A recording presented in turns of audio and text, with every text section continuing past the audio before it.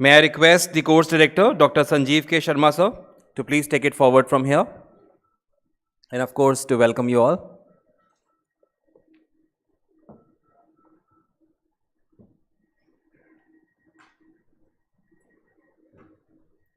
Good morning, everyone. I welcome you all for the day 2 of Eternal Heart Conclave, 5th edition. Yesterday, we had a wonderful session about the important and relevant topics in field of clinical cardiology. Today, we'll be having day 2 on interventional cardiology, and we'll be touching upon all the various different complexity of complex coronary intervention. We'll be having a imaging and physiology symposium, bifurcation symposium, and symposium on calcified disease management, structural heart symposium, and also on a protected BCI. So without wasting time, we'll move forward to the session 1, that is imaging and physiology. And I would like upload to call upon the chairpersons and the expert panelists. Over to you. Thank you so much, sir. So for the session 1 of the day, may I request Dr. Rakesh Jindal, Dr. Arun, Dr. 𝐡𝐤𝐤𝐿𝐵, Dr. Vivek Tandon, and Dr. Milind Srivastava, sir, to please join us and chair the session and take it forward from here.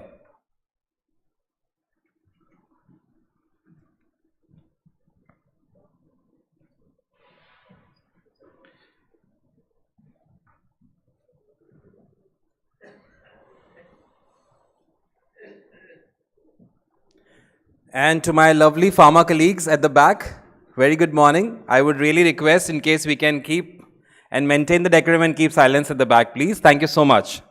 Let's have the more interactive session and let's exchange the knowledge and thoughts. Thank you.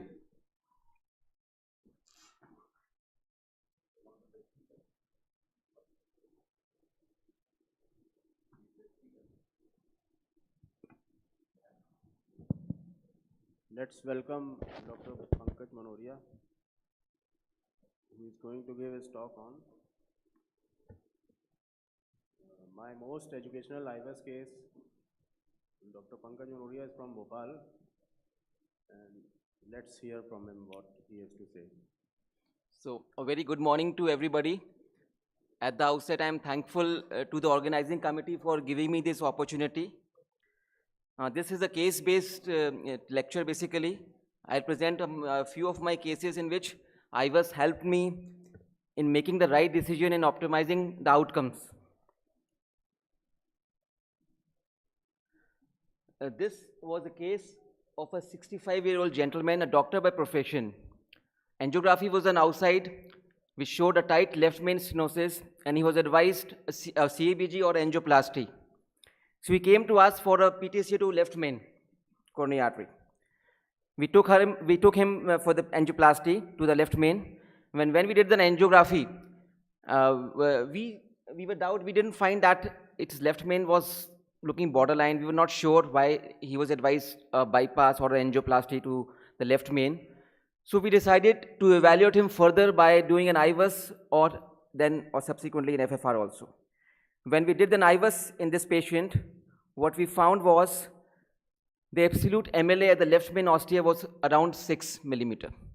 Unless the LMC ostia is less than 4.5, we usually do not recommend straight away angioplasty or any intervention. We also did an FFR to assess the physiological significance of this borderline lesion. The resting physiological index, that's why the DFR was 0.96. Unless the DFR is less than 0.89, it is not significant. We did an FFR also, it was 0.96. Again, unless an FFR is less than 0.80, the lesion is not physiologically significant. So both these modalities, IVAS and FFR, showed us that this is not a critical left main stenosis and doesn't require an intervention of left main angioplasty. So the gentleman which was referred to us for an angioplasty to the left main, by doing all these tests, we came to the conclusion that he doesn't require any angioplasty, and he was put on medical treatment and was discharged. This is how these technologies helped us in making the right decision for our patients. Shadow, if I ask you what does this shadow look like, you'll say it's some sort of an animal. But when we look in totality, it's basically the two girls are walking. That is why we say shadow world is entirely different. It's completely different from reality. This is why, similar to angiography also, it sometimes can be dicey. So we say seeing is actually believing, but imaging is actually knowing what is happening inside. Another case, a 48-year-old gentleman presented with unstable angina, a single vessel disease in right circumflex stenosis, angioplasty done, a very good result angiographically, we were happy. But after a few months again, this patient presented with again resting angina, check angiography done, which showed a tight instant restenosis in the circumflex stents, which was angiographically looking very nice when we did the first procedure. Now, when we did an IVUS in this patient, we found that his stent was grossly underexpanded, which was not visible on mere angiography. You can clearly see the vessel area is more than 4, but the stented area was around 6. This is why there was a gross discrepancy in the angiographic result. It was grossly underexpanded stent, which led to the ISR, which was not evident in the angiographically. That is why I say IVUS doing IVUS, the guided angioplasty is very important. And this time we did an IVUS guided angioplasty. The MSAs achieved were almost more than 9, and this patient is doing fine. This is again second example how IVUS can help us in making the right decision and improving the outcome of our patients. This you can say the difference in the last procedure, and this is the IVUS guided procedure. It has been shown that if you do IVUS guided angioplasty, you reduce the chance of stent thrombosis by almost 50%. The detail which you get by this IVUS in OCT cannot be compared with that of mere angiography. What about using HD IVUS in ST elevation MI? We know that ST elevation MI can be because of multiple pathologies. It can be a plaque event, which can be a plaque rupture or plaque erosion. It can be a calcified nodule with thrombus formation, or it can be because of spontaneous coronary artery dissection. And all these modalities can be easily distinguished by doing an HD IVUS. I'll show you an example for that. If you see this, now with this 60 megahertz IVUS, we can actually see the plaque rupture differentiated from plaque erosion to some extent. Because treatment will differ. If there is no plaque rupture, only plaque erosion is present, then these patients do not require any interventions and can be managed conservatively. But if you see a plaque rupture in a patient of ACS, usually stenting is recommended, and these can be differentiated easily by doing an IVUS. For example, if I show you this case, this is a 65-year-old gentleman, anti-wall MI, thrombolized, angiography done second day. This is the angiography of the LAD. If I'll ask you, will you stent it or not? I know most of you will say no. But when we did an IVUS, we saw clearly a plaque rupture which is impending thrombus formation. If I again ask you whether you will stent it or not, you will say yes. This is again how IVUS changed the decision, and we make the right decision for our patients. This is how technology helps. Just to compare what the detailing, how beautiful we can see on pictures by comparing with how Mona Lisa can look on these imaging modalities. If you compare it with CT angiography, IVUS, and OCT, you can just see it's like a picture is 1,000 words.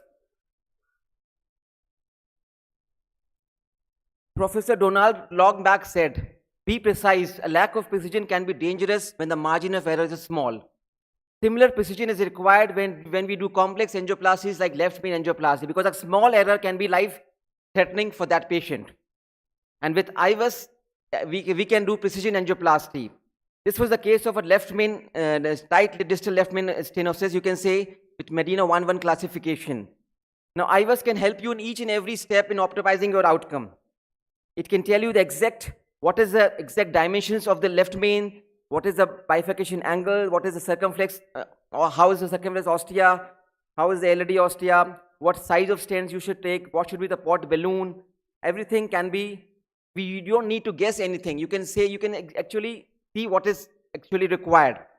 This gentleman underwent a decay crush technique of angioplasty, and again you can confirm your results. You are very sure that everything, the circumflex ostia is well covered. You can see there's a minimum overlap. You can see in the POC area, there's only single layer of stent. That means the overlap is minimum, which is required. What we desire on a decay crush is a minimum overlap with a complete coverage of both the ostia. This you can see clearly that circumflex ostia is covered, overlap is minimum.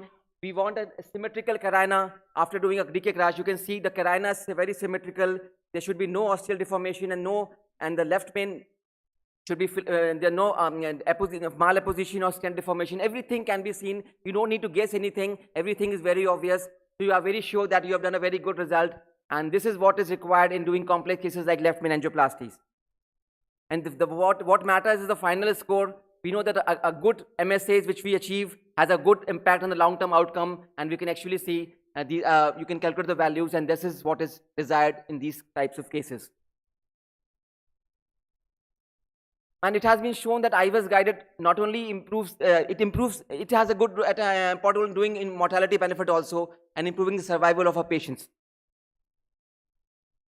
IVUS guided stent implantation reduces mortality in almost every clinical scenario.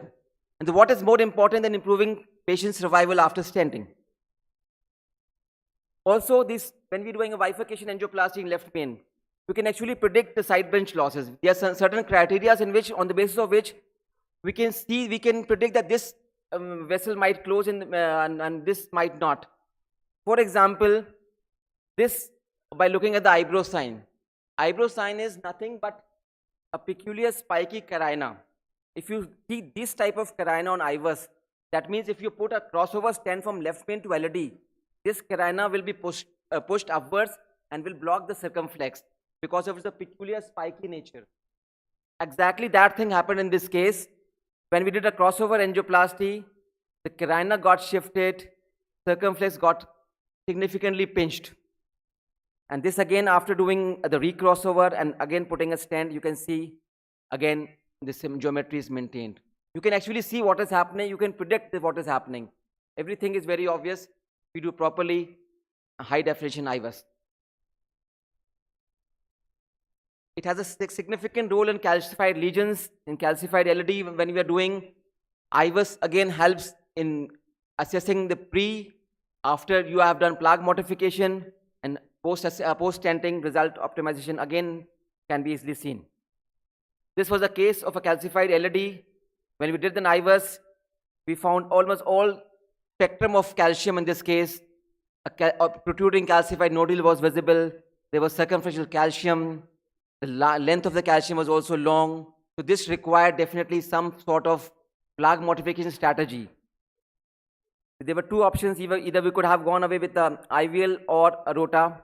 In this case, we chose the IVL, which is debatable, which I would have chosen rota also, I think, which we can discuss. We did an IVL with a 3 into 15 millimeter. Almost all the 80 pulses were given the same area. This was the result after doing a balloon. And this was a pre-calcified nodule before IVL. And this is after doing the stenting. We could achieve an MSA of 6.23. Any MSA of more than 5.5 is a satisfactory result. The result, we can say, is yes, it's satisfactory. But I agree that more is better, but in this case, we could achieve a 6.3 MSA, which is reasonable, I can say.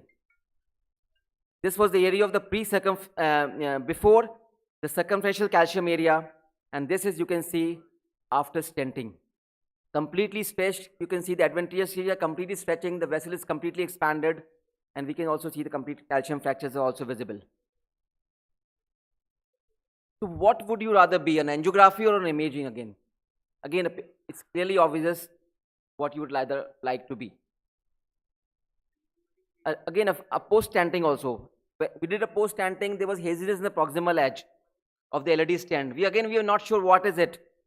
When we did an IVUS, we found that there's an intramural hematoma which is causing this haziness, which was not very clear by doing on the angiography at the edge. Again, this was after putting in the stent and the hematoma was resolved. So again, IVUS help us in recognizing the post-PCI complications, what is the reason of haziness, and we can deal it in a very better way because we are actually seeing what is happening inside. IVUS is, I can say, is like a third eye of intervention cardiologist. Another case, again, after doing an angioplasty, there's some haziness was visible. We were again not sure whether it's a plaque prolapse or there's some proximal edge dissection or there's a thrombus. Again, we were not sure. When we did an IVUS, it was clearly visible that this hypoecholuscent area was nothing but the thrombus which was there, which was subsequently correct and plastered by putting another stent. Again, IVUS helps in recognizing what is the reason for these complications, what is actually happening inside at the coronary artery. Also, in doing left main bifurcations, whether to go for provisional or elective two-stent strategy. You're not sure about angiography. For example, in this case, a tight left main stenosis, single stent or double stent. I'm not sure what to do, a single stent or two stents. When we did the IVUS from the circumflex, we found that the circumflex ostia is entirely free of disease with an MLA of more than 9. No need of seconds, no need of elective two-stent strategy. A simple crossover stent from left main to LAD will suffice the job, and we can get away with a single stent, which was not very clear on angiographical. When we do diffuse disease, we are not sure what is the size of LAD. If I ask you what is the size of LAD, it's very difficult to predict on angiography in such a diffuse disease. When we did an IVUS, we found that LAD was starting from 2.5 distally to almost 5 at the LAD ostia. There's a huge discrepancy in the size, which is not clear on just on the angiography. If you do angioplasty without imaging guidance, you land up with underexpanded stents, which can have fatal consequences in the future. This is why IVUS again is very important in particular diffuse disease to know actually what is the size of the LAD. This is my last slide. I can say intracoronary imagings are the glasses of modern day intervention cardiologists who do not like blind decisions. Thank you. So, very comprehensive presentation, Dr. Manoria, and I think you have correctly highlighted the difference between the 40 megahertz and 60 megahertz catheters in terms of interpretation, and you have correctly and precisely elaborate each and every aspect. So, we have Dr. Mohanty with us, and he has got a vast experience in imaging. So, I would like to hear his comments. Yeah, nicely covered topics, subset particularly for IVUS. Pankaj, what are the most 3 indications in your practice? Because everybody cannot afford, and which patients you think you'll definitely push for an imaging if the patient can afford, obviously. Main indications are, if we are doing any left main intervention, it should be IVUS guided. Either is left main ostia or left main bifurcation. It is very useful when we deal with ISR cases. It's very useful in doing calcified lesions to assess modifying strategies. These are 3 hardcore indications. But usually in my practice, I do IVUS guided almost 80-90% of the cases, because it has been seen even in simple cases when we do IVUS guided angioplasty, the results are better. You almost change the decision almost 70% cases. When you put an IVUS catheter, you found that something needs to be more. This is why I think if it's available, if patient is affording, I think it's always better to do. Yeah, and one more important point is here in left main intervention particularly, or a proximal vessel if you are doing, there is a mismatch between the area and FFR. Certain subset, they have vulnerable plaque, which we must pay attention, and imaging has a role over physiology in this particular subset. If you see a nasty left main with a dissection, even if the area is 6, I would go and stent this patient. So this is a catch. One should not get an impression of absolute cutoff values of 4.8 is there is a gray zone 4.8 to 6 where the FFR may be positive. So those patients, if you are thinking they are symptomatic, one should subject them for a physiological test, ascertain the physiological test is negative, and the left main atheroma is stable atheroma with a thick cap. There is no haziness, no plaque ulceration or any eruptive nodule or something like that. Otherwise, any ACS in this left main subset can kill him actually next event. And you assure the patient your area is 4.95 and the FFR value is negative. So those are the important points in left main intervention particularly. Yeah. Yeah, with that, thank you, Dr. Pankaj Manoria. Now we should move to second presentation by Dr. Arun Mohanty, my most educational OCT cases. Yeah. Thank you. So Please. thanks organization, particularly Sanjeev, for giving an opportunity. This is my 3rd visit to Jaipur in last 6 months in imaging. So without wasting time, I'll go to subset where I use OCT and it gave me some insight. First is ACS, and particularly young ACS, we have a notion now, you can avoid placement of stent in a young patient, but not all. Certain subgroup of patient you have to put stent, certain subgroup you have to identify. Angiography is absolutely too less in the subset. Look, this is a 30-year male an IS aspirant comes to our emergency with ST elevation in midnight, 12 midnight, and taken off for angio, look at the anatomy. There is a thrombus, LED ostium is totally almost subtotal occlusion of the LED ostium, and there is large thrombus stored with bifurcation, LED diagonal. So if we are doing a primary angioplasty at 12 midnight, you have to take a left main, you have to take care of LED diagonal and bifurcations. So I thought we must do a thrombosation, young chap, thrombustor, many vasodilators, all the vessels were wired, protected. Over time, flow improved, and this was the flow SC settled. Then we did an OCT. I'll skip the run because of the shortage of time. If you see, there is a clear, can I have the pointer here? Yeah.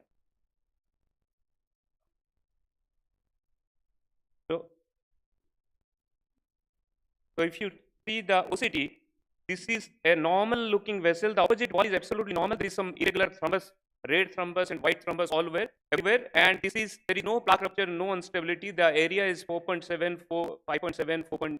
More than 4. So nothing was done. Kept on antiplatelet. After a month, the vessel looks like this without a stent. And this was the OCT follow-up. You can see a beautifully healed area with endothelium, intact endothelium. The thin cap is getting stabilized over with statin and other medical follow-up. 5.34 is the area. The patient is asymptomatic.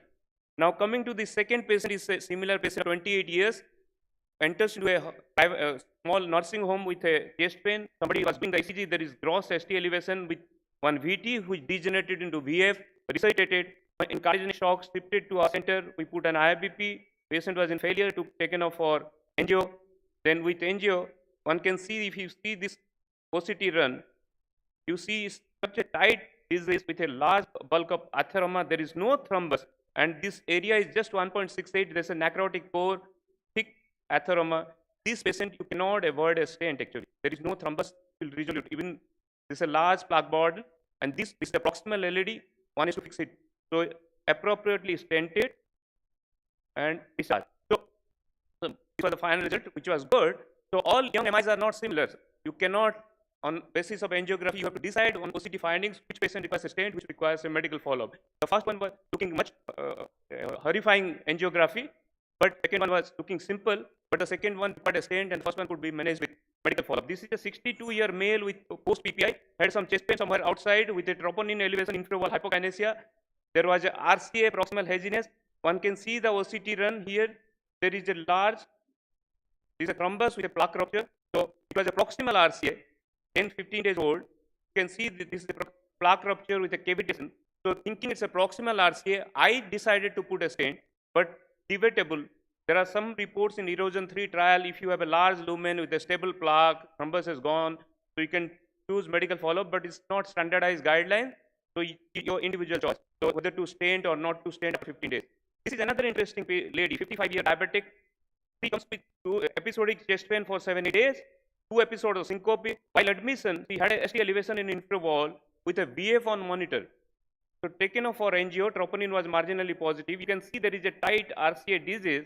We gave some nitroglycerin, NTZ. The vessel became absolutely normal. So this is a Akasaka's paper. One can see if you take, this is a spasm, patient vasospasm with OCT trial, they have seen erosion or lumen irregularities in majority of the patients which precipitate this vasospasm. So this lady was getting VF which can kill her.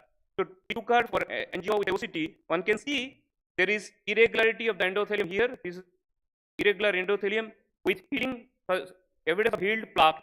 This kind of layering of plaque, that means there is something happening which is healing spontaneously, and probably there was some amount of thrombus here, red thrombus which is gone, this tag. So I thought this is causing vasospasm, so we stented this patient with an adequate lumen, and we subsequently for 3 years post PCI, there is no events whatsoever. The patient had never VF, and we did a cardiac MRI just to rule out myocardial disease for VF. It was normal. So SCS can be different type of presentations. Now the second is, this is a 60-year female mother of one of our resident, comes to us with chest pain in the night, and this was the ST elevation documented. While shifting to the CCU, the patient became pain-free. The ECG settled down, so managed overnight. The reports were all normal. There was no diabetes, hypertension, no dyslipidemia. This was a borderline LED lesion we did a OCT. To our surprise, this vessel is absolutely normal. This is a SCAD, spontaneous coronary artery dissection. So, but the lumen was good, patient was asymptomatic, ECG settled, LV resolved, there was nothing after 12 hours of index event. So we managed this patient medically, and with this ECG, T inversions and other things, the patient was discharged, the LV recovered after 2 months. There was some hypokinesis which is recovered, and if you see the index, angio and compare with angio after 2 months, it's absolutely practically normal looking now, and the OCT was done after 2 months, which if you compare, this was the index OCT, and now it is totally healed up except for a few residual hematoma at the edges, but the lumen has grown up to significantly, and I know this patient is not going to have any problems subsequently. But this is another patient of similar kind, 45 years, no obvious cardiac risk factors, acute onset chest pain, interval ST elevation MI with LAD occluded. So thrombosuction was done, flow was established, and we did an IVUS. IVUS was showing some hematoma with pulsatile. This is a true lumen, this is a false lumen with pulsatility. That means it's communicating with the lumen, and you can see there is a flap here. This is the communication to the extraluminal space, and we did OCT, and OCT revealed the same thing with a compromised lumen of 1.4. This patient is having ongoing chest pain and hypotension, having acute ST elevation MI. So you have to take these things to mind. So this is a SCAD. We know this cannot be left medically because it's a communicating SCAD. There is a dissection flap inside the cavity, so it was stented. So first patient was medically managed. The second one was stented and remained all right. Now coming to third substrate where I use OCT, this is a lady with calcified lesion in CKD. Angio was done somewhere in Australia, one of the center. We didn't get the CD for reviewing the angio. There was some mobile recording, so we believed that. So we planned for an ultra low contrast OCT guided. So these are mobile pictures, videos recorded, and the step system was practically not very diseased. And this was the right, and right was having severely calcified lesion. They attempted right PCI in view of CKD, and nothing was crossing. So they left her on medical follow-up. The patient was having recurrent angina. So we started with planned for a ultra low contrast PCI. We crossed with the rota wire, then 1.25 millimeter burr followed by 1.5 millimeter burr. Rotablation was done, and OCT was passed with a guide plus catheter help. You can see the guide plus in and the OCT, and this is a saline OCT run of without contrast. You can see significant amount of calcium here, and I'll skip this run. I'll go to the analysis. You can see the rotablation effect of the rotaburr. There is a circular cut here, there is a circular cut here. These are the rotablation effect. It has modified the calcium. There is some fracture here, and we did an IVUS also. You can see this is cuts of 1.5 millimeter burr. Then we did IVL 3.5 into 12 millimeter. It was passed through a guide plus support, and you can see this is the 4 atmosphere IVL 3.5. Close up completely at 4 atmosphere. That means modifying the lesion. Multiple IVL balloon dilatations were done, and this is where we injected 3 ml because after IVL the patient had a short asystole. We are not injecting anything. We haven't seen the angio at all. We are just believing hemodynamics. So when the patient had a pause, long pause with hypotension, immediately we injected 3 ml. This is an indication for injecting contrast. So 3 ml that was flowing. So then this is post IVL analysis. You can see big fractures in the calcium. There is a cut here after Wolverine and IVL. You can see fractures of the calcium here. Fracture of calcium here is a lesion well prepared. So you can see that same thing, fracture of calcium in IVUS also. But something was looking very odd in the OCT, saline OCT. That's why you did an IVUS there. Osteum was not looking good. So which OCT missed because osteal lesions are not missed, and we are doing a saline OCT, so it missed, practically didn't pick up. So we did an IVUS to realize there is a proximal hematoma at the osteoproximal RCA, which needs to be covered. So we put a 48 millimeter, 3.5 millimeter into 48 giant stent, and this stent expands properly. Total 9 ml contrast, and the final angio was this. This saline OCT was suboptimal, though we could see the stent is well expanded, but we had an IVUS, luxury of IVUS also, so we did an IVUS to see the area is very good. And now the last subset of my cases are ISR, 2 cases of ISR also. This is a 64-year male diabetic post-PTCA, 2 overlapping cerebellum stents, long between 18. And this patient after 7-8 months or 1 year comes with severe unstable angina, LVF of 48% and interval hypokinesia. This is LAD, and see these are all stented, and you don't see any flow. So what kind of PCI strategy? Putting another layer of stent is going to be very, very disaster for this patient. Already restenosis, and we did a small balloon dilatation with the help of OCT. The OCT suggests there is NIH diffuse in neointimal hyperplasia. There is no neoatherosclerosis, though the stent is well expanded. So there is no mechanical cause. Stent is very well expanded. It is a 3 millimeter stent, 3 millimeter.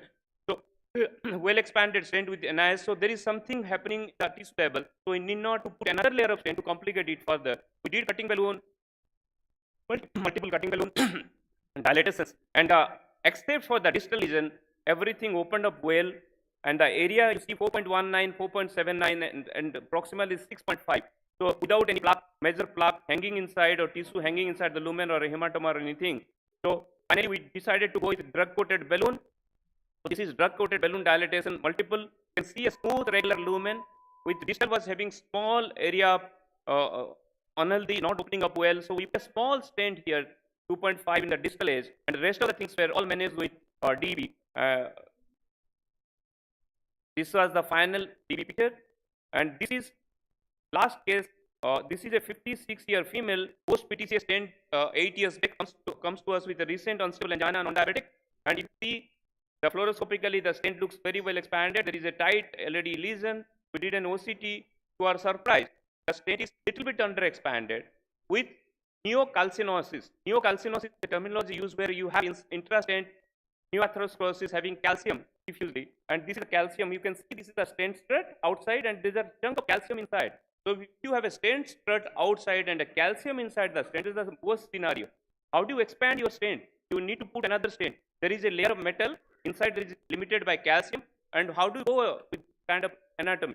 So we decided Rota is not going to do anything to this. We decided to take a 12 millimeter IVL balloon, cutting balloon, followed by Wolverine cutting balloon, and if you see dilated with multiple, you see this run, you will appreciate there will be multiple cuts proximally, which has modified the lesion significantly. There are cuts here, cuts here, cuts here, and proximally you will see these are the fractures. These are the fractures of the calcium by IVL, and these are the. You can see there are beautifully demonstrated fractures and modified calcium. These are the cuts, and we now see. After the LC balloon dilatation, the fully expanded LC balloon up to 18 atmosphere, we are ready for taking a stent. Another stent 3.5 into 23 giant alpine was good. Look at the stent expansion. Imagine there is a stent here, calcium, and inside that you are putting another stent covering the whole length, and the stent expands fully. And this was the final result. And the patient is doing very well. And look at the areas 8.31 is the MSA. So to conclude my talk, these are my few cases where OCT helped me extremely. And we know OCT is extremely useful to plan and for your management strategy in complex PCIs, ACS, ISR, calcified lesions. OCT guides to decide whether to put stents in these young patients like we're presenting with MIS focus, whether the erosions, rupture, nodule, you can put a stent or leave it on medical follow-up based on OCT findings. Imaging identifiers, SCAD, very well, and guides for proper management. You can leave certain SCADs on medical follow-up, majority of them, and certain you need to stent. OCT measures calcium much better, because you see it through and through, it demonstrates fractures very well, and stent, inside stent, outside stent, you can very well appreciate calcium load. The operator used special technique based on OCT finding like IVL or Rota for better stent expansion and better long-term result. And stent failure, where you have ISR or any device failure documented, must be imaged with one of these imaging modality to understand the mechanism of whether it's a NIH, neointimal hyperplasia, or neoatherosclerosis, or neocalcinosis, so that you plan your treatment accordingly. Thank you very much. Thank you, Dr. Arun. As we will skip the questions, move on to the next talk. Our next speaker is a person working across all the spectrums of cardiology like preventive, intervention and rehabilitation, Dr. 𝐡𝐤𝐤𝐿 from Bangalore. And I request you, sir, to take the stage and speak on FFR, how to optimize PCI, a case-based approach.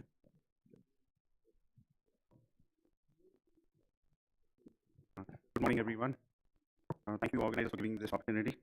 We all are involved in decision making. We are treating coronary artery disease and we are involved in the process of decision making. We have three options: like optimal medical therapy, PCI, CABG, and invariably we resort to non-invasive assessment. And probably after that, we go on to the invasive. So it's a kind of cycle we get into during initial phases and during evaluation. And anatomy is what we rely mostly on. That is, we are relying on the angiogram. We see some block, we go ahead and treat. So there is a little bit of issue when you rely totally on anatomy. You see on the slide that there is disease, multiple blocks. You really don't know which one is producing ischemia. And most importantly, the presence of stenosis does not have certain clinical significance. And interventions are justified only if the given lesion is producing ischemia. Otherwise, it serves absolutely no purpose opening up the block. So coronary physiology has come to occupy the center stage. It tells you that this particular lesion is what is responsible for the symptoms. We are here to treat symptoms. So this is the lesion to be treated. And no wonder it's got class 1A recommendation now in most of the societies that is being used all over.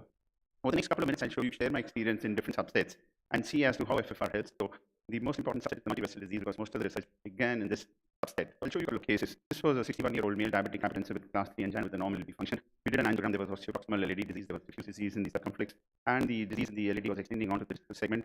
RC also had some blocks, but vessels probably looked pretty okay. We did circumflex FFR and we got a value of 0.96. We referred the patient for CABG to RCA and to LAD. We told the surgeon to skip the graph to circumflex because the lesion was not significant. The second case was again a 55-year-old male diabetic hypertensive with class 1 angina and inducible ischemia. He had a normal LV with concentric LVH. And in this patient, there was again triple vessel disease with disease in the osteoproximal part of the LAD. The RCA also had disease in both proximal and distal segments, depending on PLV PDA. Surprisingly, FFR the LAD was insignificant, and that to the circumflex was significant. The pullbacks into the PLV and PDA were not significant as for the FFR. What we did was just plain simple angioplasty of the circumflex branch, and we left it at that. Case T was again a diabetic hypertensive. We no wonder on the diabetic capital of the world. He had atypical chest pain with predominantly dyspnea, but the TMT was positive, so we took him up for angiogram. All the three vessels scrutinized, and there was non-obstructive lesions in these three vessels. So, and the FFR in almost all the segments was absolutely normal, so we advised him medical follow-up. So in a nutshell, I've shown you three cases. All three were triple vessel disease. We did apply physiology, which led to reclassification of the disease. It became double vessel, single vessel, and in one it was absolutely non-obstructive. And the treatment offered was accordingly changed to CBG. In the first case, PCI to the second, and third patient was left for medical follow-up. So what in effect I've shown is that if you have a multi-vessel disease with multiple blocks, not all the blocks need to be treated. And if you can apply physiology, it helps you. Well, I will just run you through three simple messages. FAME trial told us that please don't rely on angiogram. EFFORT told us that do not revascularize functionally non-significant lesion. And FAME 2 told us that if the lesion is significant, don't leave it alone, go ahead and treat it. Very simple and clear messages from these three trials. Now the other trials in text 2, which probably use physiology and see what the effect had. Almost 31% of PCIs were deferred. This probably led to lesser number of TVs being treated, lesser number of lesions being treated. So the reclassification of the disease led to reduction in number of PCIs, or I should rather say led to appropriate PCIs in this subset.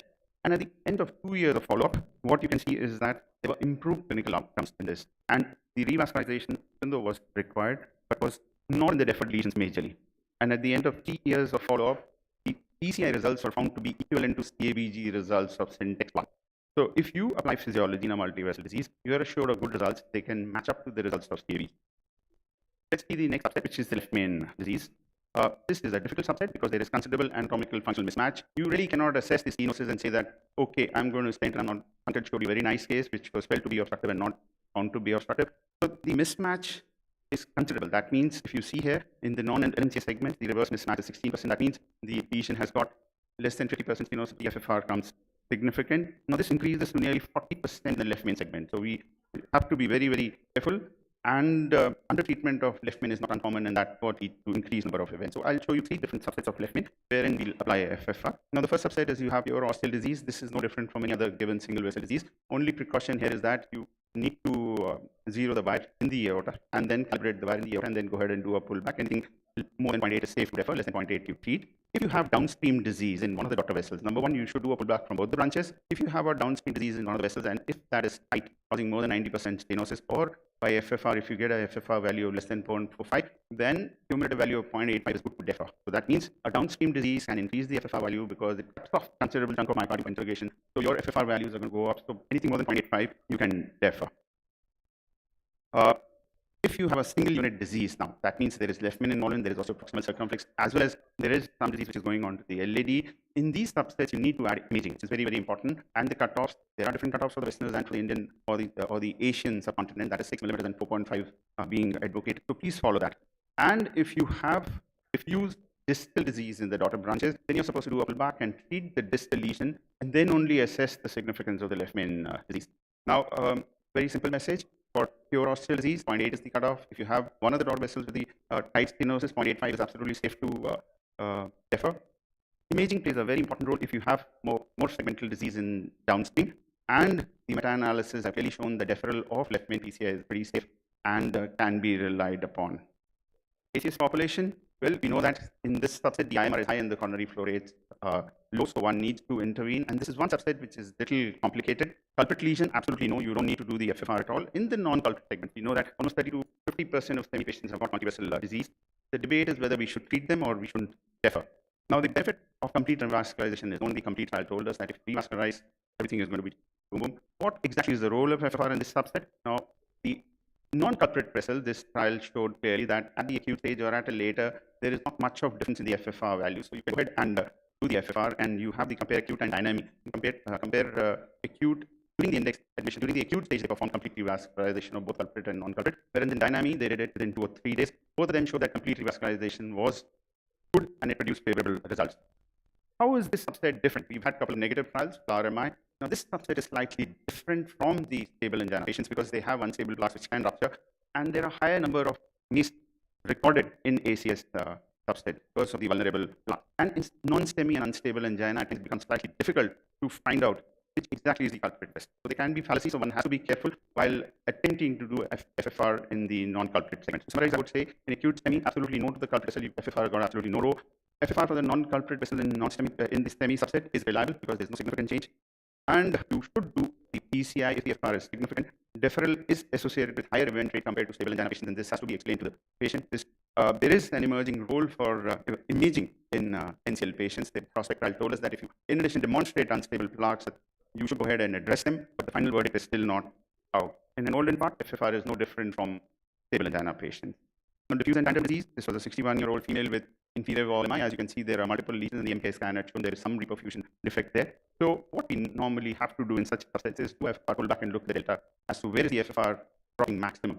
So those segments, if you can see, as is obvious and angiographically, the segment between 2 and 3 is where there is largest fall of the FFR. Treat that segment first, and we just did that. After treating, the FFR delta FFR became 0 there, and this is how you have to. I must admit that in this particular segment, the resting index is 4 over FFR because you can do a pullback, you can do IFR, you can do a RFR, and that will ascertain the significance of a diffuse disease much better. Basic idea is to demonstrate focal disease in diffuse segment, treat that focal segment of disease in the diffuse segment, and that should be it. How it helps preventing putting long stents. We all know that stentings are not an answer in any given segment because you set in motion a new problem which is called stent failure. So resting indices in diffuse disease again do much better than the hyperemic indices. Well, we get a lot of bifurcation disease, and we are absolutely, it's pretty glamorous when people stand up into the podium and talk about different interventions and decay and different things which are being done. But I must admit here, physiology has shown that only 25 or 30% of the side branches actually require treatment. The treatment is to be dictated by the segment being perfused by a given branch. If it's a very small segment, you don't need to treat it. As is seen in this case example, if you're perfusing a large segment, a similar degree of stenosis produces a significant FFR, whereas a small segment does not produce the same. So pre-intervention FFR should be done for a small side branch. And if you're doing that, you must take into consideration proximal disease in the main vessel, because this is also going to contribute to your FFR. And as I mentioned, in the majority of the patients, you'll find the side branch to be insignificant. Now, the other precautions are that side branch FFR is useful for the ostial disease. It is not recommended to jail the side branch, and pressure valve should not be jailed while staining the main branch. Otherwise, it's not different. I'll just show you a couple of case examples. The diagonal was pinched. It was significant. We did post dilatation. It became normal. Whereas in this, circumflex was pinched and the FFR was insignificant. It was left alone. Well, in CTO segment, you have some collaterals which are present from the normal to the segment which is being supplied. So as the CTO develops, if you see vessel B is now completely occluded, there is a collateral going from the main branch to the FFR from the main branch. Vessel A drops down. A similar example. LED is diffusing RCA. RCA is chronic total occlusion. We did FFR for the LED 0.76. This was prior to RCA being opened up. L6 was normal. RCA opened up. And you see the post FFR of LED, which is normal. This brings me to the last segment of my talk. This is a topic which is now being researched very rapidly. Do we need to assess the results of our PCI? Now, this is a slide from Gregstone which clearly shows that almost 20 to 30% of patients where we intervene are going to come back within a year with symptoms. So this brings the fact to us that we really need to do something. So there is wide variation in the FFR values for stenting, and if you find any residual disease is noted in about 13%, and you need to treat it. And this is an old work which is done in the bare metal stent area with different cutoffs for notice and their correlation with stent restenosis. If you leave behind a lower FFR value, you're reasonably sure your stent is going to fail and the patient is going to come back. Now, this is the work done in the defined flow study, which showed that what you have to do post stenting is again look for a focal drop in a diffusely stented segment, and what they noticed was that the gradient was noted around approximately 30% within the stent and 30% at the either ends. Now, sub-analysis of FAME3 clearly showed that the vessel level and the patient level target vessel failure is reduced if you go ahead and do the post PCI FFR, and this was a very significant finding. This is a modality which is emerging. A meta-analysis which clearly shows that PCI, post-PCI FFR is better. And to conclude, I would say that the diagnostic accuracy of angiogram is being questioned because it's not going to tell you whether the lesion is significant or not. And coronary physiology that way scores over the angiogram, it assesses the lesion well, and we should, in great majority of our patient subsets, adopt this modality of assessing the significance of. Thank you. Sorry, I overshot by 2 minutes. Thank you, Dr. Chedda. That was a comprehensive overview of each and every aspect of FFR. And I think probably we are running late, and live case is also scheduled, so we are not taking question answers. And straight away we are moving to Dr. Rohit Mathur for his case presentation.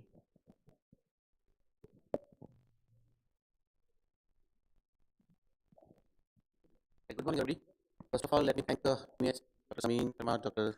Sanjeev, Dr. Makra, and everybody to give me an opportunity to express myself and congratulate them for such a successful conference. Let us start with my topic. This was a case of rota regret, I will betrayed, then opium became my savior. So this was a 63-year-old smoker, normotensive, non-diabetic male who presented with effort angina, and as was expected, his electrocardiogram resting to the transthoracic echocardiogram and biochemistry was all normal. He was taken up for coronary angiography, which revealed approximate to mid thickly calcific tight LED lesion, ostial OM major showing significant lesion, and significant lesion in proximal RCA as well. Now, because of his bad lungs and age, CABG was considered high risk, and the family member also declined for surgery. That's why he was taken for an rota stenting to LED and RCA lesion. The plan was to do a rota 1.25 to RCA and 1.5 to LED, but my bad that second prevailed over angels in my process. The time I took him up for RCA, and on table I decided that won't be opening 2 rota bursts, 1.5 will be too big. There's no peak calcium, probably I'll take her up with NC scoring balloon. So we took 2015 NC scoring balloon and inflated, but as you would expect and not me, that this stent could not be negotiated. We took up to OPNC balloon, took it to more than 40 atmosphere. The lesion did open, as you can see, and we placed 2.5 into 38 everolimus eluting cobalt stent. It could negotiate, deployed it, but the stent could not open at the thickly calcified plaque. We tried a 2.5 to 12 NC balloon at 30 atmosphere and a 2.75 to 12 NC balloon at 18 to 20 atmosphere. Unfortunately, could not negotiate 2.5 OPN into the stent, and even as we left, the angiogram looks pretty acceptable, but if you see the stent boost images, it suggests that there is thick calcific point, and there the stent has not opened. Knowing that this has not worked well, we deferred it. We thought that we'll take IVL 2.5 and do a post-stent expansion. Took him back on second day, but again, IVL betrayed. Even after 2 hour support, it could not negotiate. I could not negotiate 2.5 into 12 IVL. But this time, with some manipulation and everything, I could negotiate a 2.5 OPN, took it up to 45 atmosphere, and this was the end result, which looked pretty okay. Did a OCT run as well. Proximal, mid, and distal, I could get an instant MLA of at least 5.2, 5.5. This was the OCT run taken after, shows stent which is well opposed, but and as Dr. Pankaj Moria said that achieving an MLA of at least 5.5 was okay with it. So just had to finish the procedure here. Then took LAD, tried 1.5 mm burr at 150 RPM, but there was a calcium nodule. You can see that the burr could not progress and wire was pulling up at high RPM and with constant packing. Ultimately, this gave up. Did a rota to LAD at 1.5 mm burr, then took a 3.0 IVL. Used 60 pulses at 3 different places, and then sequential 2 long stents of 3 into 33 years and another 3.5 to 28 years, and post dilatation to this, achieving good results. This was the IVOS run post stenting taken for LAD. So this is all about the case where I had. I would not say that it was a case of rota regret. I would also say that this was a case of rota plus imaging regret upstream. So what I take from this case is that upstream imaging is a must whenever you are dealing with something like that. Had I done an imaging of RCA upstream, I would not have deferred rota. Probably I would have taken rota upstream, and the things would have been sorted. Then the second thing is you should never underestimate calcium. I thought that RCA is not that much calcific as LEDs, and probably this would be, I fell into I have done so many cases, they usually give way, and so this is the second take-home message. The third and the foremost is that you do not accept less than optimal result until unless you get a minimum instant MLA of 4.5 m square by OCT or 5.5 m square by IVOS. The chances of recurrences, cardiac events, and even mortality are very high. Thank you.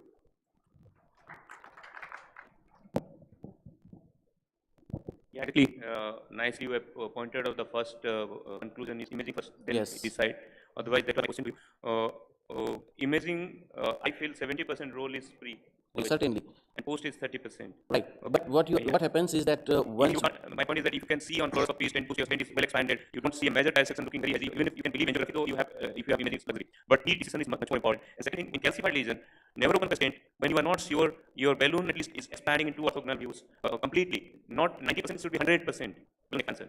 If it is 3.5, it should look like 3.5. There should not be any waste anywhere. Because balloon, whatever compliant you take, whether it's a non-compliant or whatever, there will be some amount of compliant. It's made up of a rubber. If you go high pressure, there will be some amount of waste. If you have 100% balloon expansion at 18 atmosphere, 20 atmosphere, then you can open the change into water. Agreed. I cannot agree more than that. Yeah, thank you very much for nice demonstration of a complicated case. And I will invite Dr. Ram for the next case.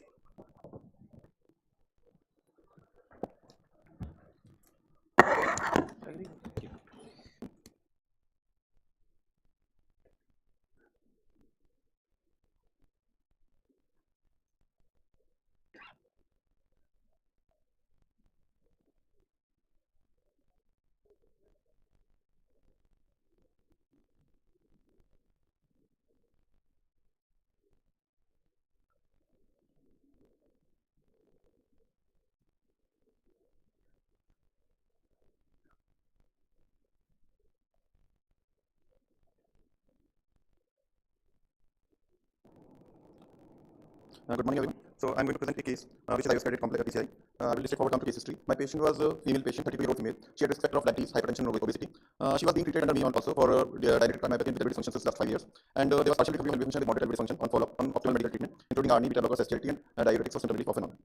She presented to me in month of September 2022 with atrial chest pain, sometimes non-exertion, and occasional rest pain also, 4 to 6 months. And ECG was showing T-wave inversion in anterior leads and inferior leads. ECHO was similar with moderate reduction and ejection fraction of 40%.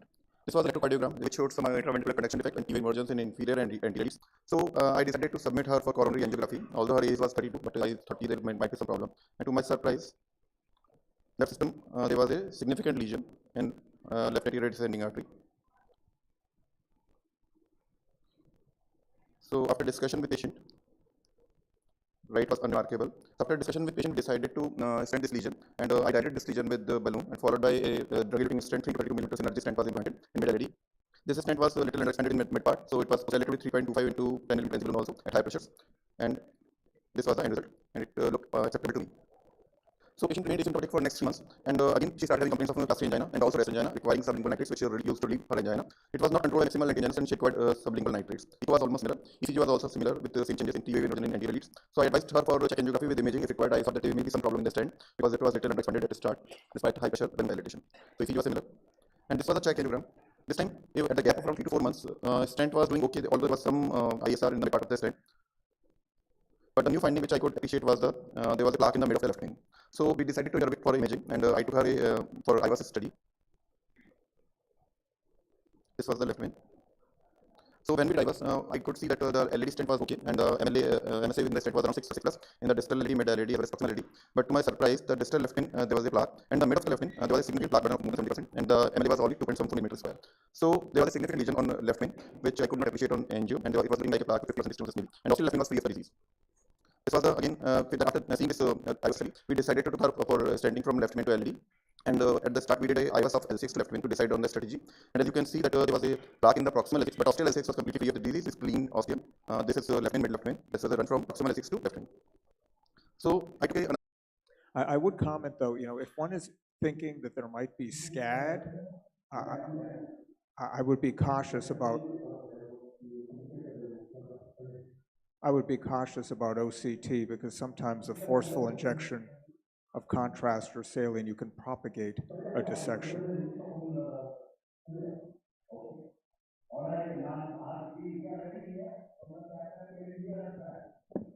Yes, sir, we can hear you. Can you hear us? Great.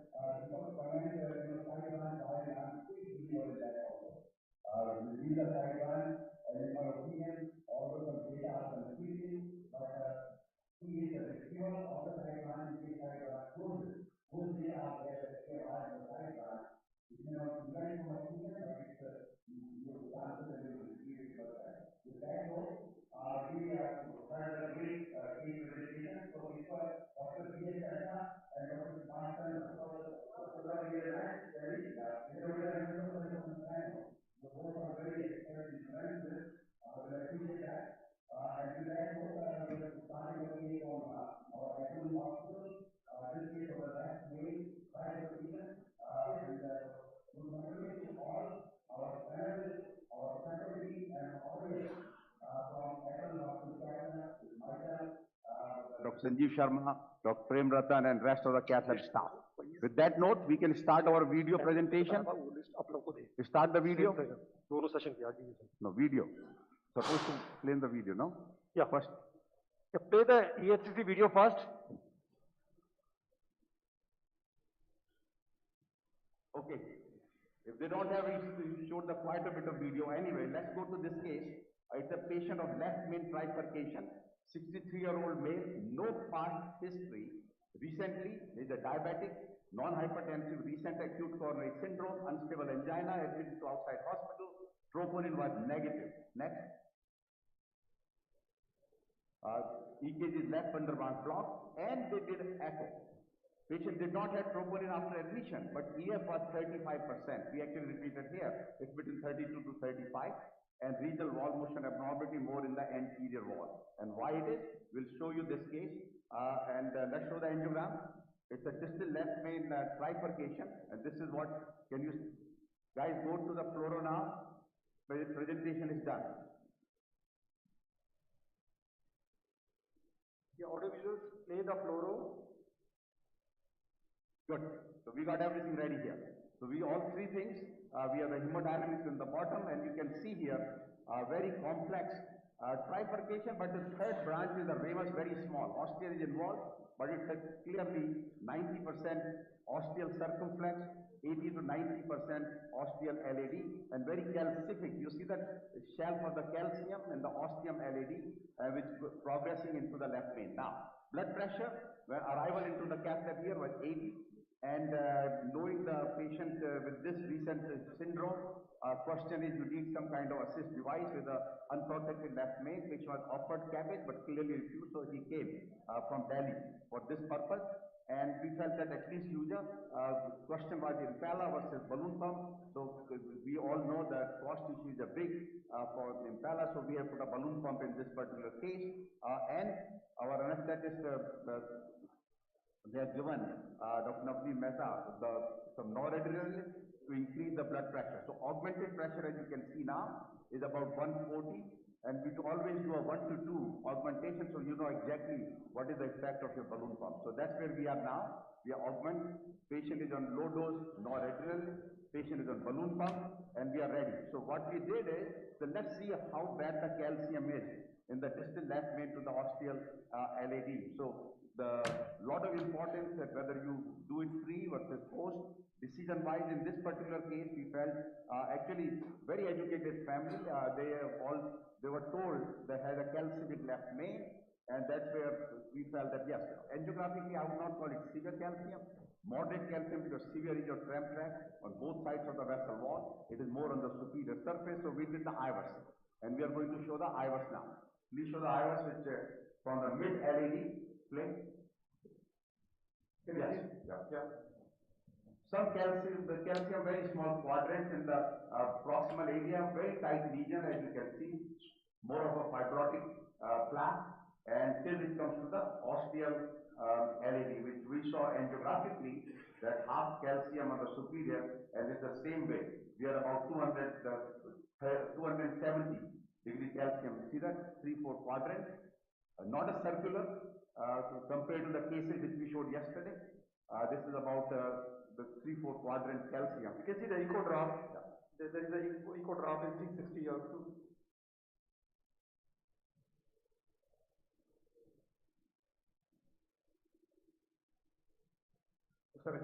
Cut to the ostium of the now it's in the left main, and also part looks relatively clear. Good. So let's go back to angiogram and let's ask our panelists how would they deal with this.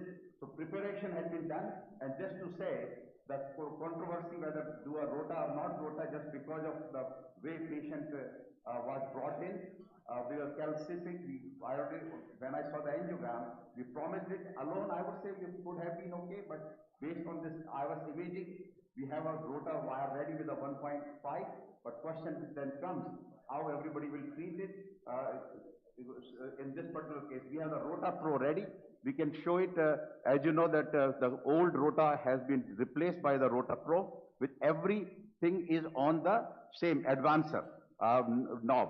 But only issue remains that still we have the nitrogen tank compared to orbital atherectomy, which is the electrical outlet.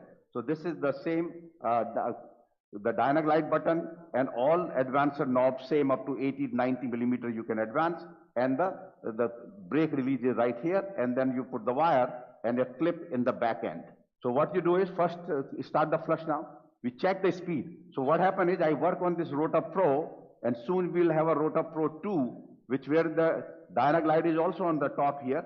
So key is that it comes set. You don't even have to move it between 155 to 160. So 155. So it's already preset. In the old one, you have to dial up and down. Here always comes Rota Pro set at 150. And then once we are ready, we'll just go back and forth, and we'll have a lot of discussion in terms of the strategy. Our strategy is basically mini crush. Now, a lot of people, I know in India, DK crush is done quite a bit, but we have shown with so many meetings that this is the case with the bifurcation. If there is a slow flow in that ramus, I'll do a PTCA before putting the mini crush 2 stents, covering the main vessel being from the left main to LAD, and circumflex, which will be a tough wiring as a second branch. All right. So any Raj, Deepak, and our other esteemed panelists, any further opinion? But before go on, then you check your back and forth with the dynaglide just to say doesn't jump, and then you start slowly.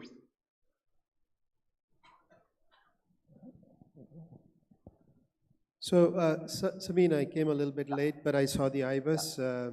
Now, I want to ask, I mean, did you consider that this could also be done by double wiring and then actually using a shockwave balloon? And I just wanted to understand, would you consider this as a better approach? This case, if it is a full circular, I would say this case absolutely could be done with the shockwave. But because, here, whatever you tell the family, you have to kind of follow those. So once you are going through, just polish. But for the superficial calcium, there's a very difficult to advance the shockwave balloon across because of superficial deep calcium. Then you have to rotablate and make the space for the IVF balloon to go. Sure. So in a critical disease with a heavy calcium, you need to rotablate first and then go for the shockwave. Good.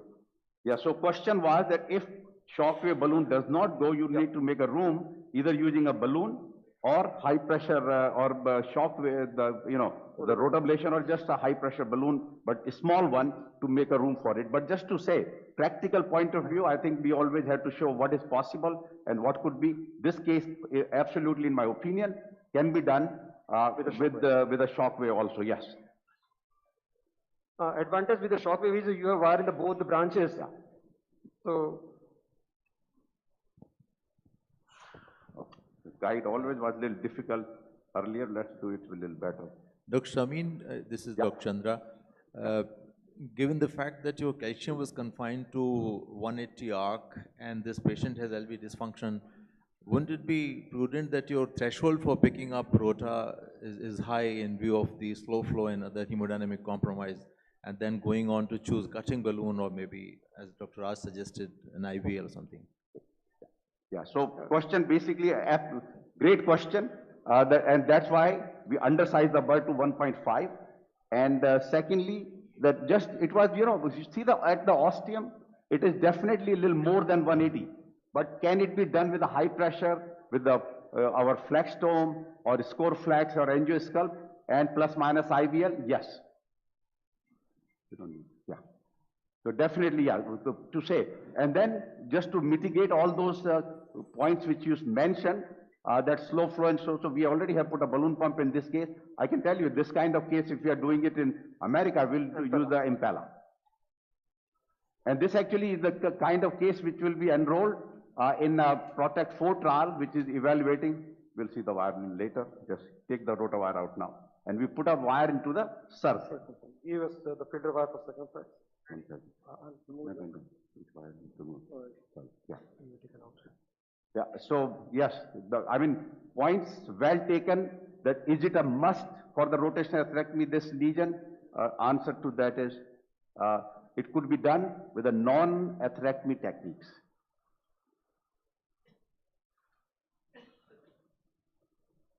Let's take this one. Yeah.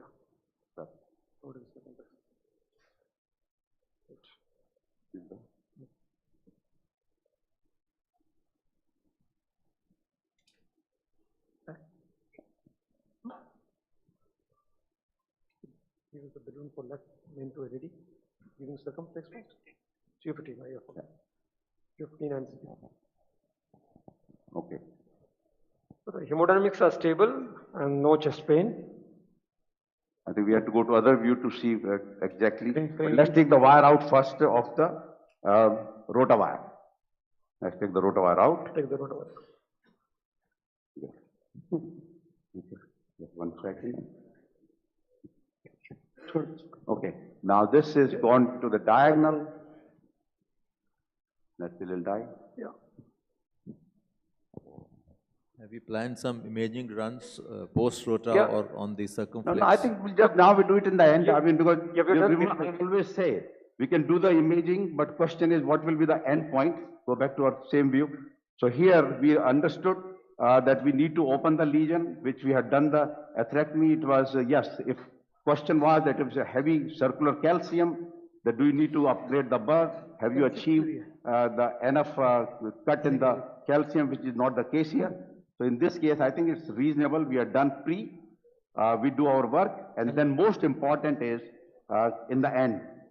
So that good, your 8.5, 6.5 and 5.5, you get expansion of your triple distal left main, proximal LAD, and the circumflex. So right now we are using a 3O high pressure balloon to complete our work in the LAD. But tell me, I mean, the question is at this time, if we use IVUS, what is this? Two is in the circumflex. What is this now? This is the three balloon, 3O balloon for the LED. I see. No, that's okay. We can use the same. Yeah. Yeah, it's good. Okay, go up here. Yeah. Yeah. 8, 10, 12. Yeah, it's a lesion nicely opened up. So this is a 315 NC balloon.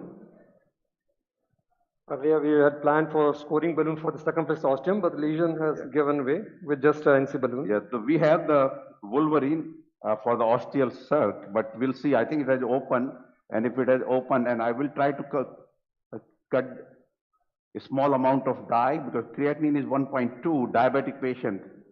And this is very interesting. This patient retired just recently, and before that never had any cardiac issues. And first time presentation with the left main disease with unstable angina. So patient, family, everybody was shocked with this. And then you tell somebody like that you need a cabbage. You know what the response will be. They'll look for somebody who can fix it without doing the cabbage, and that's where our role came in. So patient was just discharged day before from the hospital, and they just came by the car yesterday. Yes, sir. Go. We don't need that. Yeah. So, Dr. Sharma, yes. What bifurcation strategy are you planning for this? So our again, I mean, of the two most common being, we don't believe in the stepwise provisional. Go up. Yeah.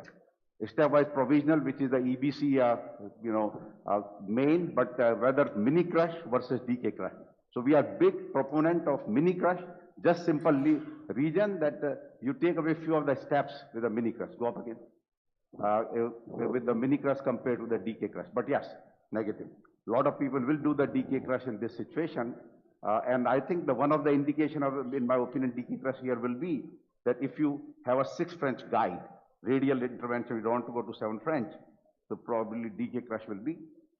So if we do 100 cases of left main bifurcation at Sinai, I would say 90% will be the mini crush, and some cases will be the radial interventions will be the DK crush, and rare will be the circumflex tap or so. Yeah. Scoring. We don't need that. We're just going to put a stent after the picture. So Dr. Chandra, you are very fond of DK crush and the left main bifurcation. So what would be your choice of strategy for the bifurcation? That's the stent first. That's stent 2.75 into 28. Dr. Chandra, Subhash Chandra? Raj will come. So Samin, I just like you, I think there was I'm still a very frequent micro crush technique user, but I have to say that lately I've grown quite a bit of fond of, the Culat technique. I think the results that you get are actually very, very good with Culat. Yeah, so clearly, so I thought that because of the earlier DK crush 3, people stopped using culotte, but in the EBC bifurcation, there were almost 16-20% of cases did have culotte. So we rarely use culotte, just again, I mean, it's basically is that what you good at it. Why the DK crush has such a good results by Shailene is because that's what they do.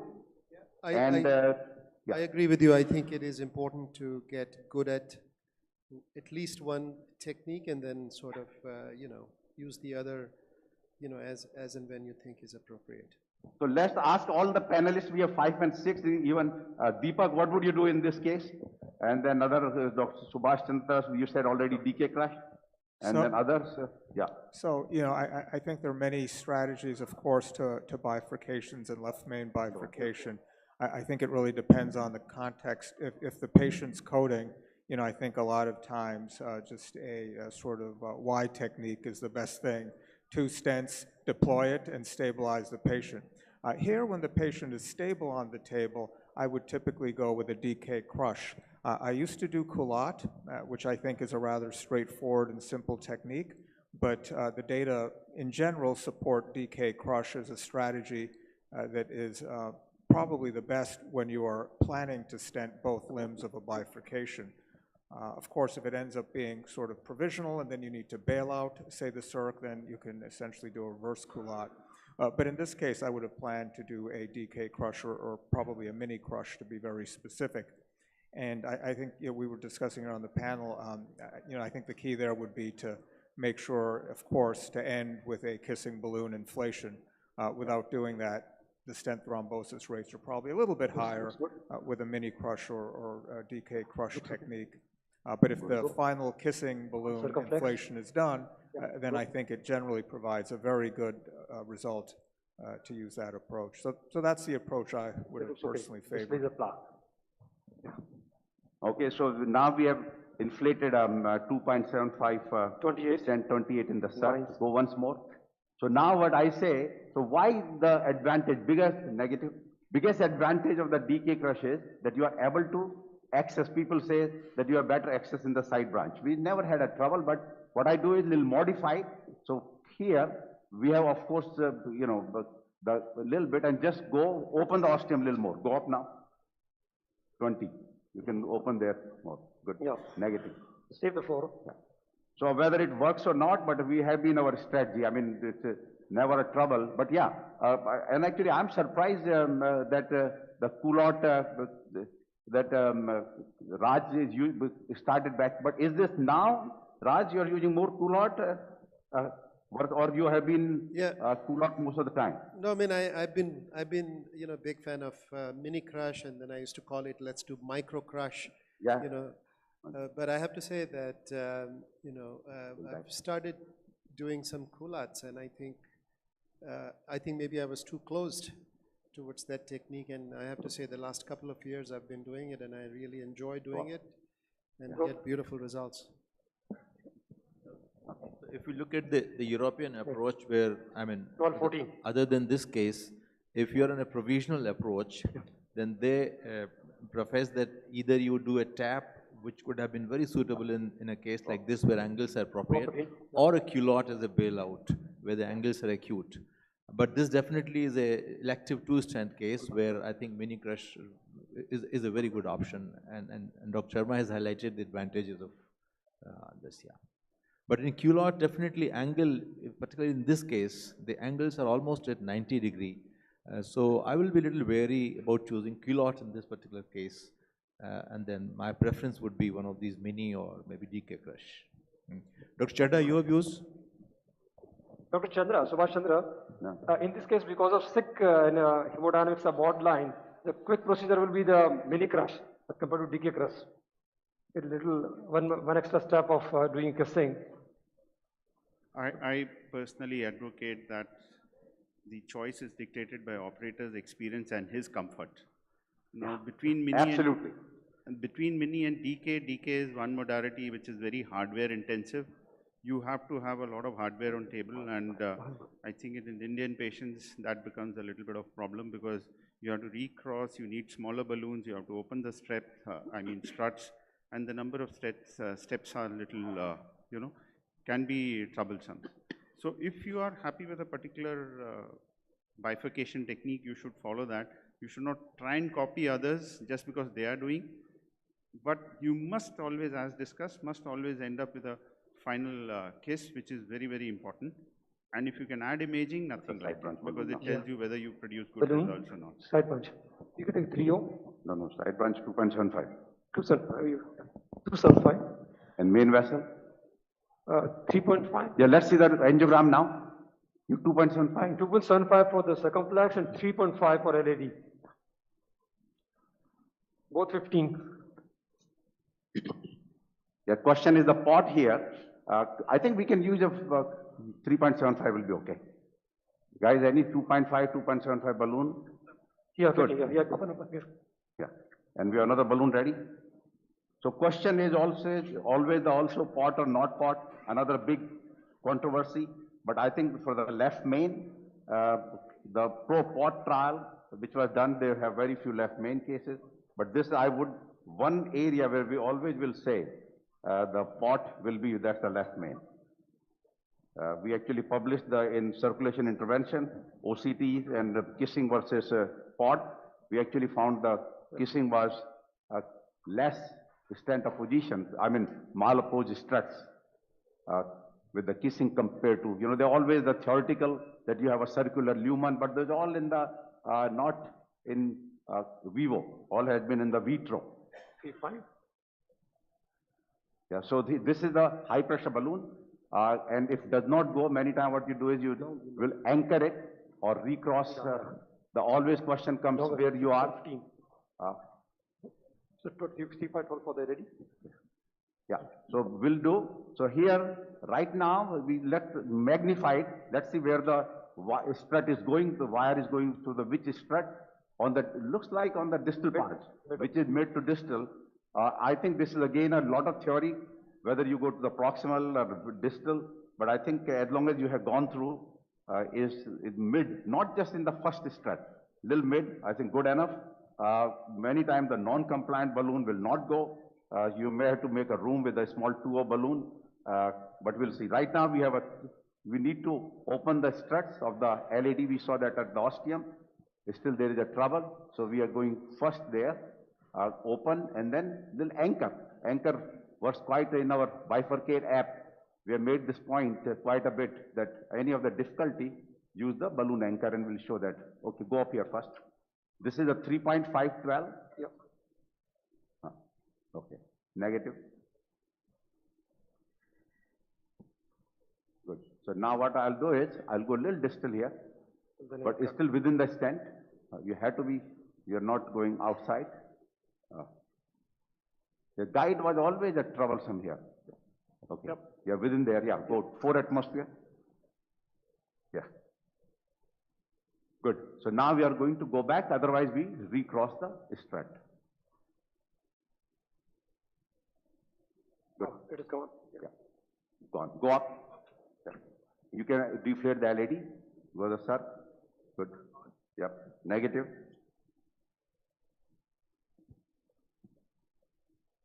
Okay. Yes. Go up again.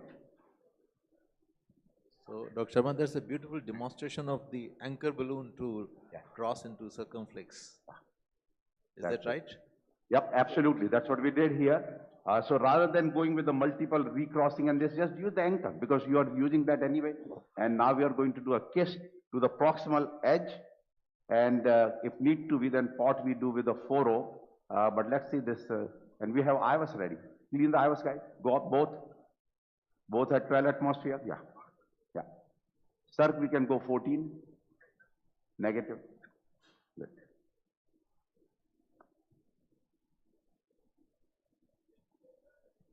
Now, hemodynamically, of course, once we inflated, pressure became 80. You saw that hemodynamics being shown. Guys, take away the, anyway, now we are showing the IVUS. But,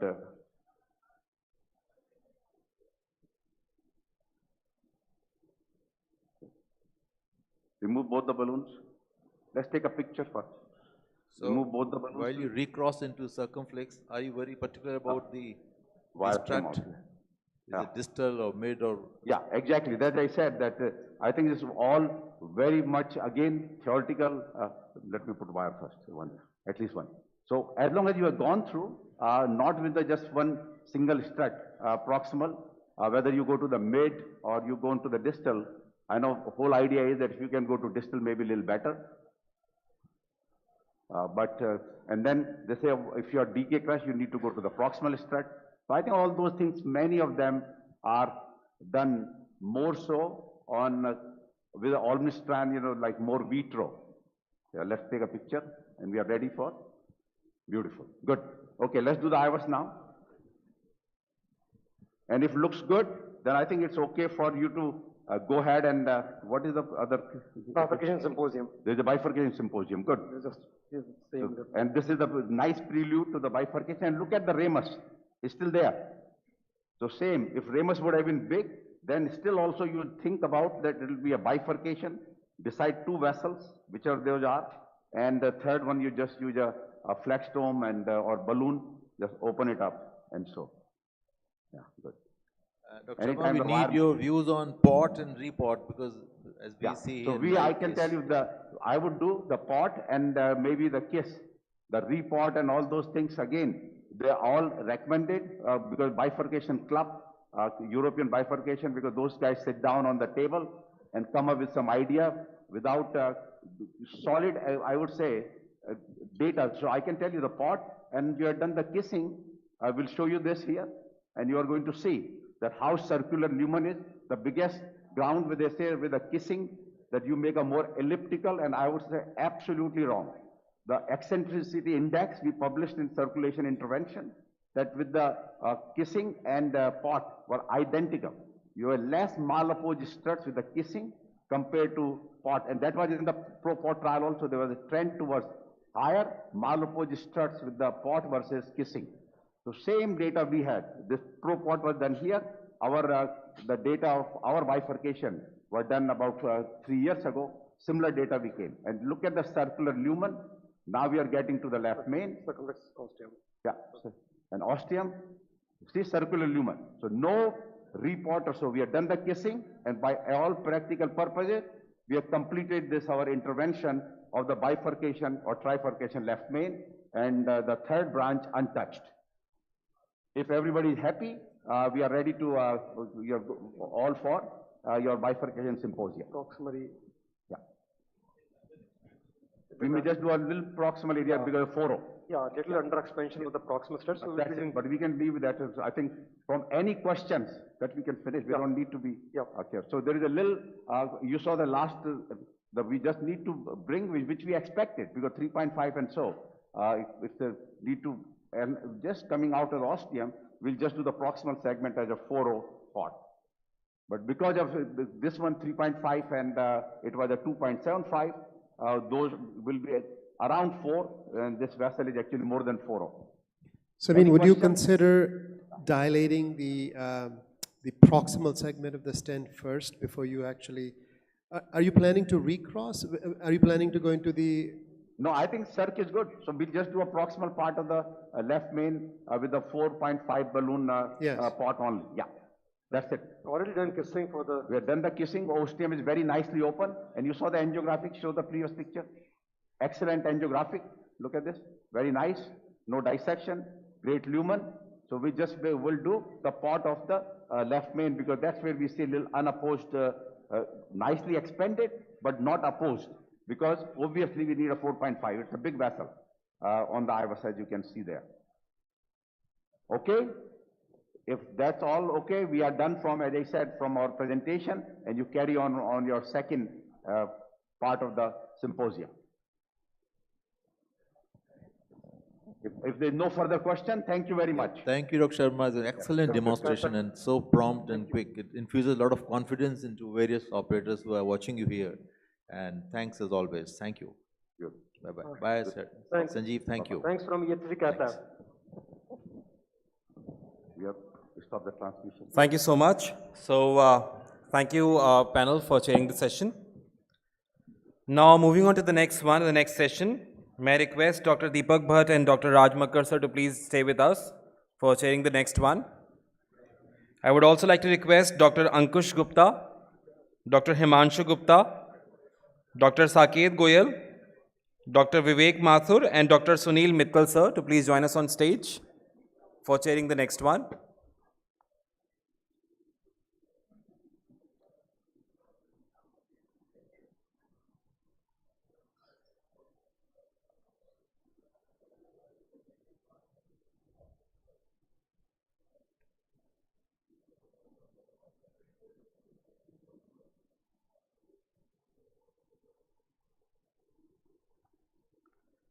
Well, once again, I request Dr. Deepak Bhatt, Dr. Raj Makkar, Dr. Ankush Gupta, Dr. Himanshu Gupta, Dr. 𝐡𝐤𝐥𝐻𝐿, Dr. Vivek, and Dr. Sunil Mittal, sir, to please join us for chairing the session and to take it forward from here. Thank you.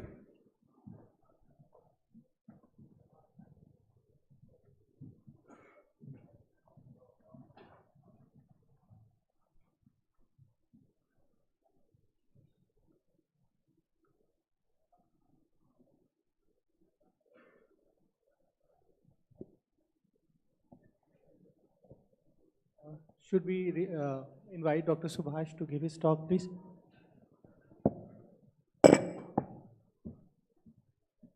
So thanks, Mr. Chairpersons, and thanks to the organizers for inviting me.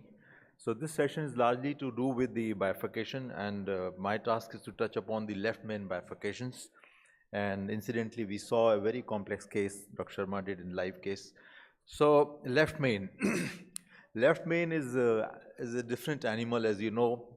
It is one area where a lot of myocardium is at stake.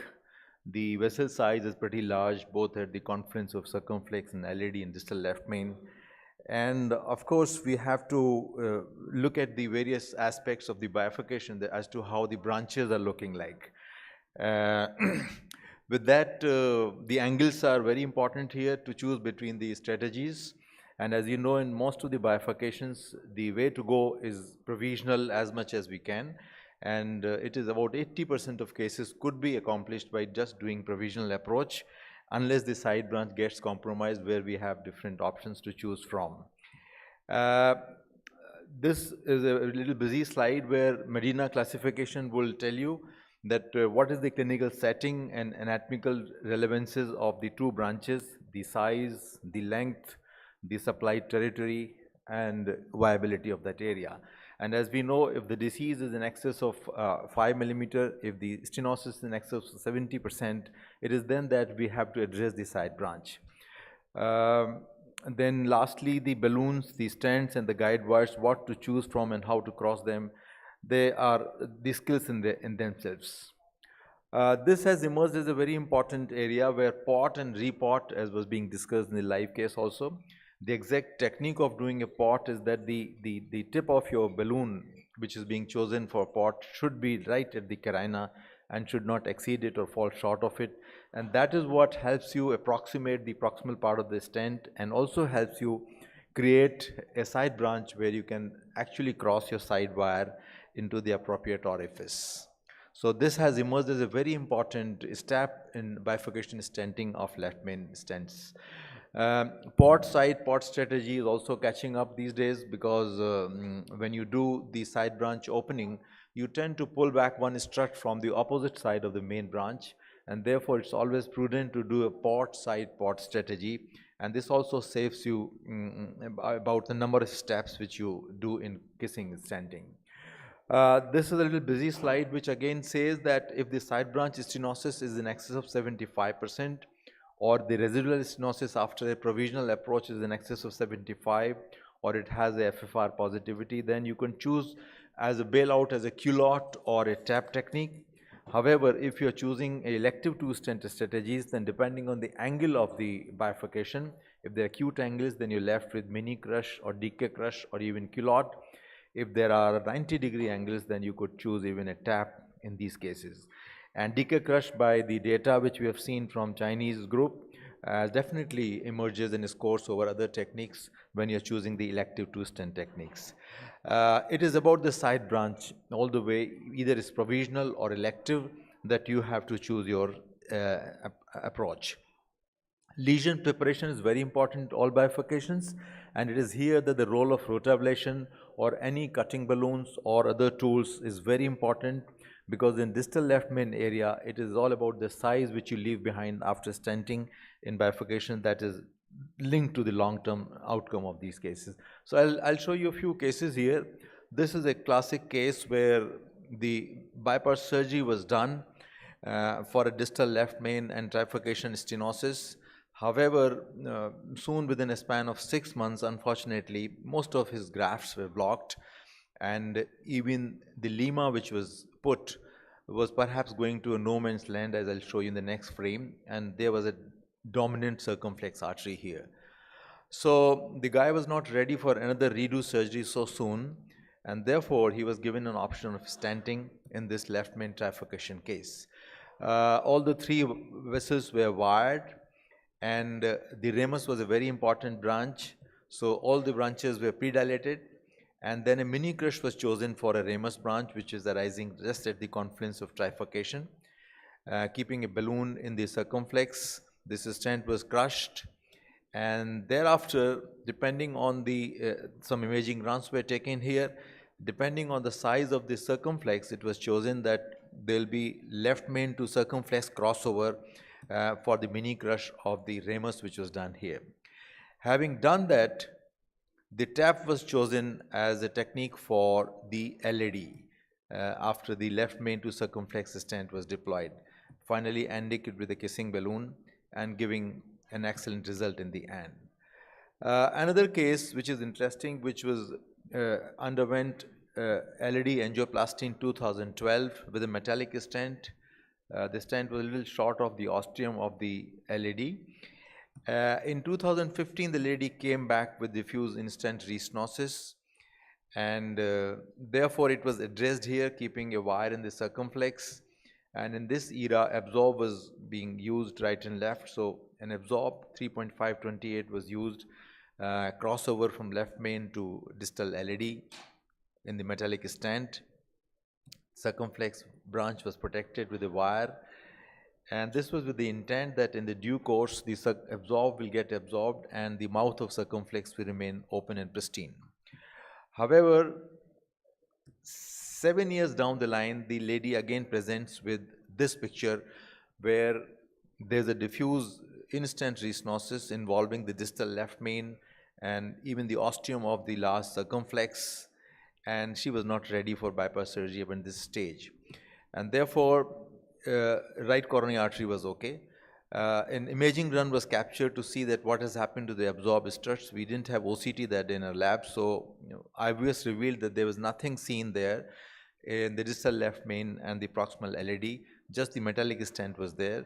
So this was the plan for this particular case. The struts were not seen, regulating stent struts were seen in the LAD, proximal LAD stent. 2-stent strategy was planned because the circumflex pinching was far too much. So mini crush and deca crush were our options, but as a bailout we had also opted for the culotte or any other technique in case we sacrifice circumflex here. And since ejection fraction was preserved, no hemodynamic support was used in this case. These are various approaches. So the first attempt after having wired the LAD was to wire the circumflex, which was the most important branch here. And in bifurcation stenting, it is a principle that you must always capture and wire the most precious branch and try to stent it also, like in mini crush and DK crush. So that was the plan. Unfortunately, during the process of wiring this circumflex, we sacrificed circumflex and patient had a hemodynamic collapse. And therefore, the priority was given to salvage the situation by opening the left main and LAD, and that was quickly done here. The moment dilatations were done here, she stabilized and gave us some breathing time, and this was quickly fixed, choosing a stent of 4 and 24, telescoping into the proximal LAD stent here. Having done that and having done a pot with 4.58 balloon in left main, we made an attempt to cross the circumflex. The workhorse wires would not succeed, so eventually what got us bailed out was a Gaia wire here. Gaia 1 crossed into the circumflex, and then a tiny balloon could open the strut of the left main stent. Having done that, the flow was resumed. Unfortunately, again there was a compromised flow, and this was perhaps thought to be a hematoma here, which led to compromised circumflex, which was squeezed with a balloon. And having done that, we chose a tap technique here to bail out the situation, and ending with a kissing balloon and a report, and this was the end result, and that saved us the day for this particular patient. The patient is doing very well in the last 2 years' time. She keeps coming for follow-up. Another case highlighting the importance of preparing the bed, where there's a lot of calcium here. The rotablation upfront was chosen to prepare the bed of LAD. The angles were appropriate here between LAD and circumflex. The distal circumflex was addressed first, and then the ostium crossover left main to LAD was done, having prepared the LAD bed, and then it was followed by a recross, a pot first, and a recross into the distal strut, and then doing a tap for the circumflex with a kissing balloon and a report. So another great result. So my emphasis is that try to do provisional as much as you can, and as a bailout for circumflex, you could use a culotte or a tap depending on the angles of these vessels. If there's any doubt, you could take help of physiological, FFR, or any imaging tools, and eventually you could succeed in doing most of your complex distal left main diseases if you are particular about choosing the right tools in these cases. And imaging is very important while we are doing the distal left main stenting. Thank you very much.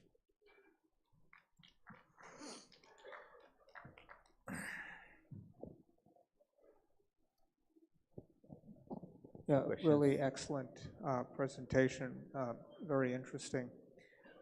How do you think the population differs in India, say, from Korea or Japan, where a lot of the data for left main stenting, especially randomized trials, especially bifurcation lesions, comes? The DK crush data, the randomized data is almost all from East Asia, for example.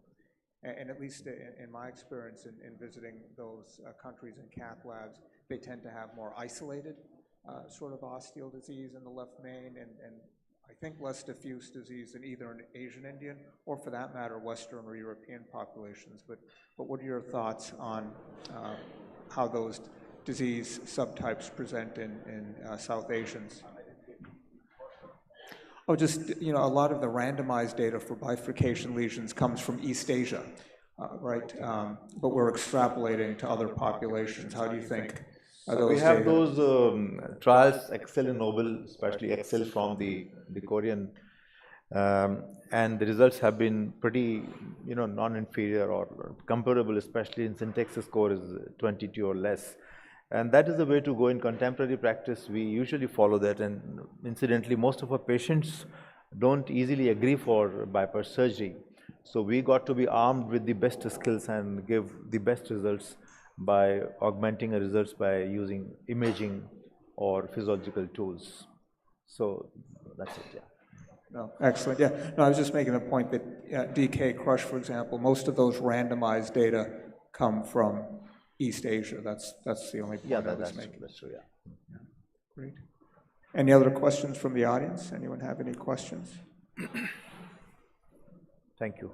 I think in this part of the world, we are having more, complex bifurcation disease. That is why I think these people are doing more of a, upfront two-stent strategy, and that is how that the randomized control trials have shown that among the two-stent strategy, DK has got a better outcome than the other two-stent strategy. I completely agree.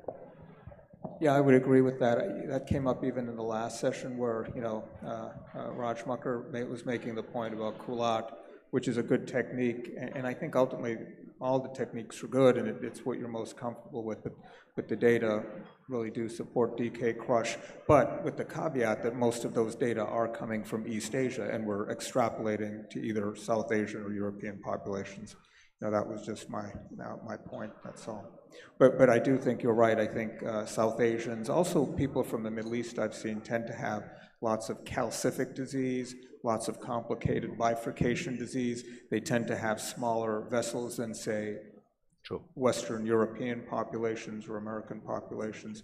That often makes both PCI and CABG more technically difficult. You know, you pointed out that the graphs closed on this patient. So there are revised cutoffs for this part of the world compared to the Western population, where the left main LAD circumflex cutoffs are a little less than what the Western population has. Yeah. Yeah, that's a good point. Yeah. Thank you. Thanks. Thank you.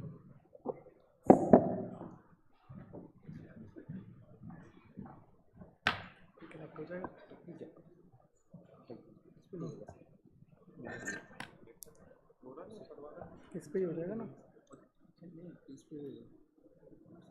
USB-C है इसको हटाना पड़ेगा फिर नहीं इसी पे रखते हैं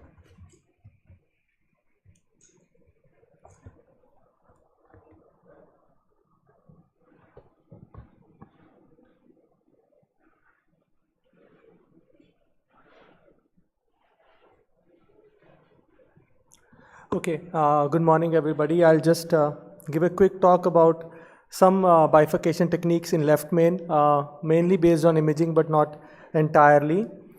So IVUS in left main helps us in many ways, deciding 1 versus 2 stent, which is the fundamental question of any PCI, deciding plaque modification for a particular case, adequacy of plaque preparation, stent optimization, and there are some rare scenarios. So I'll just cover 4 basic scenarios. So the first case covers a scenario of whether we should use a 1 stent or a 2 stent. So he's a young patient, 45-year-old, presenting with stable angina for a year, with normal EFN valves, presenting with this angiogram. You look at this areocaudal view, you know the ostial circumflex is tight. The LAD ostium, you see there is some disease, but you're not able to visualize it very nicely. And there is a ramus, which is a very small vessel. So we know if the side branch lumen area is more than 3.7, the chances of physiological jailing is very less, and this data is for circumflex. So we can extrapolate that data for LAD. So if the MLA of circumflex more than 3.7 prevents it physiological jailing, then if the MLA of LAD is 3.7 or more, there will be no physiological jailing. So we do imaging to both the branches, to the IVUS and to the circumflex and to the LAD. And what we find from LAD to left main is that the ostium of the LAD is absolutely normal. There is some plaque, but the lumen area is more than 8, so that means it should be fine to cross over. From the circumflex, however, we see the distal left main has an area of 4.2, and there is 80% plaque burden at the ostium of the circumflex. So we do there is a mid-LAD significant lesion, although angiographically not visible, with an MLA of 2.3, that is fixed with a stent, but not covering up to the ostium. You dilate the circumflex, stent the circumflex to LAD, circumflex to left main with a 4.5 millimeter stent, do a pot with a 5 millimeter balloon. Then do a distal recrossing, that is very important to reconstruct the carina to open the struts towards the LAD. You do a distal recrossing, do kissing balloon with 4 and 3.5 in circumflex and LAD respectively, and then do an IVUS into both branches. From the circumflex to left main, you see the very short neocarina with LAD wire coming in from 1 o'clock with distal left main acceptable area of about 17, and in the LAD as well, you see there is no injury to the LAD ostium even after the balloon dilatation, and we see this metallic neocarina and ostial LAD is preserved. So you don't need 2 stents. So sometimes angiographically ambiguous lesions like this, with imaging you can do actually a very simple strategy of crossover into one of the main branches. Second use can be to decide strategy. So this is a patient who underwent ostial LAD stenting. We do not have records of where that ostial LAD stent was positioned, presenting with class 3 angina, positive stress MPI, and this is his angiogram. So we see a patent stent in the LAD, the circumflex is a CTO, but we do not know the entry point of the circumflex ostium, and we see a tight lesion in the mid-LAD. So it's a difficult angle for the circumflex wiring. Thankfully, there are some collaterals from the RCA to the circumflex as well. So we try wiring this circumflex, which is very difficult. The Fielder FC fails. A crusade with the Fielder FC fails. A crusade with the XTA fails. So we do a pot. So we don't know whether the stent was optimized in the left main or was it LED ostium. So from the stent boost, we can see actually the stent is quite proximal. It is probably in a very short left main, and it was not probably, a pot was not done at that time. So before wiring the circumflex, we do a pot with a 4.5 millimeter balloon, similar to what Dr. Subhash Chandra just showed. Sometimes doing a pot helps in rewiring of the side branch. So after doing a pot, we took a crusade and a Gaia second wire to cross into the circumflex, which successfully went into the circumflex. And after that, you need to do imaging to decide what is the position. So first we need to see what is the LED stent position, what is the left main status, what is the LCX wire position to decide further strategy. Now here we see the LED stent is up to the mid left main. The wire in the LED is intra-stent. We see the left main is short with a diameter of 4.5 millimeter. And we see the LCX that we've rewired now is actually a jailed LCX, and the wire has gone from the proximal strut of the LED into the circumflex. So having all this information from imaging actually makes our procedure very simple. So we know either we need to crush this LED stent or we do a culotte.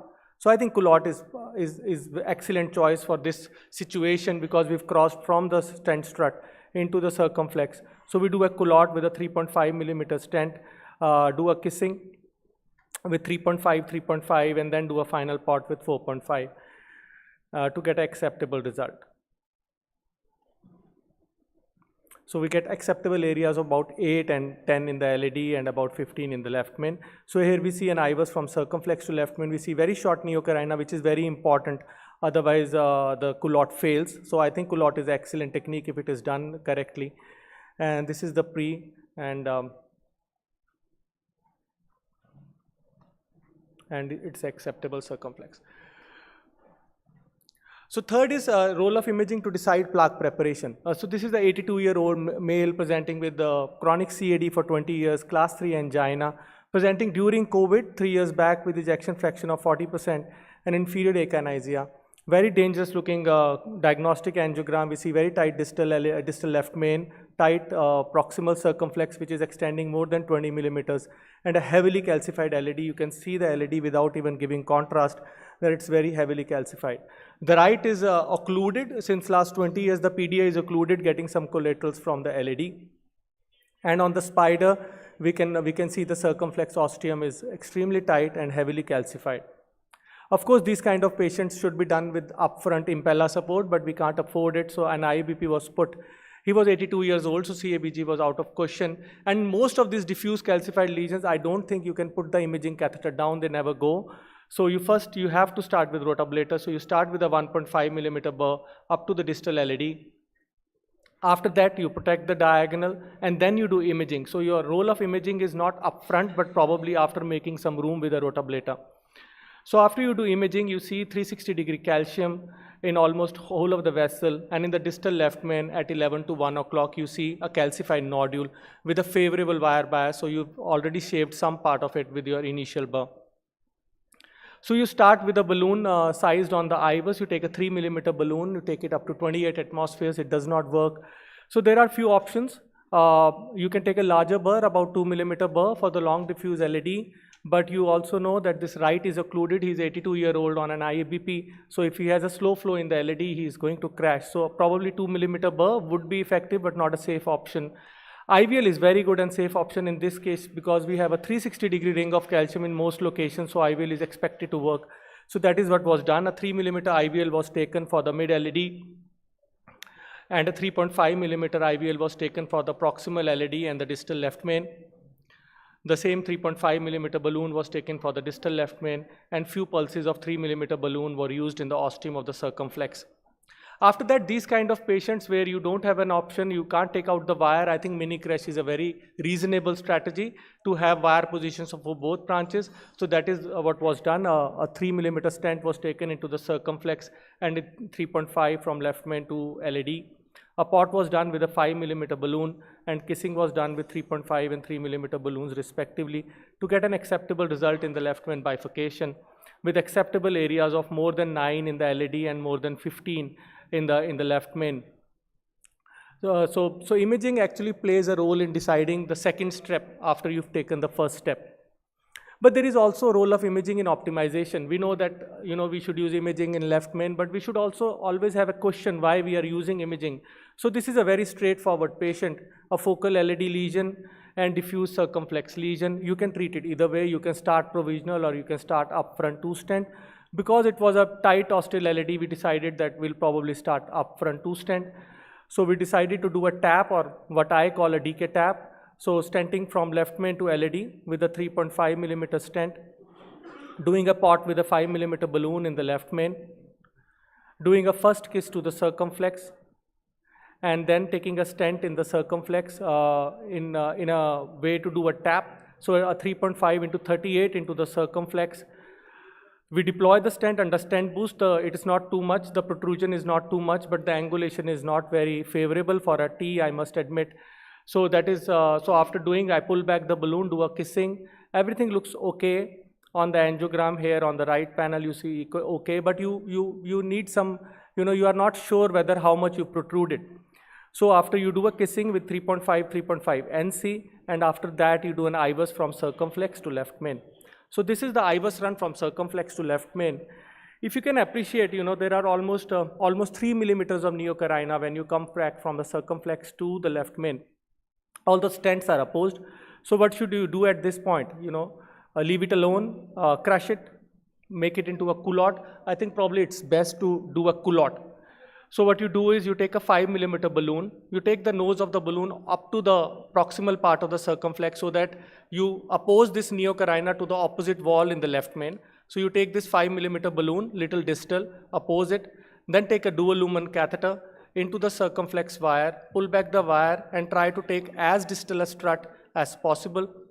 So here you see, it's the last strut of the circumflex left main stent. And after that, you do a kissing with 4 and 3.5 millimeter balloons in the distal left main. And angiographically, it looks the same. Angiography it looks the same, but if you see the IVUS, this is the same patient and you see there is just one strut and very short neocarina at the distal left main because of distal rewiring. And the same when we come from circumflex to left main, again we see a very short neocarina. So converting a tap into a culotte is actually good. Sometimes a tap is unpredictable, especially when the angle is not 90 degrees. So the last case again is a 56-year-old male. We were talking about culotte being a very favored approach some days. I think culotte works really nicely for these kind of bifurcations. Like we see this bifurcation is an acute angle bifurcation of distal left main. It's a true bifurcation, Medina 111, with long lesions in both branches. So here, even in the spider, we see it's a true bifurcation. So you start to do you can do a crush, you can do a culotte, but since I was told to talk about different strategies, so here it's a DK mini culotte. So you stand from circumflex to the left main with a 3.5 into 24. Do a pot in the left main with a 4.5 millimeter balloon, but you take a very small part of the stent in the left main, the first stent, because you want to do a mini culotte. Then you do a first kissing, do a distal rewiring, 3.5 in the circumflex LED. And then you stent the left main to LED, covering the whole shaft of the left main with a 3.5. You do another pot, another kiss with 3.5, followed by IVUS in both branches, and then another pot. So third pot with a 4.5 millimeter balloon. And you get acceptable results like this. So even with the DK culotte, you can get actually very nice results with very short neocarinas as we discussed in the previous case. So I think provisional stent strategy definitely works even in true bifurcation, especially if the side branch disease is short and focal. Stenting strategy is always decided by the side branch. You always have to stent the main branch. So let's keep it simple. Just look at the side branch anatomy and decide whether you need one stent or two. IVUS or imaging is very versatile. And always whenever you put in a catheter, have a question in mind. What is the question that you want to solve? What is the next device you want to take? Or whatever doubt you have on angiography, you check it with imaging. Don't just put the imaging catheter and have a lot of information. And probably it's not about one or two stents now. It's all about how well you deploy those one or two stents. Thank you.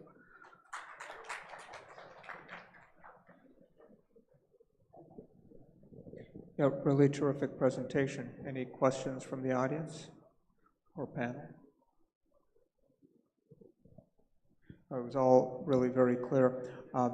The use of IVUS, of course, is really mandatory, I think, in left main, as was mentioned earlier.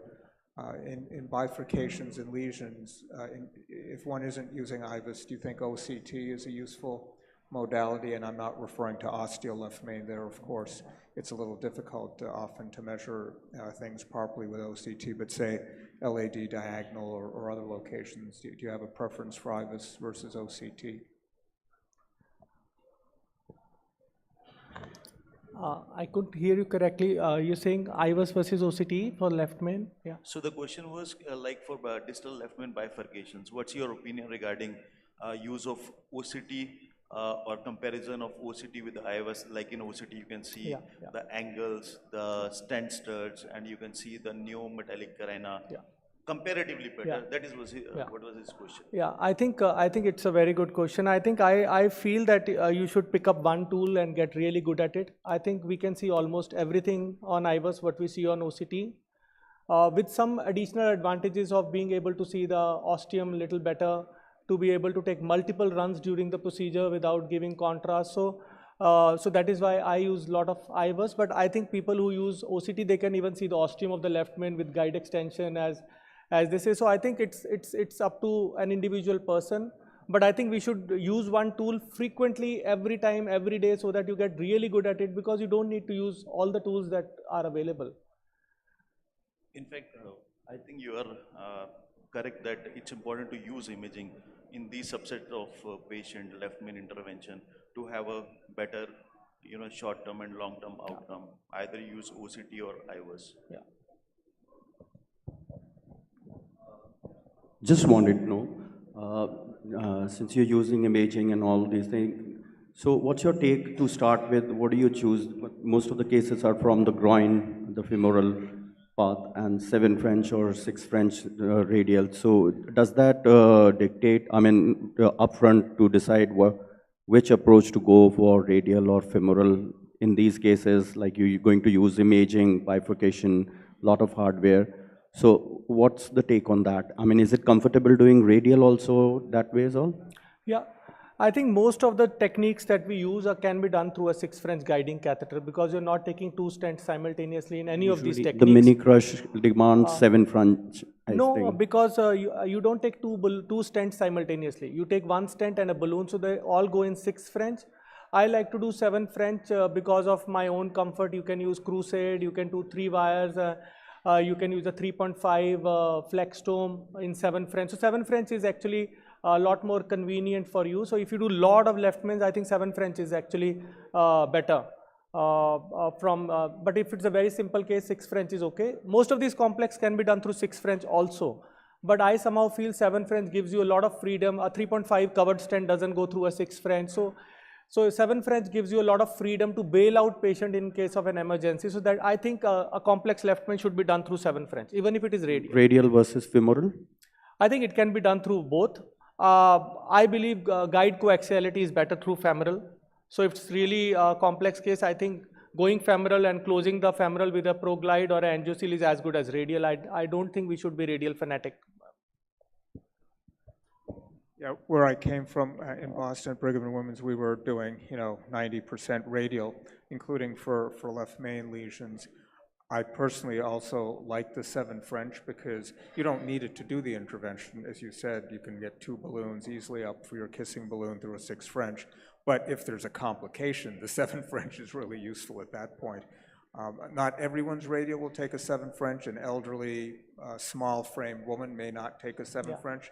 But most other patients, you can get a 7 French. And I don't know if it's available in India, but there's a railway that helps you get up with 7 French catheters, even if there's a little bit of tortuosity, say, in the subclavian or axillary system, or even smaller vessels, or even spasm. So it essentially is a rail that you can take the 7 French guide over. It tends to be quite useful if you're doing a lot of radial and you want to use 7 French guides. I strongly believe that even if you are going for a provisional strategy, even if it's a simple bifurcation, it's always better to go with the 7 French so that you never know what's going to happen. I think there is no harm of taking 7 French. I mean, from a radial or from a groin, because there are so many additional devices that you can use. You can, when you are doing left main, you want a perfect PCI. I mean, 6 or 7 should not be a question. No, I agree. Again, other than that unusual circumstance where you can't do 7 French to the radial, but you're committed to doing radial, I would go 7 French and not 6 French. But it's also a good point that you mentioned in case the audience didn't hear. If you are going radial, the guide support often isn't quite as good as from femoral, and you oftentimes have to use guide extensions, things like the guideline or the 𝐡𝐢𝐤𝐿, for example, but essentially things that are guide extensions. And if you want to do things like shockwave, especially if it's not very proximal, you often do need things like guideliners to get enough support. Whereas from the femoral, if you have a 7 or an 8 French femoral, you can pretty much push anything down the coronary artery. Great, thank you very much. Next, we have Dr. Ankush Gupta talking about optimizing the side branch outcomes in patients undergoing left main bifurcation angioplasty with the DK crush technique using OCT.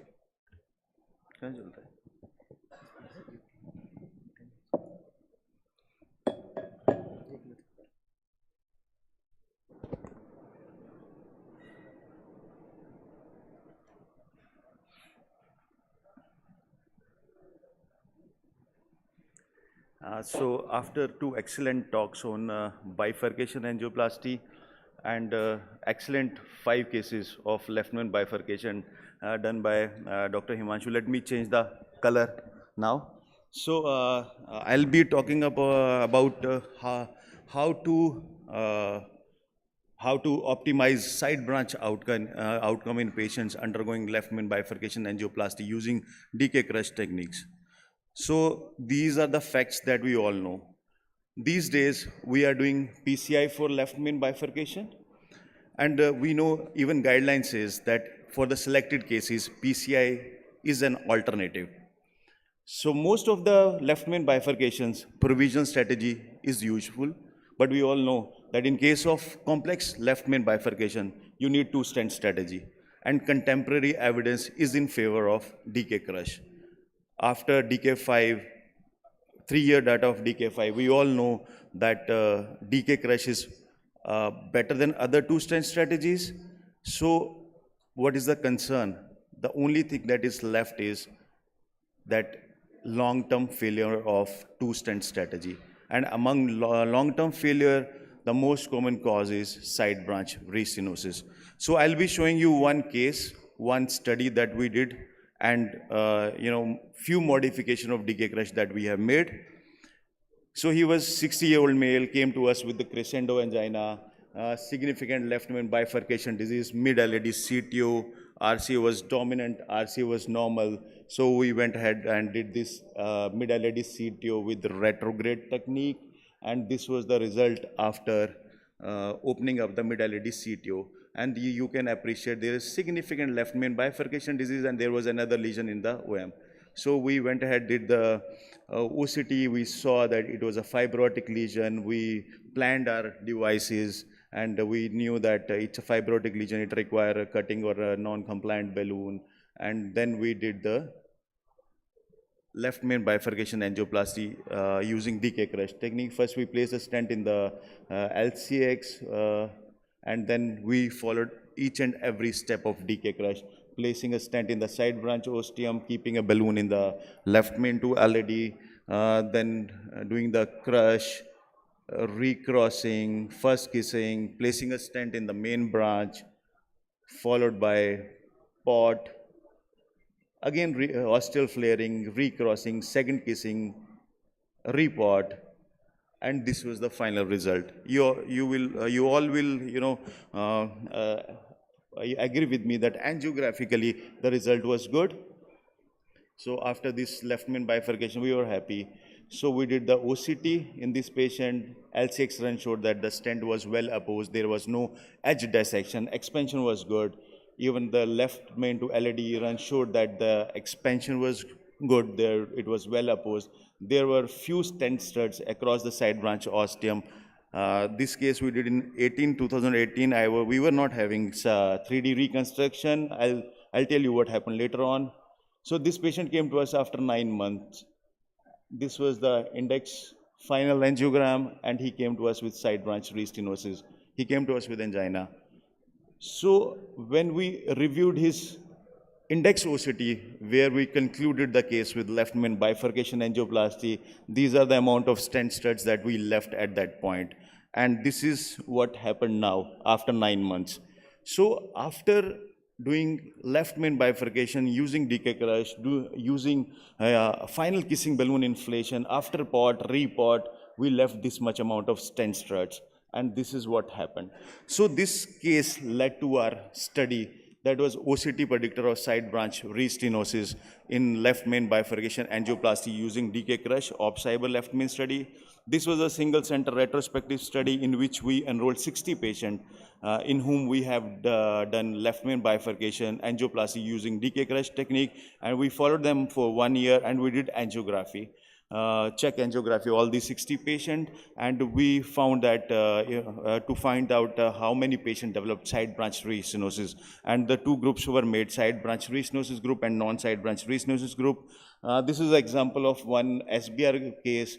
This was the index OCT, index angiogram. We did left main bifurcation. This was the final good angiographic result, but this patient came to us with side branch restenosis. When we studied the that OCT of this case, I'll show you. So if you can appreciate, the index OCT, there was large amount of hanging stent studs across the side branch ostium. We call it as neometallic carina. You can, even in 3D reconstruction, you can see there was a large amount of stent studs. So we followed all the steps of decay crush, final kissing balloon inflation, we did pot, repot, but we left all these stent studs across side branch ostium. There was hanging stent studs even at close to the neometallic carina, and this patient came to us with the side branch restenosis. This is another case, left main bifurcation, final kissing balloon inflation, good angiographic result, but this patient also developed side branch restenosis. When we analyze its OCT, index OCT, we found that again there was a hanging stent neometallic carina. The length of neometallic carina was 1.7 mm, the length of against the CTBP length of 2.3. We created 73% of iatrogenic stenosis, and when we reconstructed it, we found that even in 3D reconstruction, there was a large amount of hanging stent studs even on the stent-only view. This is the case, this is an example of a non-SBR case. This patient never came to us with the side branch restenosis. This was the final angiographic result, and this, in this case, you will appreciate there is no hanging stent studs. Neometallic carina is almost nil, and even in 3D reconstruction and on stent-only view, you can appreciate the side branch ostium is free from, hanging stent studs. So in our study, out of 60 cases, 12 patients developed side branch restenosis. When we compared these two groups, SBR and non-SBR group, we found that SBR group had a statistical higher syntax score, and more number of patients had a syntax score of more than 32. When we compared the pre-PCI OCT in both the groups, we found that side branch distal reference diameter was significantly smaller in SBR group as compared to non-SBR group, and side branch lesion length was significantly longer in case of SBR group as compared to NSBR group. When we compared the post-PCI OCT, we found that side branch stent size was significantly lower in side branch restenosis group. Side branch stent expansion was lower in SBR group, and there were 3 distinct findings in SBR group that all the patients who developed side branch restenosis, they had a hanging stent studs across side branch ostium. They had a longer neometallic carina, 2.12 against 0.11, and there was characteristic absence of Dumble sign or clear figure of fate. So when we did a multivariate regression analysis, we found that side branch distal reference diameter and the side branch stent expansions were independent predictor of side branch restenosis. When we did ROC curve analysis to find out the cutoff value, whether we can predict side branch restenosis or not, we found that if the side branch distal reference diameter is less than 2.8, the sensitivity and specificity of predicting the side branch restenosis was 83 and 62 respectively. And if we are coming out with a side branch stent expansion of less than 89%, we have got a sensitivity and specificity of more than 80% to predict side branch restenosis. So, what happened to those cases who developed side branch restenosis? So, all patients had a hanging stent struts, all patients had a longer pneumometallic carina, there were clear-cut absence of figure of fate. So, when we analyzed and we retrospectively thought what would have happened in these cases. So, we thought either we have missed alternate high pressure balloon dilatation, number one. Number two, we may have used inappropriately sized side branch balloon for final kissing balloon inflation. And third thing, that our recross, second recross must be too proximal before final kissing balloon inflation.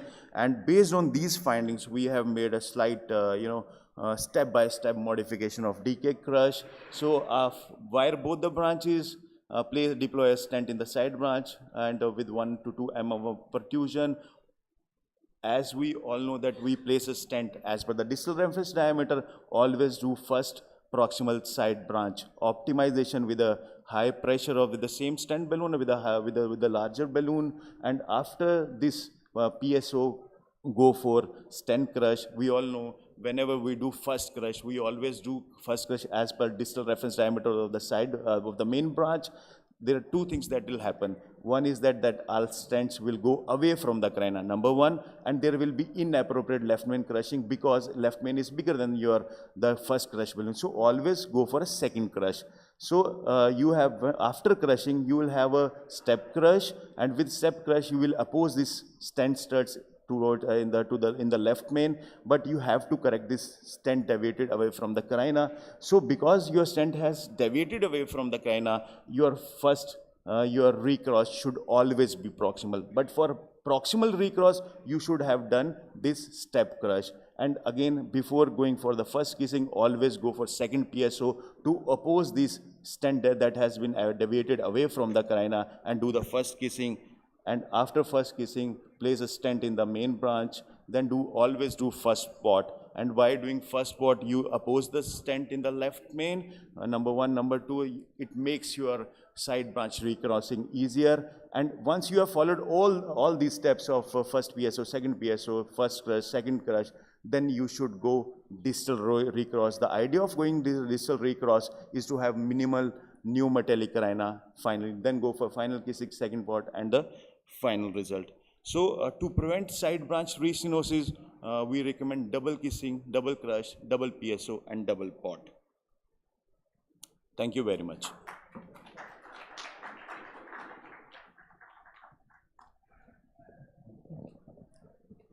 You want to go to the mic?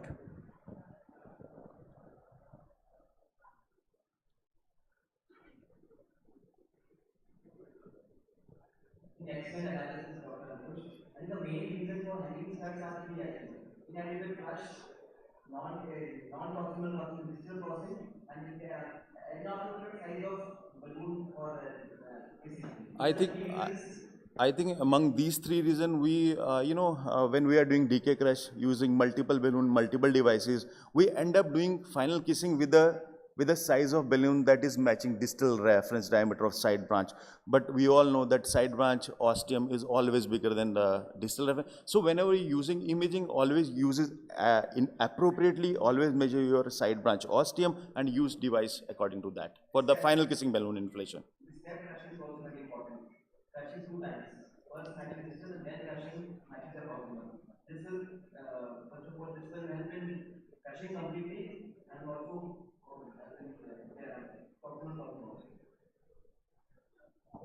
Did you have any advice to the audience about, in doing the kissing balloon inflations, what size each balloon should be in relation to the diameter of each vessel, what type of balloon, and how high a pressure to go?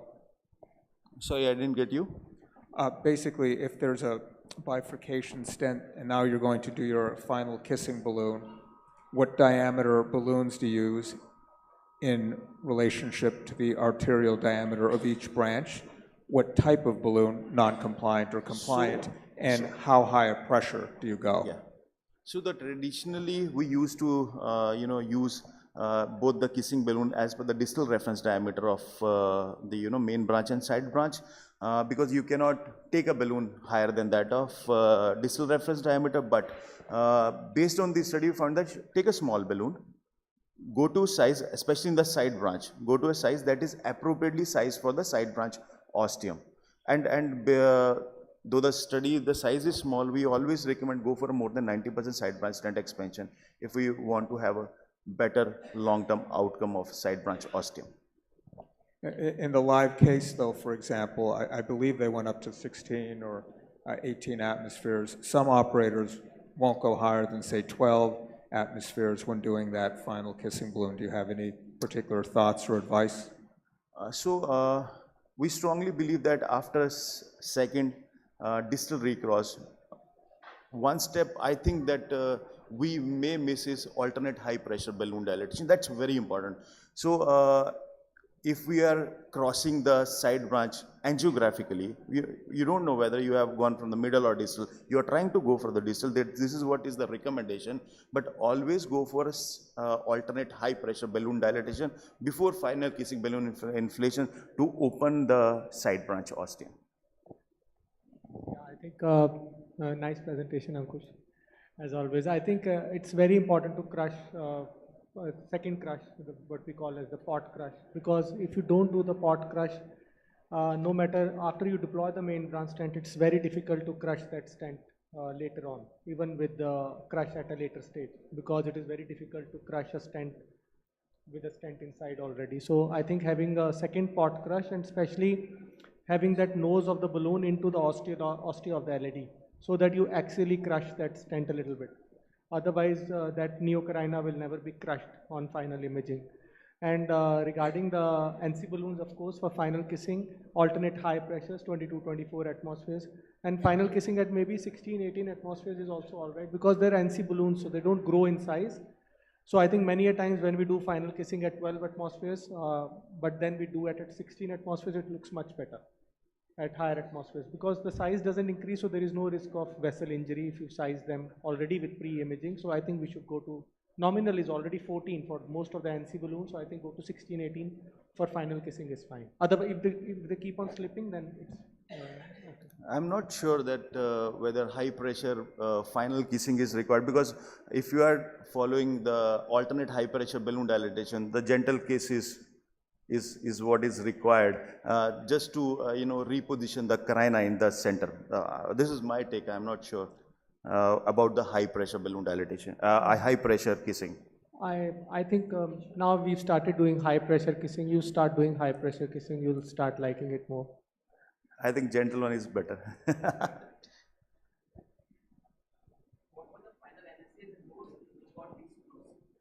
So the final analysis that so MSCs were good, but that is what we didn't analyze in that. You are absolutely correct. But if you ask me, they were that that endpoints, they were more than that 5.5 in that LCX. That was not a significantly different number one. We analyzed that also, but that was not significantly different. These are the factors that were significantly different in both the groups. But yes, the long-term outcome, that does depend upon, these are not the cutoffs, these are the minimum value that one should achieve in these cases. So does the imaging also tells you which kind of, what size of balloon you can use while doing the kissing and up to what pressures, and does that give you an idea, the imagings and all? Sorry, I didn't get you.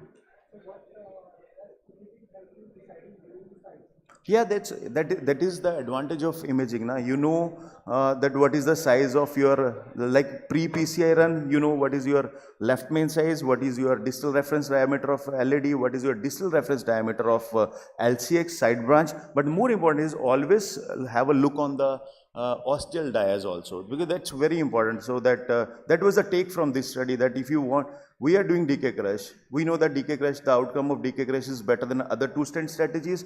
Now it's, if we want to have outcome comparable to that of CABG, we have to improve our long-term outcome. And to improve the long-term outcome, we should use our imaging appropriately, especially for bifurcation lesion, that too in the left main bifurcation.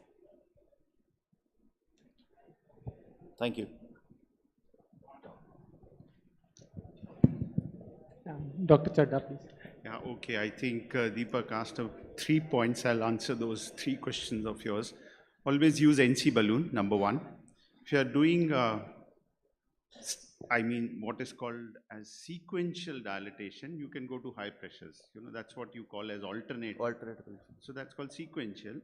And for simultaneous, you should not exceed the rated, the nominal pressures which have been mentioned for NCs, which in most of the cases is about 12 atmospheres. Sure. You know, this I say from the guidelines. Sure. You know, individual idiosyncrasies are fine, but I think we have a lot of young minds. So whatever is given in the guideline is sequential, you can go high. But if you do kissing with high pressures, especially in the distal left main, you can injure the carina, and that will be devastating. So one should not attempt very high pressures while doing simultaneous inflation. Sequential you can do. And a very nice paper, and I personally feel that imaging is very important. If you are leaving in a 2-stent technique any amount of metal against the side branch ostia, you will invite what you have shown, correct? And what you mentioned, that the ostium size increases, we can use. I personally feel at this stage, we should follow the recommendation of using a distal vessel size as the balloon for kissing, because reason being, if you again increase, you are going to deform the stent struts opposite the origin of the main branch. Stent struts are going to get deformed, which are opposite the origin of the side branch. So you must keep that in mind, because this side branch will remain patent, but the distal segment will develop restenosis. Thank you. Thank you, sir. Especially, I think if the side branch stent is very long, then your distal reference may be smaller than the ostium. Suppose it's a 38 millimeter stent, then maybe the ostium, you need to image it again to see what is the size of the ostium, maybe from the media and downside. But if it's a short stent in the side branch, then the distal reference lumen should be your final diameter for the balloon as well. You're absolutely right. In fact, we have seen that in most of the cases you can... In the interest of time, we will move forward. Sir, just a short question. So what are you, by the extension of leaving the metal at the side branch ostium or carina, what do you recommend when you are doing a provisional strategy? Do you remove the stent metal from the side branch ostium also in the single stent strategy case? So for the provisional strategy, you have to have side branch, stent struts across the side branch ostium. And for the left main, there is no answer whether to do final kissing balloon inflation or not. So if you are not doing final kissing balloon inflation, you will leave the stent struts. And if you are not, if you are doing it, you may take away the stent struts across the side branch ostium. Though EBC do recommend routine kissing in case of provisional left main, but that are based on the anecdotal case reports. So we strongly believe that we need an answer to that, whether you should go for a final kissing balloon inflation with the provisional left main strategy. Thank you very much. Thanks, Dr. Ankush. Let's move forward. And now we'll be having 2 cases. One case in interest of time we have taken out. The first case will be from Dr. Sanjeev Sudhana on bifurcation stenting. Dr. Sanjeev Sudhana is a senior interventional cardiologist and associate director in the interventional cardiology at 𝐡𝐤𝐿𝐥𝐿 Hospital, Jaipur. Over to you, Dr. Sudhana. Thank you, Dr. Sanjeev. So in this era of imaging, doing case without imaging, we feel very guilty, but this case I have done without imaging. And this was a 82-year-old male who presented to us with ACS and pneumonitis on the left side. And after treatment of pneumonitis and medical management for almost 5-6 days, then he was taken for angiogram. And he was a very frail patient, had a weight of almost 46-47 kgs. And this was the angiogram. So very tight and calcified lesion in the OM and the proximal LCX, and very tight and calcified lesion in the proximal LED.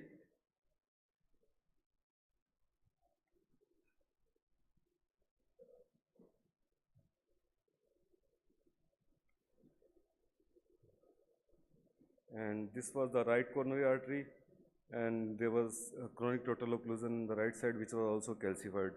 So bad TVD, and patient was not a surgical candidate, although we had given in time, and he was evaluated by a cardiac surgery team, and as expected, he was found unfit for the surgery. So patient was taken for PCI, and we thought we will do left system first in the first sitting, and we will do PCI to RCA in the second sitting. So the vessel size was quite large. Both the circumflex and LED appeared to be almost 3.5 to 4 millimeter, and therefore a femoral approach with the 7 French guide was taken. And first we did rota of left circumflex artery, and I started with the 1.75 millimeter burr because of the large size of the vessel.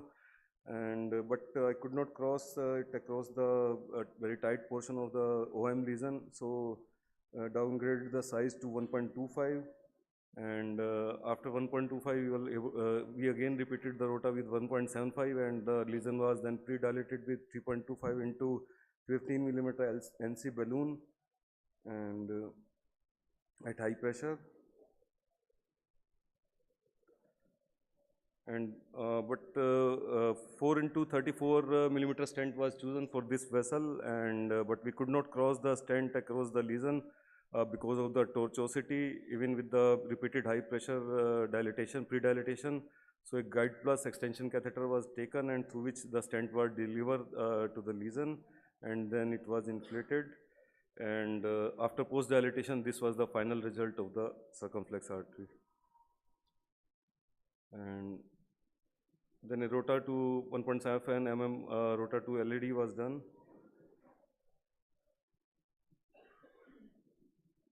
And then after pre-dilatation with the 3.25 into 15 millimeter balloon, the 4 into 38 millimeter onyx stent was taken, and it was positioned at the ostium of circumflex to LED, and it was inflated at high pressure, and then post-dilatation was done in the LED with the 3.75 mm balloon, and the pot was done at in left main with the 4.5 into 10 mm balloon at high pressure, and this was the final result.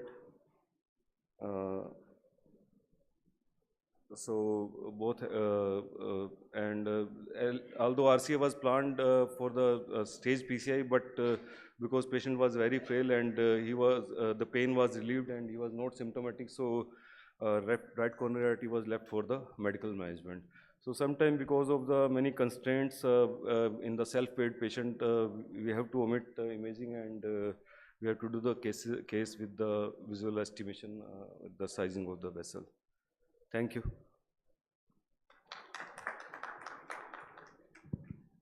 Any questions, comments, Dr. Deepak? Again, beautiful cases here, and really nice technique. I think the sort of rotational atherectomy here helps quite a bit in terms of facilitating these sorts of...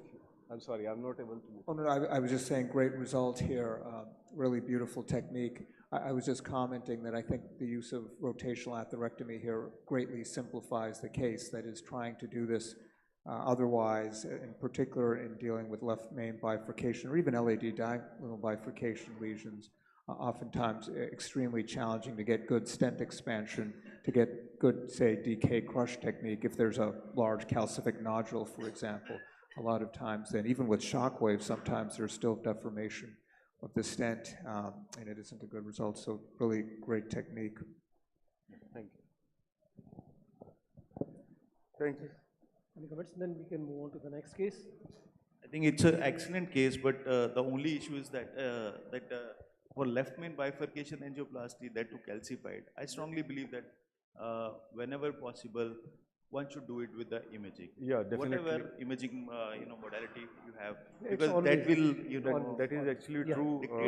Outcomes. But because actually it was imaging was planned, but we had to take a guide plus. It's an excellent case. You did it beautifully. So that's why we had to sacrifice the Financial imaging. constraints or some other reason. Thank you. But I think experienced operators who use a lot of imaging otherwise can do sometimes without imaging with similar results because they know what to expect on imaging. So that is why he has such a good result without it. Let's move on to the next case by Dr. Pawan Ola. Dr. Pawan Ola is a senior interventional cardiologist at British Bangalore Hospital, Bhilwara, and he's doing a great job. Over to you, Dr. Pawan Ola. Good morning, all. We had very beautiful discussion since morning on bifurcation, different strategies. We had different plaque modification techniques, different imaging technologies. So I think my case is simplest one. It don't have any plaque modification techniques, no imaging, but just I want to highlight for the benefit of young cardiologists various steps of decay crush bifurcation technique. So decay crush means double kissing, double crush and double port. So my case was a 40-year-old gentleman. He presented with acute anterior MI. He was thrombolized with streptokinase, and he was a non-diabetic, non-hypertensive patient. Echo showed subtle hypokinesia in the LAD territory with fair LV function around 45 to 50%. Next day, he was subjected for coronary angiogram. It showed single vessel disease with mid LAD, eccentric 40-50% soft plaque with D1, which was a large vessel having long 90% lesion. This was the angiogram. So you can see it's a kind of dual LAD circulation, quite a big long diagonal having 90% diffuse lesion. LAD seems non-critical lesion, so it's a kind of Medina 001 kind of lesion. But looking at the patient, he presented with anterior wall MI having hypokinesia and LAD also. So we decided to go for angioplasty of this patient. Looking at the strategy, obviously it's a case of two-stent strategy because we cannot precisely put a stent in the ostia of the diagonal. We cannot compromise the LAD in future.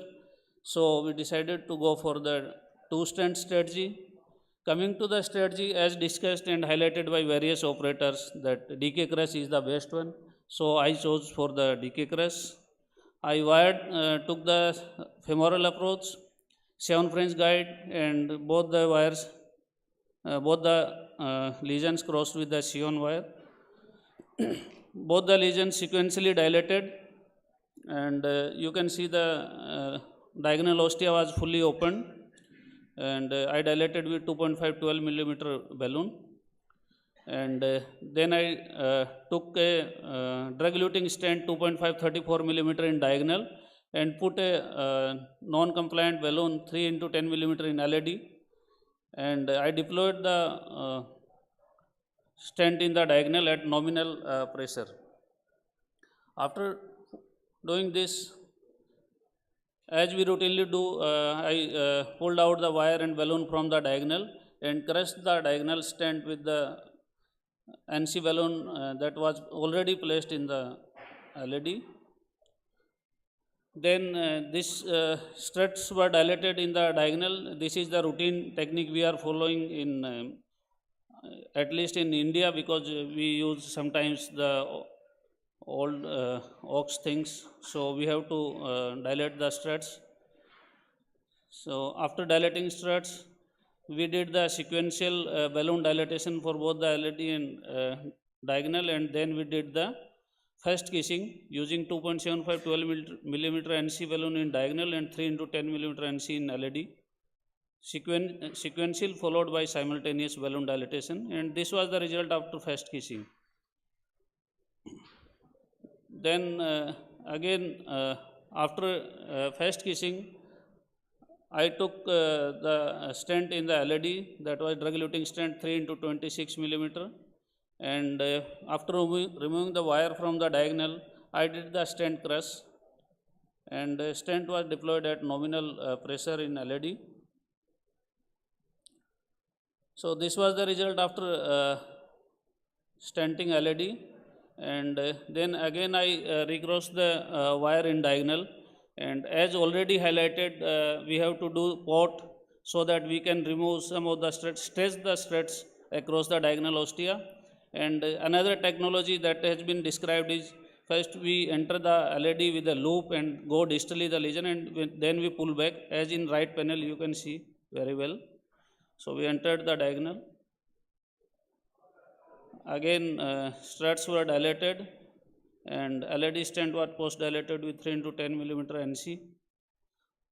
And after doing sequential high pressure dilatation for the LED and diagonal separately, when we did the final kissing balloon dilatation with 2.75 12 millimeter NC in diagonal and 3 into 10 millimeter NC in LED.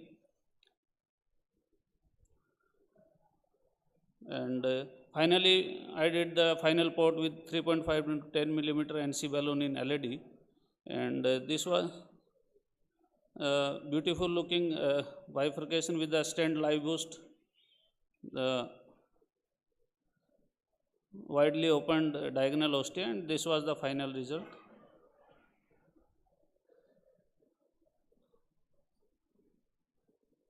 So take home message is, whenever the lesion length is more than 5 millimeter and side branch size is more than 2.5 millimeter, we have to go for two stent strategy. And decay crush technique is associated with reduced rate of clinical event for complex bifurcation lesion. No pain means no gain has been used to describe decay crush, as it entails multiple steps and can be challenging to perform, while at the same time it provides optimal long-term outcomes. Thank you.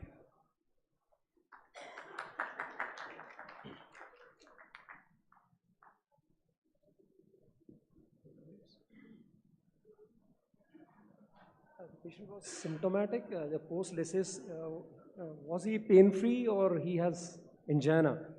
It was primary thrombolized anterior wall MI, and on third day the procedure was done. Stable hemodynamics, flowing vessel, pain-free, then we could have waited for the optimal medical theory at times, because the LED was non-critical.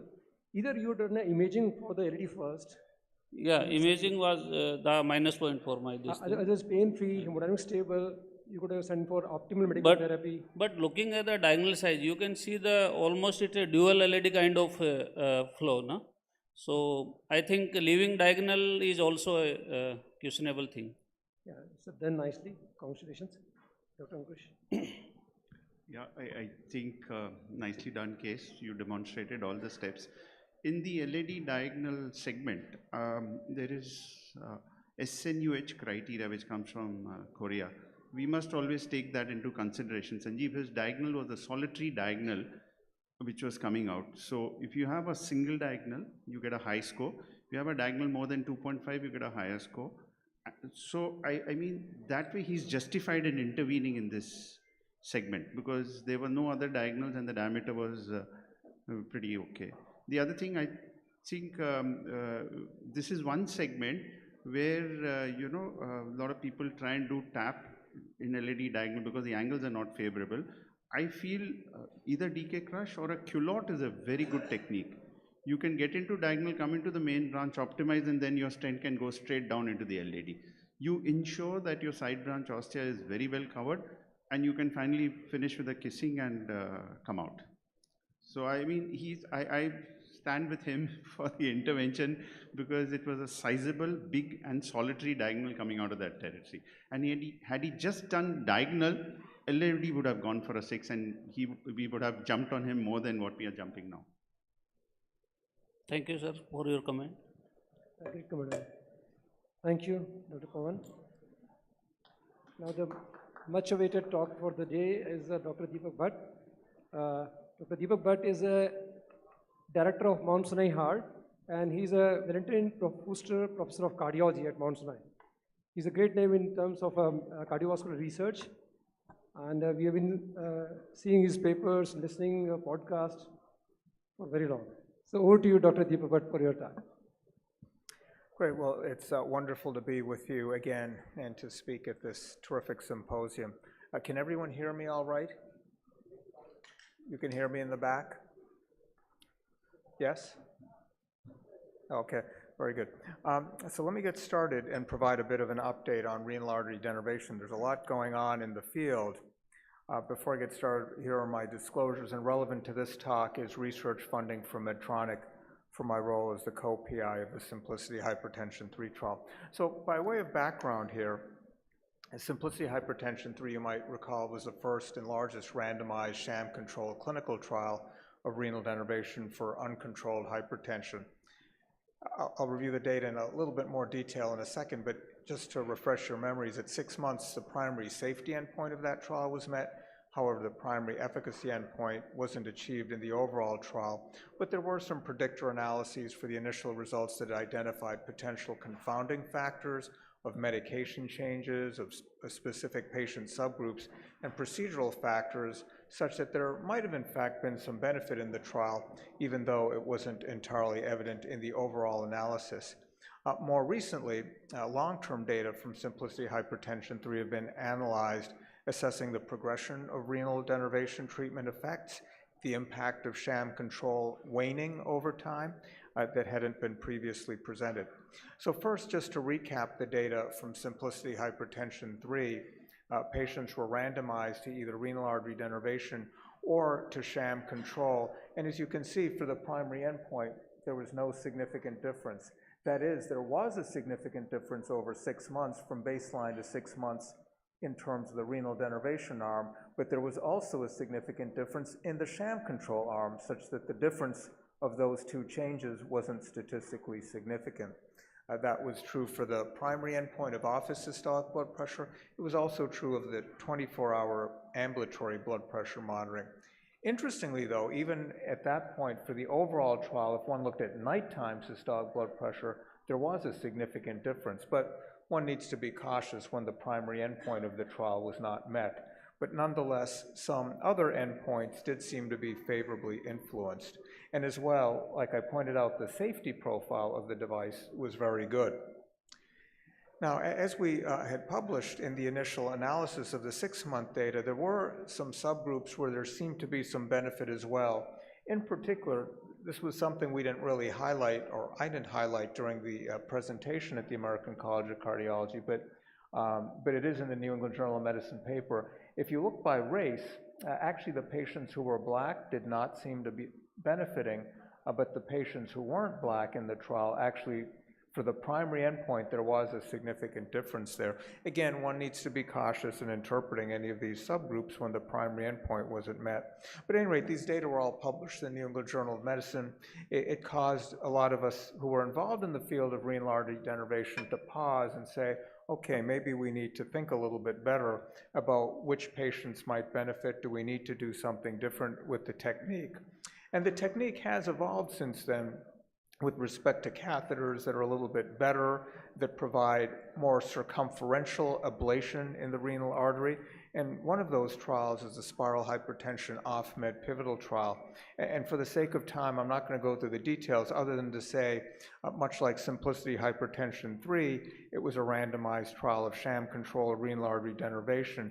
But in this case, patients who were off medications but had high blood pressure. And the idea here was to isolate the effect of the renal denervation without background effects of medications that might make it hard to then see if renal denervation had an additional effect. And the patients were followed. And as you can see, here is what the catheter looks like for the Simplicity spiral catheter. It's placed in the renal artery, and the belief now is that if one can go a bit more distal in the artery, that's better. The way that the sympathetic nerves branch, they're actually further away from the ostium of the renal artery and then closer to the artery as one goes more distal. So initially we used to think it was very important to ablate here. Now we're thinking, while that might be important, trying to go a bit more distal probably is a bit more effective in terms of the denervation procedure. So a lot of technical advances that are occurring in our understanding of how denervation actually best occurs. But here are the primary results of the spiral hypertension off-med trial. And first of all, let me show you the sham control results for ambulatory blood pressure, systolic and diastolic, and office blood pressure, systolic and diastolic. And here you can see there was a significant difference in favor of renal denervation versus the sham control, though the absolute benefits might seem modest to you, but of course this is ambulatory blood pressure. If one's looking at office blood pressure, it's a little bit more than the ambulatory blood pressure, as is typically seen even in drug trials of antihypertensive therapies. There are other ways of analyzing the data. These are looking at 24-hour systolic blood pressure in the renal denervation and sham control arm at baseline, but then you can see with follow-up where there's a significant benefit here. Over the entire 24-hour period, blood pressure is being dropped, whereas in the sham control, of course, there's no difference. And that work has been published in The Lancet. Now, these are data from the spiral hypertension on-med trial. So these are patients with blood pressure elevation who are on medications. And these data haven't been published. They were just presented at the most recent conference at the American Heart Association. And here the primary endpoint was systolic blood pressure over 24 hours, and there wasn't a significant difference. So this primary endpoint wasn't met. But on the other hand, the secondary endpoint of office systolic blood pressure, there was a significant difference. So there it was met. Same pattern with diastolic blood pressure, not a significant difference for the ambulatory blood pressure, but a significant one for the office blood pressure. So the field remains a little bit mixed in terms of the results, even the most contemporary, most recent data set. But nonetheless, let me go back now to the Hypertension 3 trial, where we have the longest long-term follow-up of any randomized clinical trial. And just to refresh your memories, again, this was a randomization to renal artery denervation or sham control. In this case, these were patients with resistant hypertension. And by that, I mean an office systolic blood pressure greater than 160, and ambulatory blood pressure greater than 135, who are on at least 3 different classes of antihypertensive medicines at maximally tolerated doses. So I think ultimately if renal denervation is approved in the US, if it is reintroduced into India, that this is the target population one should consider using it, not the other populations. So the primary endpoint data I already showed you, that was the 6-month data, but then patients were unblinded at 6 months, and if they were randomized to sham control, they had the opportunity, if their blood pressure was still elevated and if they consented, to cross over and receive renal artery denervation.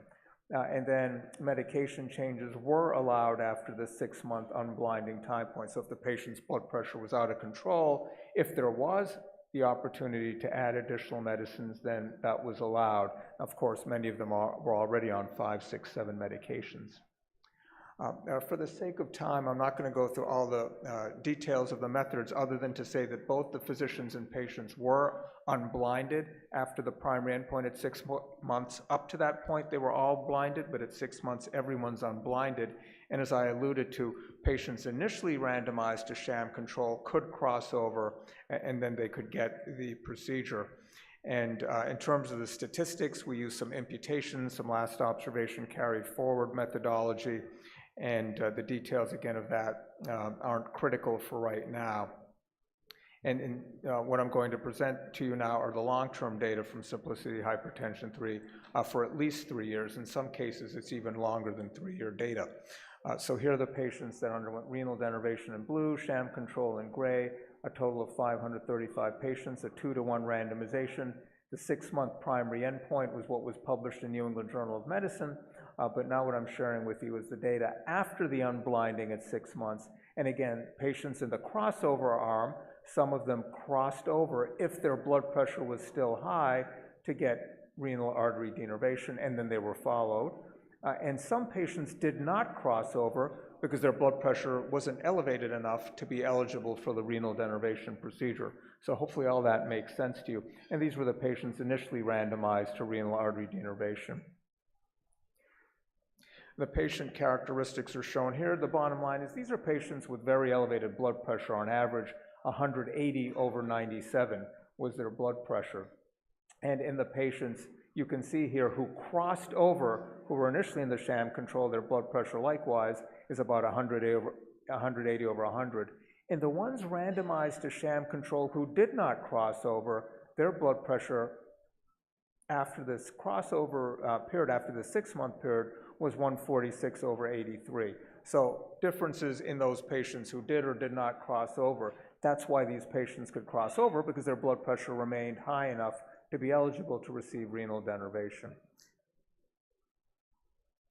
The safety outcomes here are shown both to 36 months and even some patients out to 4 years, and the procedure remains really safe. There don't appear to be late emerging complications like renal artery stenosis or kidney failure. So a very safe procedure.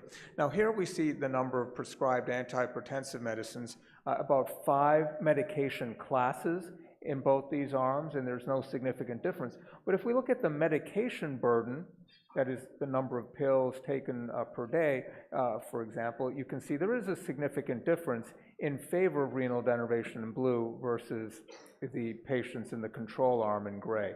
So less medication burden in those that underwent renal denervation. Despite less medication burden, you can see what happens to their blood pressure. Again, the same color scheme. In blue are the renal denervation, in gray are the sham controls. And there is a significant difference in blood pressure in favor of those undergoing renal artery denervation. If anything, with greater time, the effect doesn't decrease, perhaps it even increases, but certainly one can safely say it doesn't decrease over time. And we had fewer patients with 48-month or 54-month follow-up, but in those patients where we did have that longer-term follow-up, again, the effect of renal denervation seems to, at a minimum, be preserved in terms of blood pressure reduction. Now, it's unclear whether this is a biological effect where there is something going on such that the blood pressure is dropping for some biological reason, or perhaps more likely the patients and their adherence to the medicines, even if they're saying they're taking 5 medicines, maybe in the sham control, unlike during that initial 6-month intense observation period where patients really were taking all their medicines, maybe that effect started to wane over time, whereas those that got the renal denervation, of course it's like taking a medication with 100% adherence 24 hours a day. The effect is always on because it's a procedure that's been done, not relying on the patient's adherence.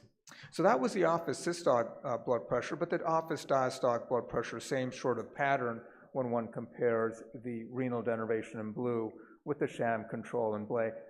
And again, the same pattern, that the effect doesn't seem to decrease. If anything, it increases in the blue renal denervation arms, whereas in the control arm, really a stable, non-significant effect on the blood pressure. Here is the ambulatory blood pressure from Simplicity Hypertension 3, and it's the same pattern as the office blood pressure. Virtually no effect in the sham control now with longer-term follow-up, whereas in the renal denervation arm, there does seem to be an effect with longer-term follow-up. Same pattern in diastolic blood pressure as well. We also examined the 24-hour systolic blood pressure, baseline versus 36 months in the denervation and control arms.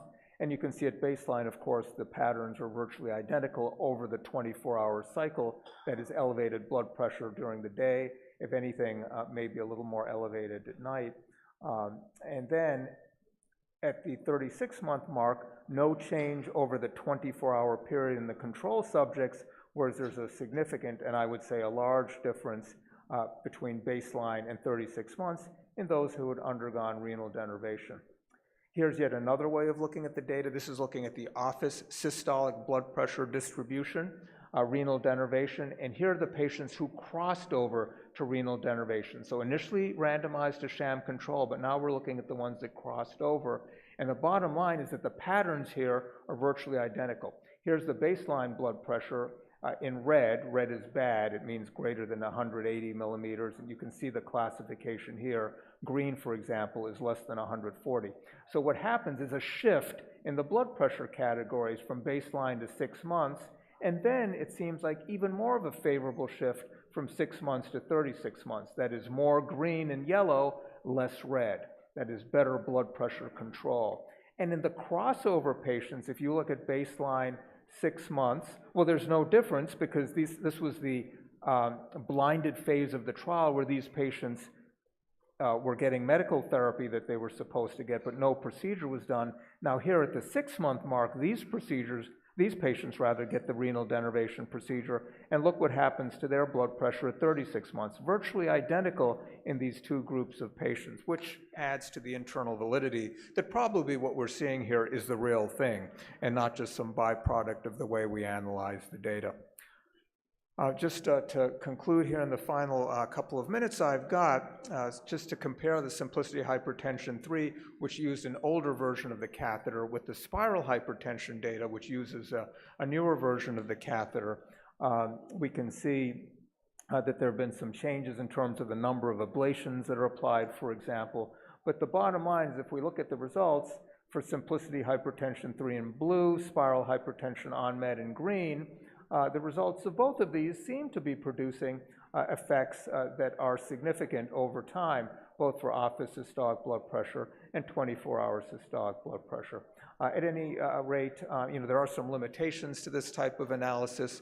For the sake of time, I won't go through it, but we used a lot of fancy statistics, and we didn't have a chance in this trial to do drug, urine, or serum testing. That, I think, was a limitation of the trial. We can't really say how adherent patients were or were not to their medicines. Some of the more recent trials have measured drug and urine levels. But I think things that we can safely conclude from this trial, which is the largest and longest randomized clinical trial of renal denervation to date, is that the procedure is safe through this long-term follow-up. There are no late emerging complications. Despite potential confounding factors, there were significant reductions seen with denervation versus control in both office and ambulatory blood pressure out to 3 years. And this was independent of medications because, like I said, if anything, patients' self-reported medication use and burden was lower in the denervation arm, not higher. And these findings support, I believe, that there is a durable blood pressure reduction with radiofrequency renal artery denervation in the presence of lifestyle modification and maximal medical therapy. And it does appear that it can be achieved safely. So I think if this therapy is approved by the US FDA, and it should go up to the FDA in May, then hopefully it'll be available in the FDA, and hopefully then the company that makes this catheter and potentially other companies will introduce this technology worldwide and reintroduce it to India as well. And for details, this work was published in The Lancet. Thank you very much for your attention.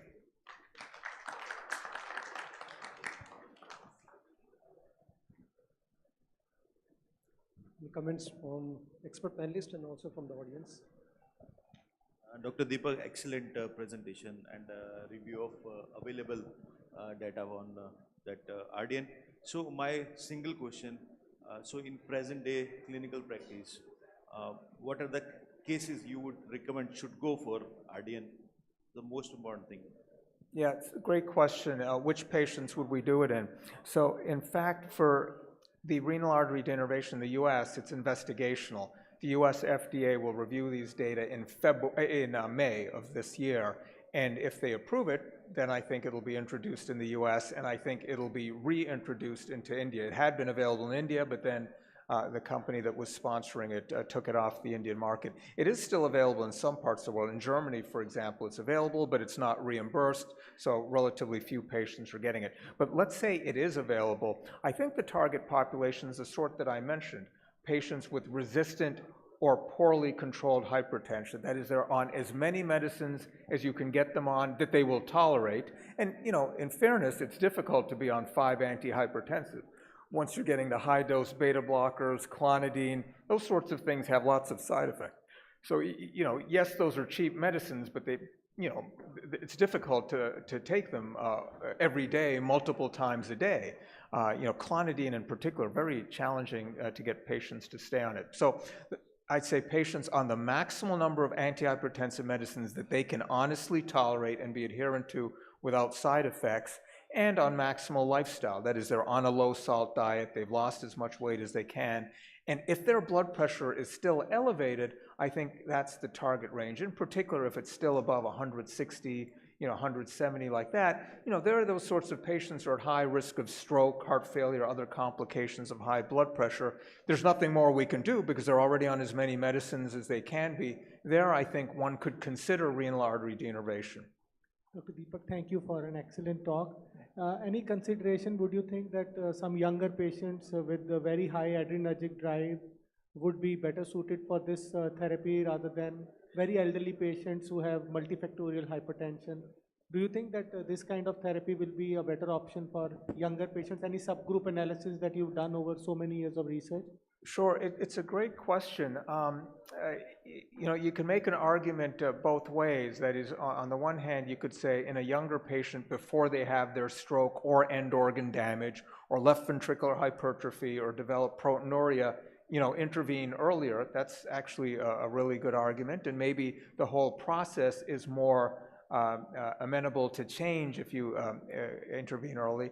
On the other hand, you know, you could also say, well, younger person, you know, we have, I'm calling it long-term follow-up, but it's still really, you know, 4-year follow-up from randomized data. There are some observational data even out to 10 years, but from randomized trials, it's just about 4 years. So there you might say maybe get some more real-world data before doing it in patients that are too young. But again, if they meet the definition that I gave of resistant or poorly controlled hypertension, then I think in a younger person, yeah, a good idea probably, because that patient, you know, a 40-year-old having a stroke, that's devastating. I mean, even an 80-year-old having a stroke is devastating, but obviously in a younger person, that's a lot of cumulative morbidity. Maybe they're the household earner for their home. You know, there's a lot of devastating consequences when younger people have complications like stroke and heart failure. So yeah, I think that's something to consider if it gets approved. Thank you very much, Dr. Deepak. And now we can move on to the next session as we're running short of time. Great, thank you. And if there are any further questions, you can ask during lunch time. And we'll be having one more session before the lunch, and that will be for 15 minutes only. Then we'll have a lunch break for 30 minutes, and we'll be reassembled again at 2 p.m. for the live case, structural heart case. We'll be doing a transcatheter aortic valve implantation and live transmission from Eternal Hospital, Jaipur. They will call upon the next set of chairperson and panelists. Thank you. Thank you so much, panelists, and thank you so much, speakers. So let's begin the next session. As Dr. Sanjeev already announced that we'll try to keep it within the limit of 15 minutes, because then we'll go ahead and enjoy our lunch. And then sharp at 2, so I would request everyone to finish it right after the session and to be back by maximum 1, close to 2. And then we'll start the live one. But before than that, let's move on to the next one. I would request Dr. Ajit Bana, Dr. Sanjeev K. Sharma, and Dr. K.K. Sharma, and Dr. Alok Sharma to please come forward to chair the next session.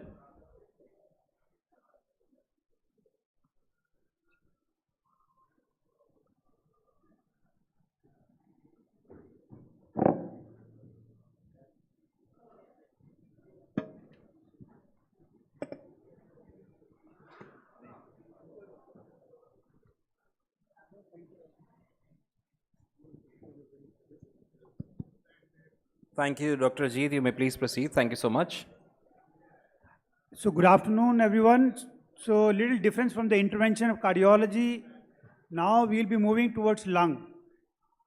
And we will be talking about clots in the lungs, which maybe physicians know, that the thromboembolectomy and all those things. For that, chronic thromboembolic pulmonary hypertension and the treatment, surgical treatment of that, I will invite Dr. Rakesh Sitaraman. Let me introduce you Dr. Rakesh Sitaraman. He is new to Jaipur. He has joined our hospital about 6-7 months back. He is a very well-trained cardiac surgeon.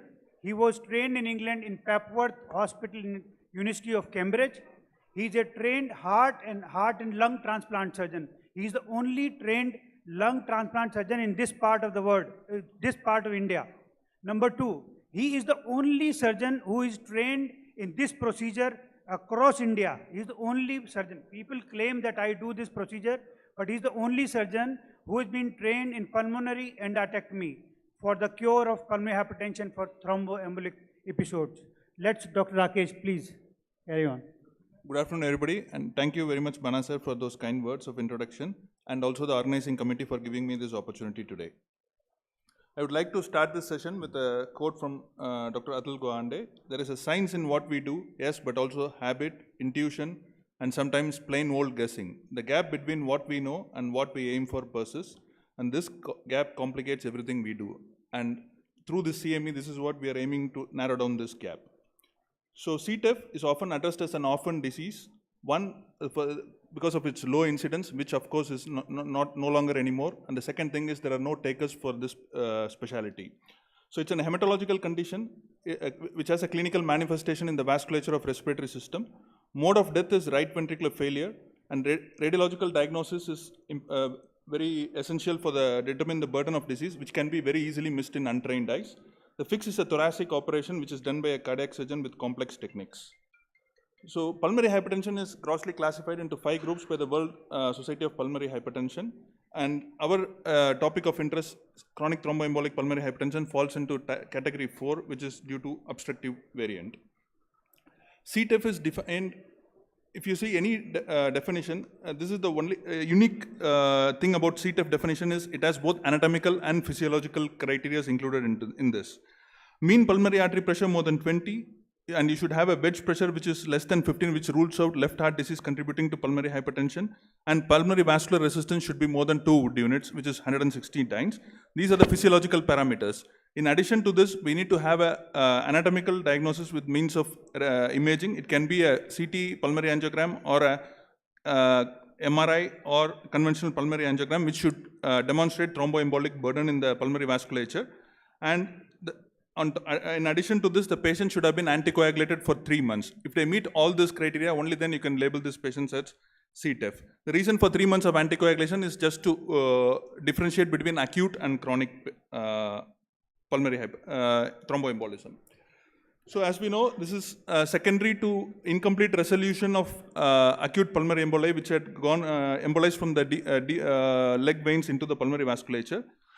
And it is also potentiated by combination of defective angiogenesis and impaired fibrinolysis. This leads to pulmonary hypertension and RV failure. Up to 75% of the patients with CTEPH give an antecedent history of PE, but this is only in the surgical series. But if you as a physician, if you're sitting in the clinic, only 35 to 50% of the patients will have antecedent history. The reason being, the large volume clot make the patient symptomatic, and these are patients who are prone to develop chronic sequelae. However, in spite of underdiagnosis and lack of awareness, the incidence remains low worldwide.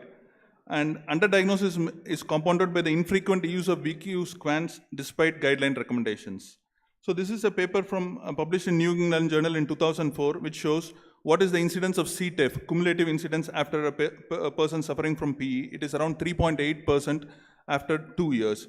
And in the multivariate risk factor and subset analysis, it shows patients with multiple PE, larger perfusion defect, younger age, and unprovoked PE. These are patients who are at high risk of developing chronic sequelae. So these are the risk factors. At the time of acute PE event, if someone has multiple episodes of DVT, large thrombus burden, echocardiographic signs of RV dysfunction and pH at presentation. Usually in acute PE, you don't get pulmonary hypertension, but if someone has in their echocardiogram, and CTPA suggests other chronic changes in addition to the acute finding. These are people who are likely to be followed up and who have high chance of developing CTEPH. And other chronic conditions which can contribute to this are ventricular atrial shunts, infected pacemaker leads. This is the incidence of this is significantly coming up with more and more devices being implanted these days. History of splenectomy and hemophilic disorders and antiphospholipid antibody syndrome. And other contributing things are history of myeloproliferative disorders and increasing incidence of malignancies. These also contribute to acute PE, which in longer run may lead to CTEPH. This is data from United States. We don't have in India what is the actual incidence of acute pulmonary embolism. So we'll try to see what the data from the US says. The incidence of acute PE is 1 in 1,000 in the general population, of which 50% can progress to chronic thromboembolic defects, of which 1 in 200,000 can develop CTEPH, which amounts to 1 in 6,000 annually, 1,600 annually. And incorporating these numbers, extrapolating these numbers to Indian data, we should have around 7,000 cases in India.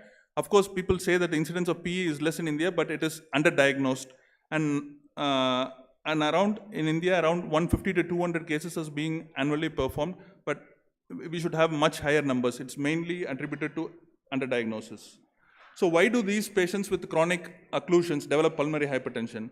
As we all know, lung has dual blood supply. One is from the pulmonary artery, the second is from the bronchial artery. So if the pulmonary artery is obstructed, there is a rise in the pressure. That is one compartment. The second compartment is these segments are supplied by bronchial arteries, the occluded segments. So the bronchial artery hypertrophies and there is defective angiogenesis in the microvasculature. So these contribute to the pulmonary hypertension. But the curative surgery is possible only if we diagnose these patients early, before the bronchial circulation hypertrophies and the microvasculature changes happen. Once this happens, it is in spite of our surgery, we will not be able to reverse pulmonary hypertension. That is the most important thing to understand here, and it is essential to diagnose these patients early to give them a curative surgery. Why pH is harmful? The reason for this is someone who has a mean PA pressure of 30, the cumulative survival compared to general population is no different. But whereas once if you see here, once the PA pressure exceeds 30, you can see the survival drops by 50%. And anyone with a mean PA pressure of 50, there means the 2-year survival is only 20% if we don't intervene. But we don't have, this is published in 1981 because we no longer can follow up anyone to find out the natural history of these patients. So if you have had a patient of acute pulmonary embolism, what do you do with these patients? It is important to anticoagulate these patients. Once they are stabilized, follow them up after 3 months. The basic minimum will be to do an echocardiogram to see if they have pulmonary hypertension and also to do a symptomatic assessment. If they are symptomatic and echo shows pulmonary hypertension, these are patients who need to have further evaluation. So what do we do in these patients? If we suspect pulmonary hypertension, the next best investigation is to do a VQ scan, which will rule out, which will be able to differentiate pulmonary embolism as a cause of pulmonary hypertension. So in patients with CTEPH, you will have ventilation perfusion defects. Whereas in patients with idiopathic pulmonary hypertension, you will have a diffuse mottled pattern. And patients with airway disease, you will have perfusion defects which are consistent with ventilation defects. So this is the hallmark of CTEPH. So once you have this, the next best investigation to do is a CT pulmonary angiogram, which will give you the thromboembolic burden and which will also help to assess how many segments of segments of pulmonary arteries are involved and the disease burden. So once we have done this, we have done a CTPA. So what is the next investigation? We know that the patient has thromboembolic burden. So what is the next essential investigation is to do a right heart catheter. Many centers where the surgery is being practiced, they don't do this, but it is very, very essential for various reasons. First thing being, you will know what is if patient's pulmonary vascular resistance is not high, although they may have thromboembolic burden, there is no indication for surgery. Second thing is, you have a patient in CT scan, you have seen thromboembolic burden where there is we have 10 segments in each lung, and so let's say around 10 segments are involved. Each segment attributes to about 50 dynes of pulmonary vascular resistance. So you have a PVR, you do a right heart catheter, you measure the PVR, you have the PVR of 1500, whereas you have only disease in 10 segments. So there is a significant mismatch between the disease load and the pulmonary vascular resistance. So these are patients where there is significant microvasculopathy, and if you subject these patients to surgery, you will lose them on table. So that is why it is very important to do a right heart catheter, do a PVR, and also to compare whether we have enough disease burden which can attribute to the pulmonary vascular resistance. So this is a paper from which again stresses the importance of preoperative PVR and mortality. So this you can see, once the preoperative PVR is more than 1000, the operative mortality from 5% goes up to 20%. So this also helps in understanding the risk stratification and also giving the prognostic advantages. The second paper, this is to tell you know what is the pre-op PVR, why it's again important to calculate the postoperative pulmonary vascular resistance. This is the largest series published from San Diego by Stuart Jamieson. He is the pioneer in this procedure. And when they share their first 1500 cases experience, you can see that if PVR postoperative pulmonary vascular resistance is above 500, the mortality in this group is 30% as opposed to 0.9% in the other group. So that is why it is important to know what is the preoperative PVR, correlate the disease burden, and also postoperatively to see how much you have cleared and what is the residual pulmonary vascular resistance you are obtaining in these groups. So once you have diagnosed CTEPH, the treatment options are surgical and non-surgical options. Surgical option is currently guideline recommended class 1B treatment of choice if the patient is operable. How do we define operability? Operability is any patient who has chronic thromboembolic pulmonary hypertension, who has a disease burden in the CT scan, high pulmonary vascular resistance, and we are able to correlate the disease burden with pulmonary vascular resistance. They should be proportionate. If you have out of proportionate, then these are high-risk candidates. So these patients who are operable, they should be subjected for surgery without any doubt. Inoperable patient, then comes the question, what are the treatment options left? So all patients need to be on lifelong anticoagulation. The next choice for these patients is pulmonary vasodilators. Recently, a drug which has been approved for use is 𝐒𝐲𝐸𝐴𝐷, which has been approved for, licensed only for CTEPH. This is the only drug which has been licensed for CTEPH, and it is useful in patients who are inoperable candidates or patients who have post-surgical residual pulmonary hypertension. This drug can be used, and it is shown significant improvement in functional class of these patients. Prior to advent of pulmonary endarterectomy, the only option available was heart-lung transplant or bilateral lung transplant, depending on the function of right ventricle. However, if you see in the best of the countries, in the Western data, high-volume lung transplant centers, the 1-year survival is around 80% and 5-year survival is around 40 to 50%. This is the outcome for bilateral lung transplant. So in the subsequent slides, you will understand why pulmonary endarterectomy is a much better procedure if the patients are diagnosed early and they are subjected to this procedure. The first procedure was done by Dr. Braunwald in 1970 in UCST, and subsequently the largest series till today is from UCST by Dr. Stuart Jamieson and Dr. Michael Madani. So they have done about 3,500 cases, and this is the largest series so far. They do perform around 200 to 250 cases annually, but with the population in India and with the incidence, I'm sure we will be able to do much larger volume. The only thing is we need to be aware of this condition and we need to diagnose this early. So what is the challenge in doing this surgery? The main challenge is the central location of the pulmonary artery, which is wedged between the two lobes of lungs, and the cardiac structure in the middle, and because of the dual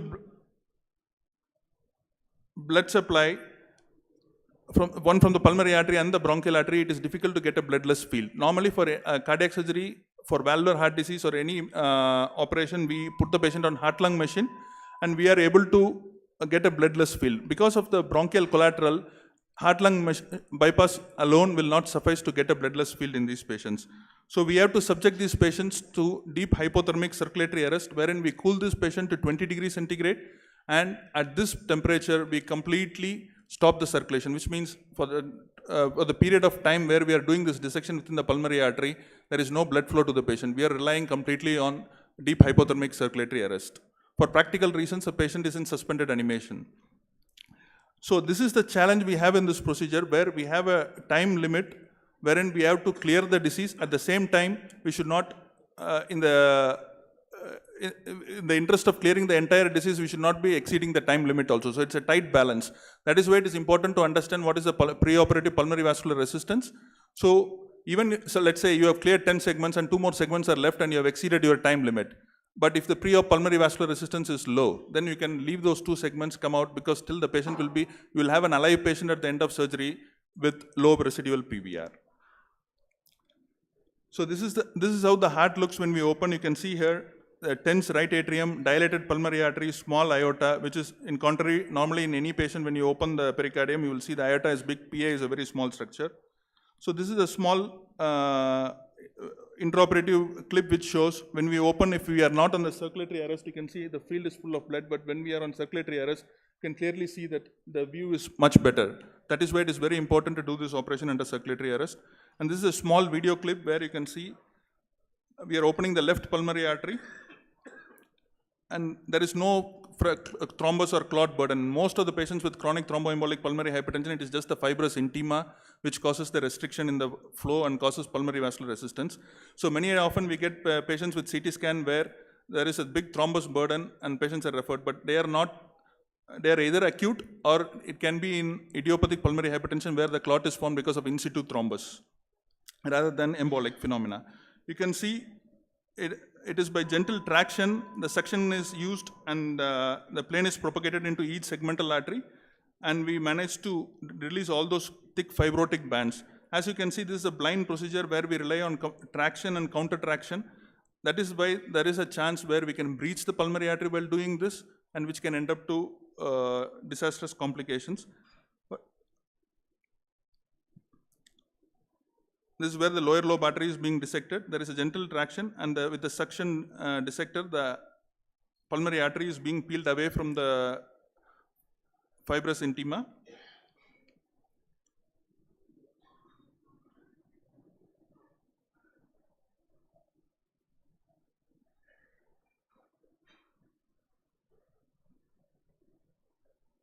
This is after completely removing the disease. You can see all the obstruction have been cleared, and you don't see any thick fibrotic bands anymore, and all the segments are cleared. So this is the specimen which we usually get after we do the dissection. This is type 1 when we say the disease, the fibrotic intima starts from the main pulmonary artery. If it is in the lobar level, we call it as type 2 disease, and in the segmental level, it is type 3 disease. The type 1 specimen might look attractive, but type 3 disease where the small fine tails, these are the ones which will make hemodynamic impact. It is important to get these fine tails out to have a good drop in pulmonary vascular resistance. The complications specific to this surgery are airway bleed. As you have seen that if you breach the pulmonary artery because it's a blind procedure, you will have catastrophic bleed. Prior to the advent of ECMO, these patients used to die on table. Now with vast experience in veno-arterial and veno-venous ECMO, we are able to salvage these patients. We put these patients on ECMO, leave them for 48 hours off anticoagulation, the bleeding stops, and we are able to wean them off subsequently. Same for reperfusion injury, because all these areas have been obstructed, we peel off the intima, the endothelium is more leaky now, and for this reason, after post-surgery, there can be transudation into the lung parenchyma, which causes reperfusion injury, and you can see the X-ray will be somewhere where it's a complete whiteout. You will not be able to ventilate these patients. So these are patients, again, who can be salvaged with veno-venous ECMO. So veno-venous ECMO is mainly for reperfusion injury. If you have an airway bleed or RV failure, you do a veno-arterial ECMO. So this is the latest ECMO series unpublished data which we were working on when we were in Paperth, which is going to be published shortly. You can see out of 1,885 patients who had pulmonary endarterectomy between 2007 to 9, there is a 5% requirement of ECMO, of which 50% of the patients can be salvaged. So otherwise, in the patients who don't require ECMO, the survival rate is 99%. So this is the data with permission I am sharing here. This is the place where I trained the PTE data over the years. 97, the program was started where you can see 6 cases was done with a mortality of 60%. The latest data in 2019, you can see it around 200 cases annually with 2% mortality, which is as comparable to any other cardiac surgery these days. This is the only paper where in circulation it was published where the long-term data was looked into for these patients, where the overall 1 year, 3 year and 5 year survival rates were published.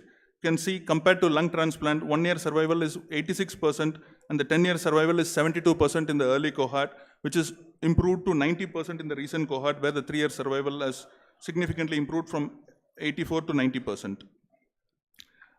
And post-operative mean pulmonary artery pressure more than 38, and if you get a PVR less than 425, these patients have a good long-term outcome. These are the 2 important criteria where you assess post-operatively to decide whether to start pulmonary vasodilators or not. So to conclude, CTEPH is commoner than thought. A severe CTEPH has poor prognosis if untreated, but amenable to cure by PTE surgery if diagnosed early. An early referral to specialized center helps in timely diagnosis and instituting appropriate therapy. Thank you so much for your patient hearing.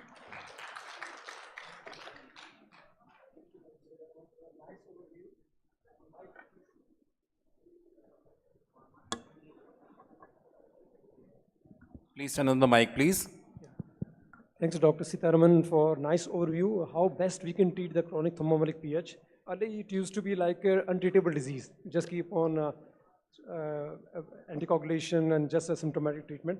Now it's very much clear that if the patient is having chronic thromboembolic PH, you can advise them for surgical treatment and send to the specialist. So so that they can get the best outcome. Definitely, sir, definitely. Thank you very much. Now, as we are running short of time and we have a live case planned for the 2 p.m. From the Eternal Hospital Cath Lab about transcatheter aortic valve, we'll be having if anyone has a question, you can ask them personally during the lunch time, and we'll be having quick lunch for 20, 25, 30 minutes, and we can reassemble at 2 p.m. for the live case from 𝐒𝐻CC. Thank you so much. Thank you. Thank you to all the panelists and thank you to the speakers. So we'll be back. We'll try to be back by 1:50 because we already have the patient at cath lab. So we request everyone to please be back by 1:50. Sharp at 1:50, we'll start the live case. So once again, it's a request from everyone to be back by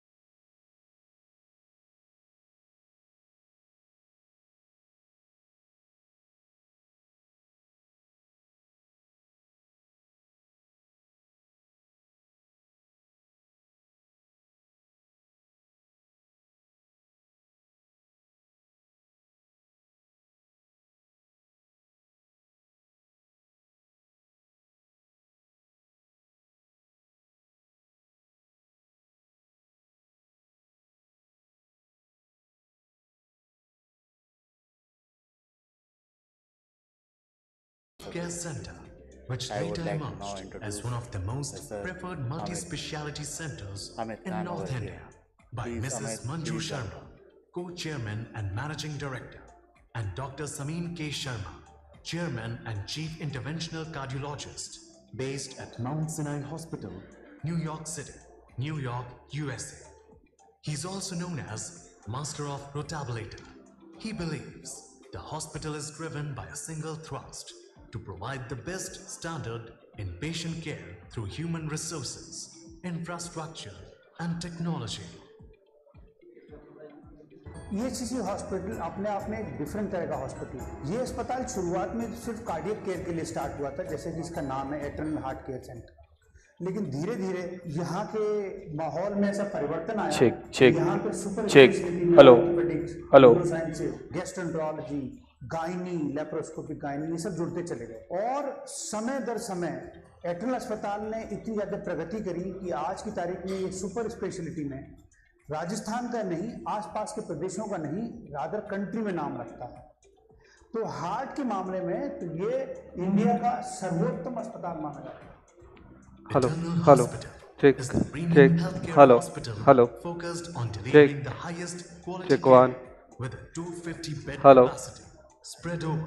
hello hello check check one आवाज बढ़ाना थोड़ी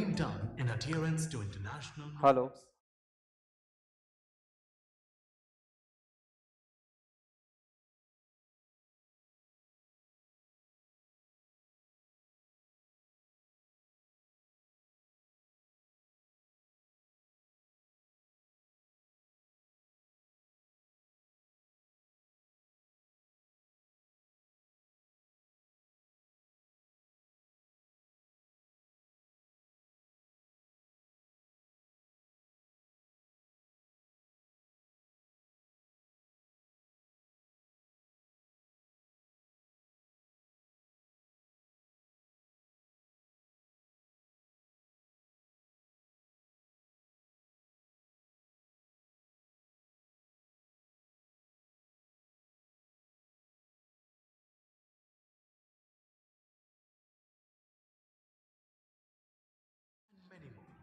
It also offers unique services like nuclear medicines, infectious disease department, fast-track surgeries, preventive health department, our centers of excellence. Besides excellent results in cardiac care, the hospital also offers endocrinology and diabetics, gynecology and obstetrics and IVF, lab medicine and pathology, pulmonology and urology. Apart from these, Eternal Hospital offers tertiary care, namely cardiac sciences, neurosciences, renal sciences, orthopedics and joint replacement, critical care, internal medicine, and many other specialities supported by a highly competent team of doctors and medical staff. The center has dedicated 7 operation theatres, state-of-art ICUs, blood bank, comprehensive path lab, sterilization room, Roche-Covers 6000, biochemistry analyzer, 𝐡𝐢𝐤𝐴556 Max hematological analyzer, coagulation analyzer.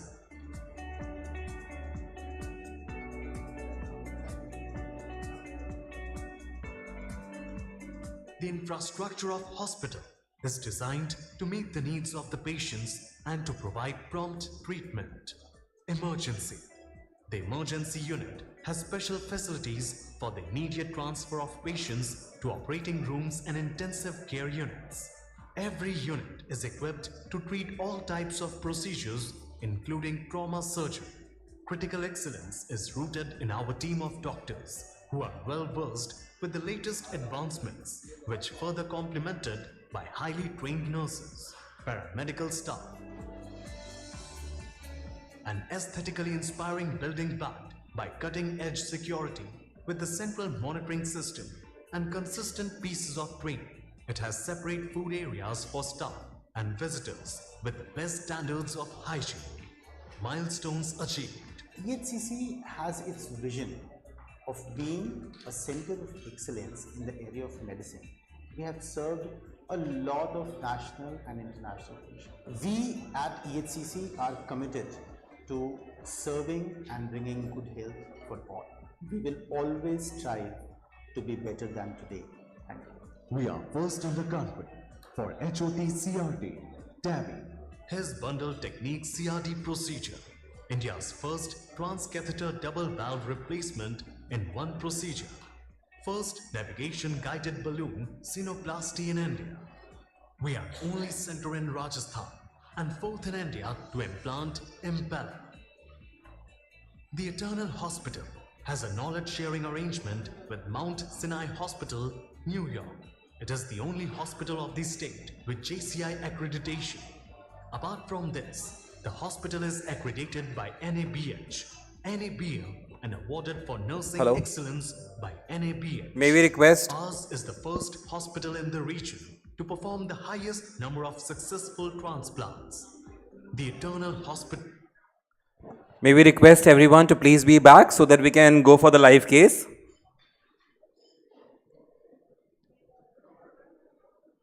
Once again, I request everyone to please come back so that we can go for the live case. Thank you. Supported by ultra-modern infrastructure.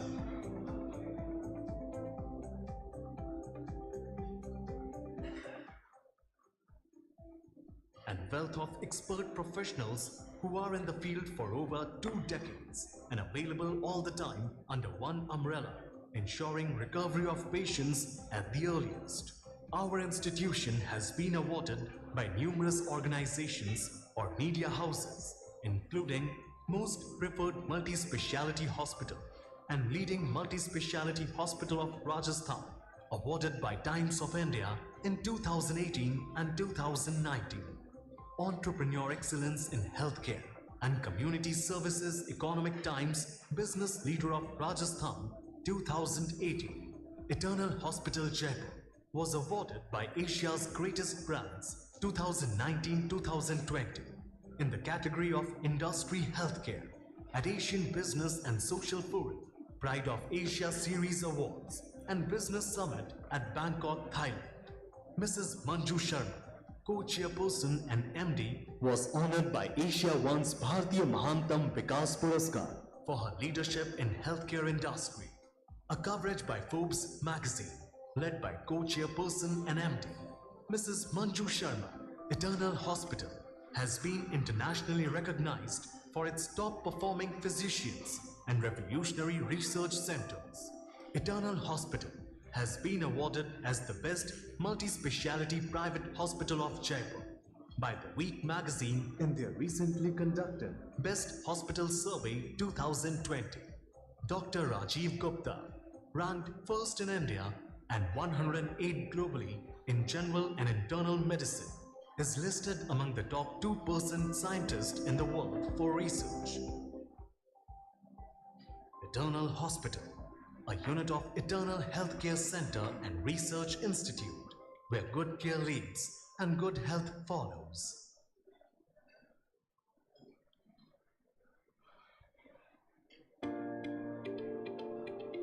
India's largest state's capital, Jaipur, popularly known as Pink City, surrounded by the world's oldest mountain range, Aravalli.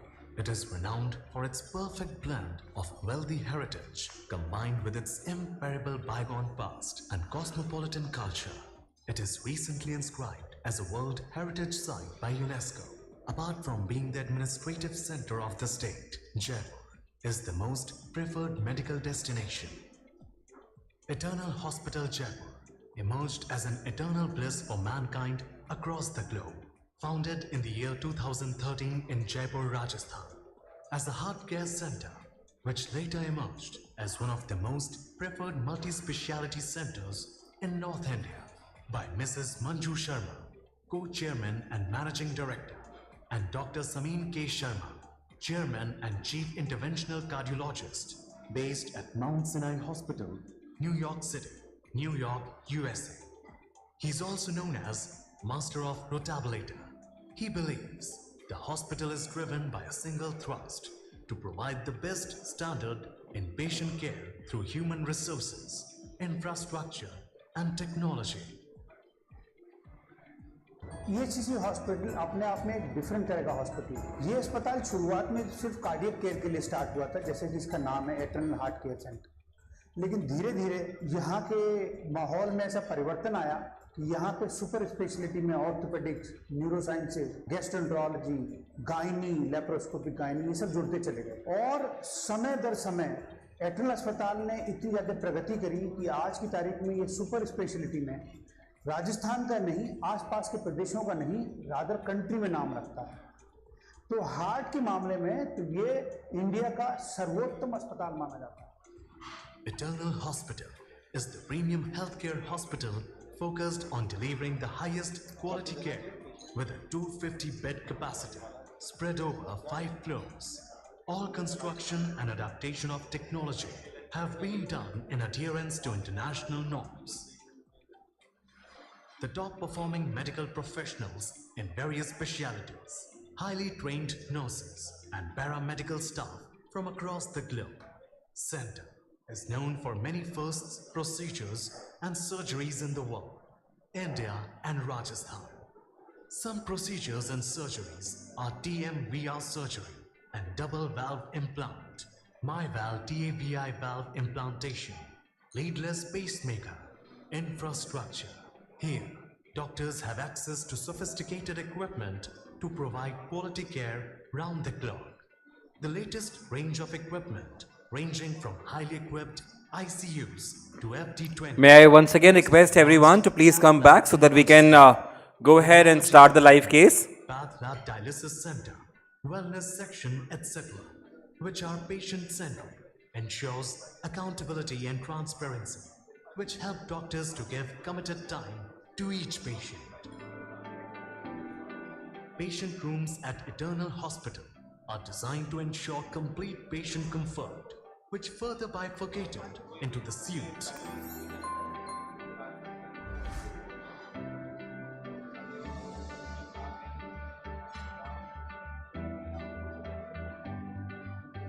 Super Deluxe. Alright, so I think it's time for us to go for the live case. On twin sharing basis with all possible amenities. Panel, please turn off the video. Multi-speciality. Eternal Hospital. Thank you so much. Well, once again, I request everyone to please come back as we are going ahead for the live case on structural heart intervention. In next 1 minute. So may I once again request everyone to please be back. Okay. All right, here we're all set. So to chair for this session, may I request Dr. Raj Makkar, Dr. Sanjeev K. Sharma, Dr. Ram Chitlangia, Dr. Nikhil Chaudhary, Dr. B.M. Goyal to please come on the stage to chair the session.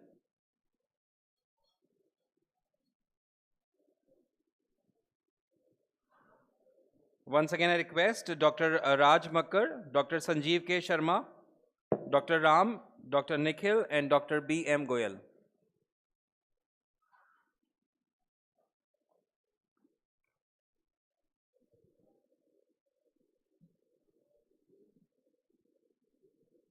And once again, I request everyone, you all can join us back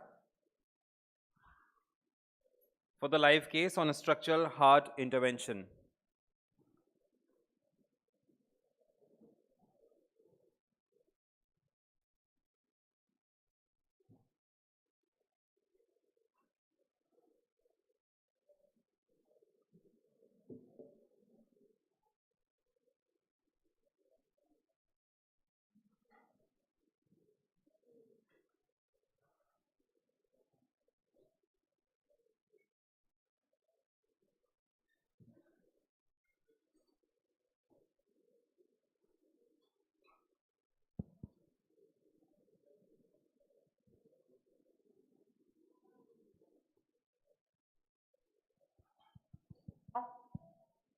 Hello, 646.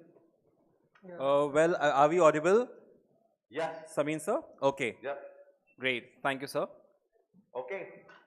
Good. I know that I'm hearing my voice echo. I think sir is audible properly, right? Yes, sir. You're audible properly, sir. No problem. Okay. Injector ready. Okay.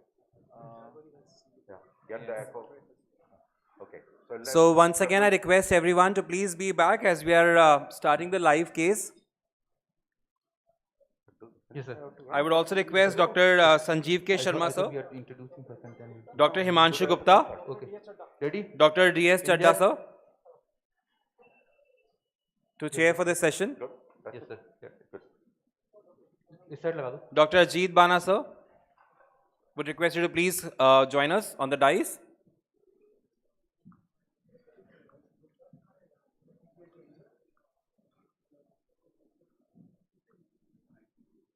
Captain has been given? Yes, sir. Good. ACT.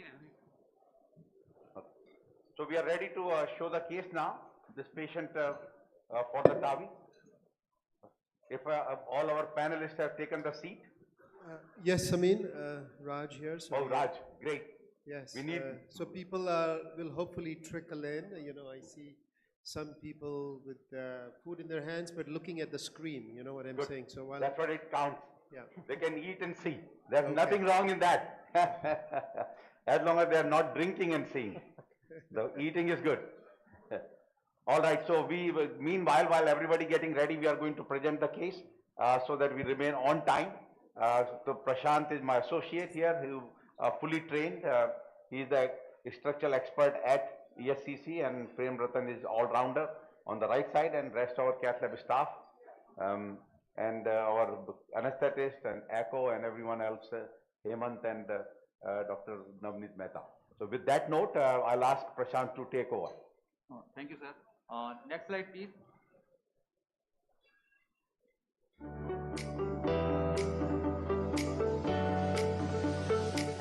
Eternal Hospital, Jaipur is the most preferred healthcare center.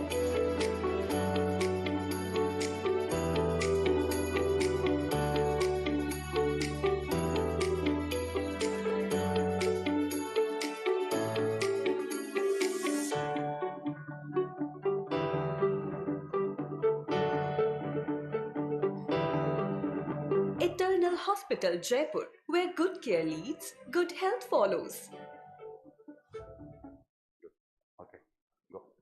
So just to introduce the case, she's a 82-year female with a height of 152 centimeter, weight of 62 kg, body surface area of 1.6. She had a comorbidity of hypertension, hypothyroid, COPD. She presented with dyspnea on exertion, NYT class 3 and recurrent pre-syncope. Echo showed a severe aortic stenosis with peak gradient of 78, mean gradient of 52, aortic velocity of 4.5 and the valve area is 0.4. Patient also had a mild 2 plus AR, moderate MR, it's a 3 plus MR, and moderate TR, severe pulmonary arterial hypertension, and EF is 50%. ECG shows sinus rhythm, narrow QRS, normal PR interval. Next slide, please. This is the ECG showing narrow QRS. Next slide, please.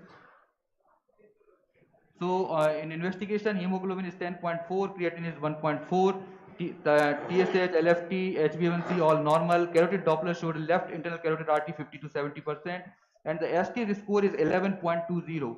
So she clearly in the high risk category. Next slide, please. So this is the CT aortogram which shows annulus, which is minimum dimension is 19.8, maximum is 26.0, average is 22.9, and the area derived diameter is 22.9, and the area is 413. If we look at the LVOT seems to be relatively larger, so the area is 454, and at the annulus there is the annular calcium at the left coronary side and the right coronary cusp side. Next slide, please. So this is the sinus of Valsalva. So right coronary cusp sinus is relatively borderline, it's 26.7. Left and non-coronaries are okay. Coronary height are pretty much okay. Left main is 11.3, right coronary artery is 11.1, and the STJ and ascending aorta are normal. Next. This is so this is a coplanar view and the aorto angle. So this shows a 66 degree of angle. So it's clearly a horizontal aorta. And these are the coplanar view. This is LO6, caudal 6, and this is a moderate to severe calcification. Next slide, please. So there is a trick. So we see the iliofemoral, so we can clearly see the left side femoral is very high bifurcation, and there is a acute band at the distal abdominal aorta just above the bifurcation. So there is significant tortuosity at the level of bifurcation. So next slide please. So this is a snake view. Next slide please. So in this view we can see there is a severe calcification at the level of arch, as well as there is significant calcification at the level of distal abdominal aorta. Next slide. And so if we look at the challenges, this patient is having advanced age, valve area of 0.4, severe pulmonary hypertension, annular calcification, LVOT is relatively larger than annulus, horizontal aorta, borderline right sinus of Valsalva dimension, calcified acute band in the infrarenal aorta just above the bifurcation, left femoral high bifurcation, and the calcification at the aortic arch in distal abdominal aorta. Next please. So we are planning to go with a conscious sedation, and we are planning to go with the main axis should be the right femoral artery axis, and we will go with a 14 French expandable sheath over the Lunderquist wire to negotiate that calcium with a 2 proglide. We will do the coronary angiogram, and then we may or may not do the pre-dilatation, and then the valve should be 23 millimeter plus 1 cc. My valve, that is a balloon expandable valve. Raj, question to you is, with that calcium, and I know that you are a very proponent of direct TAVI and not to the pre-dilatation, with such a high gradient and tortuosity in horizontal aorta. One, does it make your mind whether to do a pre-dilatation or not? And second question, in this particular case is that what else we can do in terms of making the delivery besides the Lunderquist wire, which we use only for advancing the sheath. Yeah. And so. So I think, Samin, this is, you've nicely highlighted the challenges that are associated with this case. I think in this case, I would be inclined to go ahead and pre-dilate.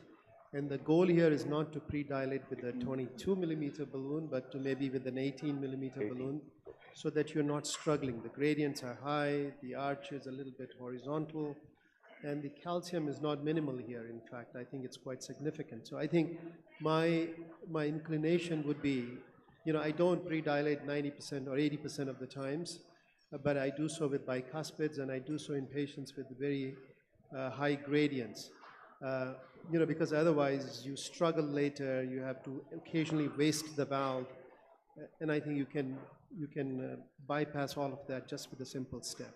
Okay, very good. So we are, unless anybody has any questions from our panel, we are ready now. We showed what we've done so far.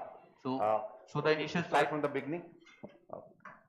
So initially we took the 6 French venous sheath on the left side. Next please.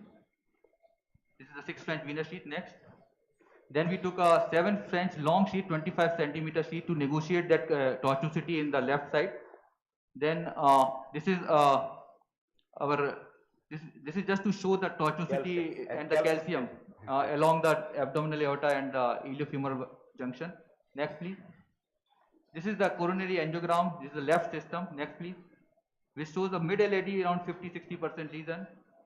Next please. This is the right coronary artery, non-obstructive disease. Next please. Then this is the temporary pacemaker from the left femoral vein. Next please. And this is we went through up and over with the help of IM catheter and the thermo wire. Next please. This is the advancement of 018 wire, so that it will help us as a landmark wire, and as well as it will help us for the femoral access, and it will be a safety wire. Next please. Next. So this is after taking the axis. Next please. Look at that band. And this is the advancement of 14 French dilator. And it's on the Lunderquist wire. Yes. Because of that tortuosity, we selected Lunderquist for this. Yeah. Yes. Next please. This is the 14 French expandable sheath over the Lunderquist wire. Next please. And actually all sizes of my valve can go through the 14 French expandable sheath. Yes. And this is a very calcific valve, and you can see this aortogram. So this is a coplanar view where we can see all the 3 cusps are at the same level, and here we are. So we are ready to cross. And as you suggested, we have a 18 millimeter balloon ready, that we are going to cross it, take the hemodynamics and dial it with the 18 millimeter balloon. Go lil aleo. And this is the AR2 and Terumo, the straight tip Terumo. And coronaries are okay. And anatomy wise, it's not a hostile features. So show the hemodynamic, the trace gradient here. This is the one. Yes, sir. Yeah. Okay. All right. We are showing the why. No, we need to get a little better. Yeah. Want to V0? Okay, Yeah. just 1 second. Flush. Good. Okay, good. All right. Yeah, we have the hemodynamics down there. Okay. Okay, record. So that's where we are now. So I'm surprised the gradient here doesn't look as high. So yeah, definitely, you're right. But Hemant, what is the gradient on your side? It's a mean gradient of around 55. Okay. So I mean, we always see that. I'm sure that once patient under anesthesia and gradient goes down. I know when we start doing the trials, I'm sure Raj will remember that all the gradient many times 40, 50 used to become 15, 20. Peak gradient of around 70 mm. So you've normalized. Peak gradient is still 70. 70. Actually. Yeah. 70. It's okay. I mean, I think it's severe aortic stenosis. Yeah, that's right. Come to little Aryo. Little more Aryo. So now you're put. So Dr. Gupta next to me has a question. Why did you choose a 23 plus a CC, and why not a 24.5? Since you have intermediate sizes available in my valve. So Yes. you have any thoughts on that, Samin? And Yes, yes, Dr. Makkar. So the 24.5 millimeter wall is about 13.5% oversized for this anatomy, and the 23 millimeter wall is around 1% oversized for this anatomy. That's why we choose for a 23 millimeter plus 1 cc extra, so that it will come around 3 to 4% oversized. So as we all know that for the balloon expandable wall, we don't want more than 10% oversizing. That's why we choose the 23 plus 1 cc millimeter of wall. Actually, but Raj, when we did the heart team discussion, I asked the same question. But clearly, with the 3-man show and from the company perspective, so all was that 24.5 will be a little too oversizing. I mean, we do at the 15% oversize for the self-expanding usual. yeah. Okay, now we are going with the confida? Yes. Okay. So now we have put the pigtail at the apex and ready with the confida. You saw that step, I'm sure everybody has adopted it, that you go with the, you cross with AR or AL, and then you use the long extension wire for your pigtail at the apex, and now we are ready to, with a stiffer wire, whatever required, whether it's a confida or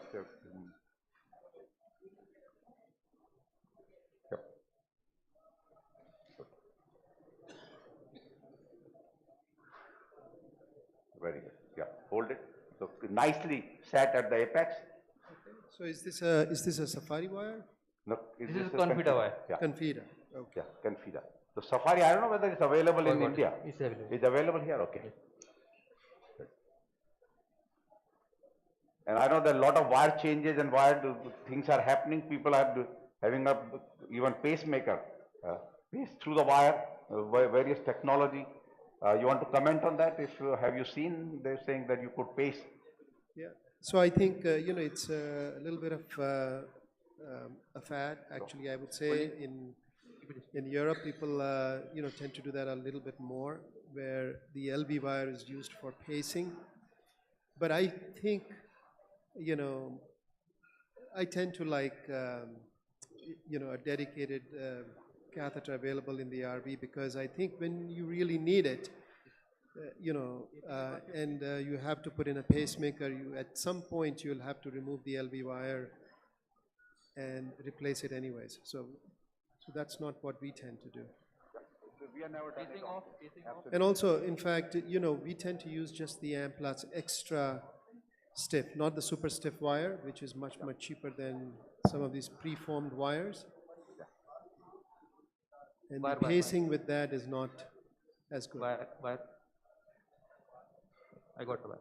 Okay, good. All right, Okay, so bring the valve now. we saw that the balloon went up. You took up the 18 millimeter balloon up. Yeah. And it nicely came up. Okay. The skirt is ventricular already. So Show that. maybe we missed it, but did you pace at that time? Because it was very, Yeah, it looked we very did, stable. Yeah. Okay, We it looked very pace, stable. Yes. So I think it's just, you know, it's a good idea, at least in the beginning when you start doing TAVRs, to do this, because it gives you a little bit of a practice drill, you know, so that everybody knows what they're going to do, and then you can repeat that drill at the time of the actual deployment. Yep.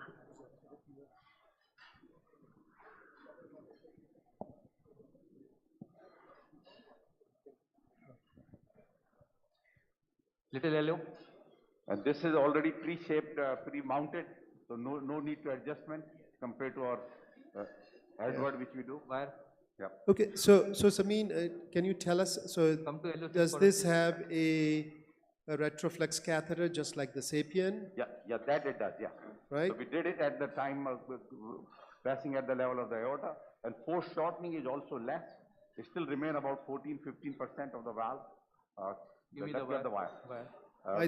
I think what we saw was that it did come up very nicely over that wire. The system came up very nicely despite the tortuosity, and I think a lot of this is also helped by a wire. So we see that you have a little bit of a okay, the blood pressure. Pigtail, so pigtail got little curled up, so we are going to put a wire. So rather than doing multiple efforts and knowing this tortuous vessel, aorta, so just putting another wire and bring it to the. Yeah. So. See that how much tortuosity is there? Yes. So tough to advance. Why? Same. Give us the proper wire. Let's see. Okay. Yeah. So I think one of the other questions here is, you know, in such tortuous anatomy, should you consider putting a pigtail catheter from the radial approach? Yes. I think this is manageable, as Samin and Prashant just showed us. So we need to connect with them. Sorry. Okay, we are going to undo. Ready now? Okay, so we have brought it to the non-coronary sinus, left the fluoro. Little push.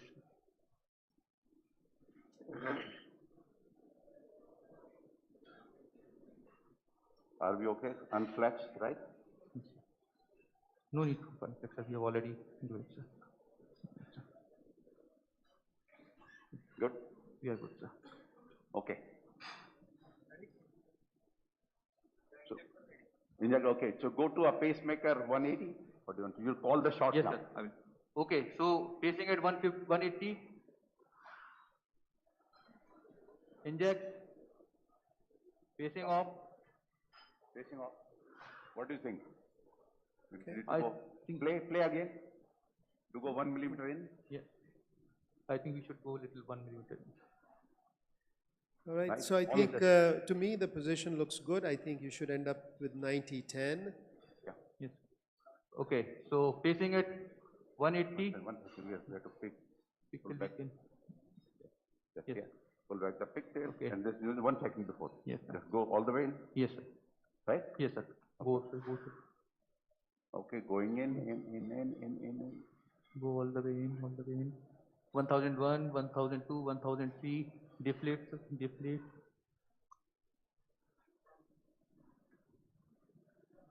Remove. I guess you can stop the Pacing off. Pacemaker. Yeah.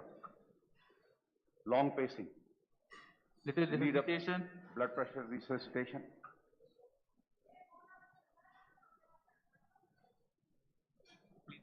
What is on echo? Flush. Now we need a little push on the pressure. 100. It gets nicely देखो sir applied. ये वाली के ऊपर वो है इसलिए sheet block है उस वाले में प्रेशर नहीं इसमें है ना no no we are at the long sheet इसके थ्रू ये जा रहा है उधर प्रेशर ठीक है व्यू प्रेशर का स्टेबल चल प्रेशर का pressure circulation. Yes. Good. Pressure is good. All right, things are stable at present. And we echo. Hemant, you comment. Hemant has the microphone. Yeah, it's a good, nicely optimized. What, 90-10? Yeah, it's a 90-10. Well, that's what... So I think if you can relax the tension on the wire a little bit, maybe the question is this valvular, is this paravalvular? Because, you know, the wire can stent one of the leaflets.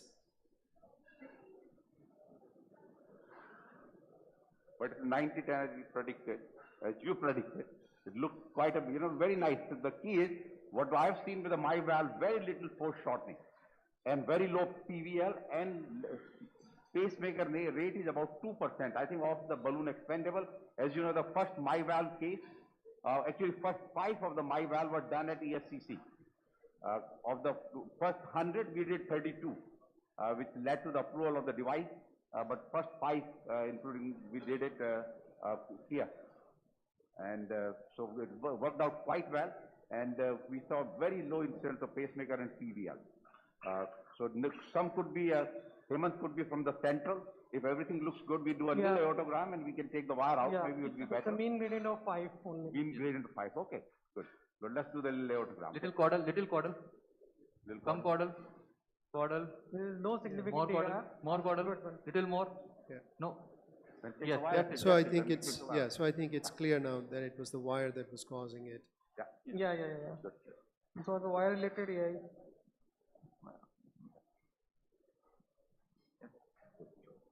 Okay, let's bring it away from the picture. 1 second.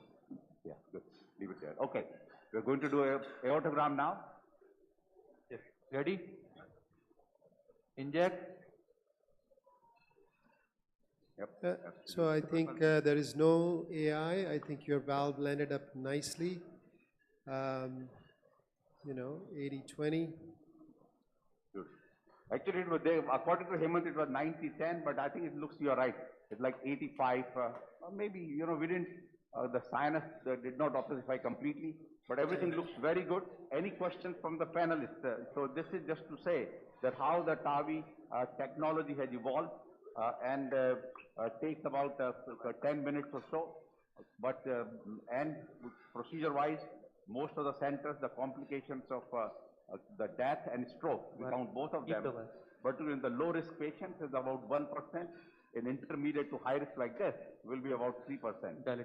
Of course, biggest thing you worry about the stroke in somebody who is so tortuous aorta and calcific. Central devices are here available, but because of the added expense, they're very rarely used in India at present. In America, we used to use quite often. We went down, then we started back again because our central use went down, and we started having some CVAs. And also, Raj, you can comment on your sentinel use. I say we used to be 65. I think that even in the United States, it's actually not being used in more than 10 to 11% of cases nationwide.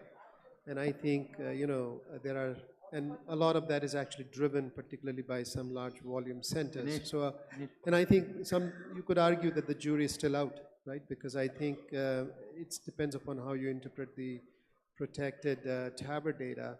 Some people would say that the trial was negative, other people would say that the trial was positive in terms of preventing major strokes. So I think we'll have to wait and get more data from the UK study, the British Heart Society study, and I think, and then a meta-analysis of the 2 studies will also be done. So I think we'll have more data to actually to base our decisions on in the future. But at this point, I think it's reasonable to use it in patients who have very heavily calcified bicuspid valves and who are young patients. Beautiful. Okay, so if no question from the panelists, I think to catch up on the time, we are done from our ESCC for the TAVI placement, and we thank all our panelists there and of course attendees, and thanks from the ESCC Cath Lab and my colleague both Prashant and Prem Ratan. We are done. Thank you. Excellent, excellent. Congratulations, Samin, on a very well done case to you and to your team. Off camera. Now we can move on to the next session. And Chairperson Panelist can be continued, and we can have Dr. Bana. So, thank you, panelists, for the session. Now, moving on to the next one, may I request, since Samin sir would be joining us soon, Dr. Raj Makkar sir to stay with us, Dr. Ajit Bana sir, Dr. Sanjeev sir to stay with us, Dr. Himanshu, Dr. Subhash Chandra sir, please join us.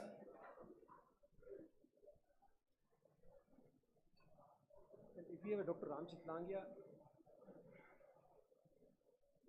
Dr. Rohit Mathur, Dr. Rohit Mathur,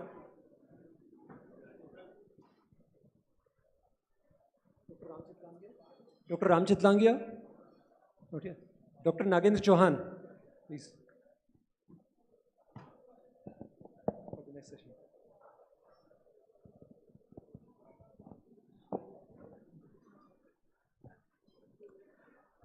Yes, good afternoon, everyone. So it's my proud privilege to introduce Dr. Raj Makkar, who is a well-known name in interventional fraternity. And I'm also privileged to have visited his center in Cedars-Sinai, and he's one of the highest volume operator.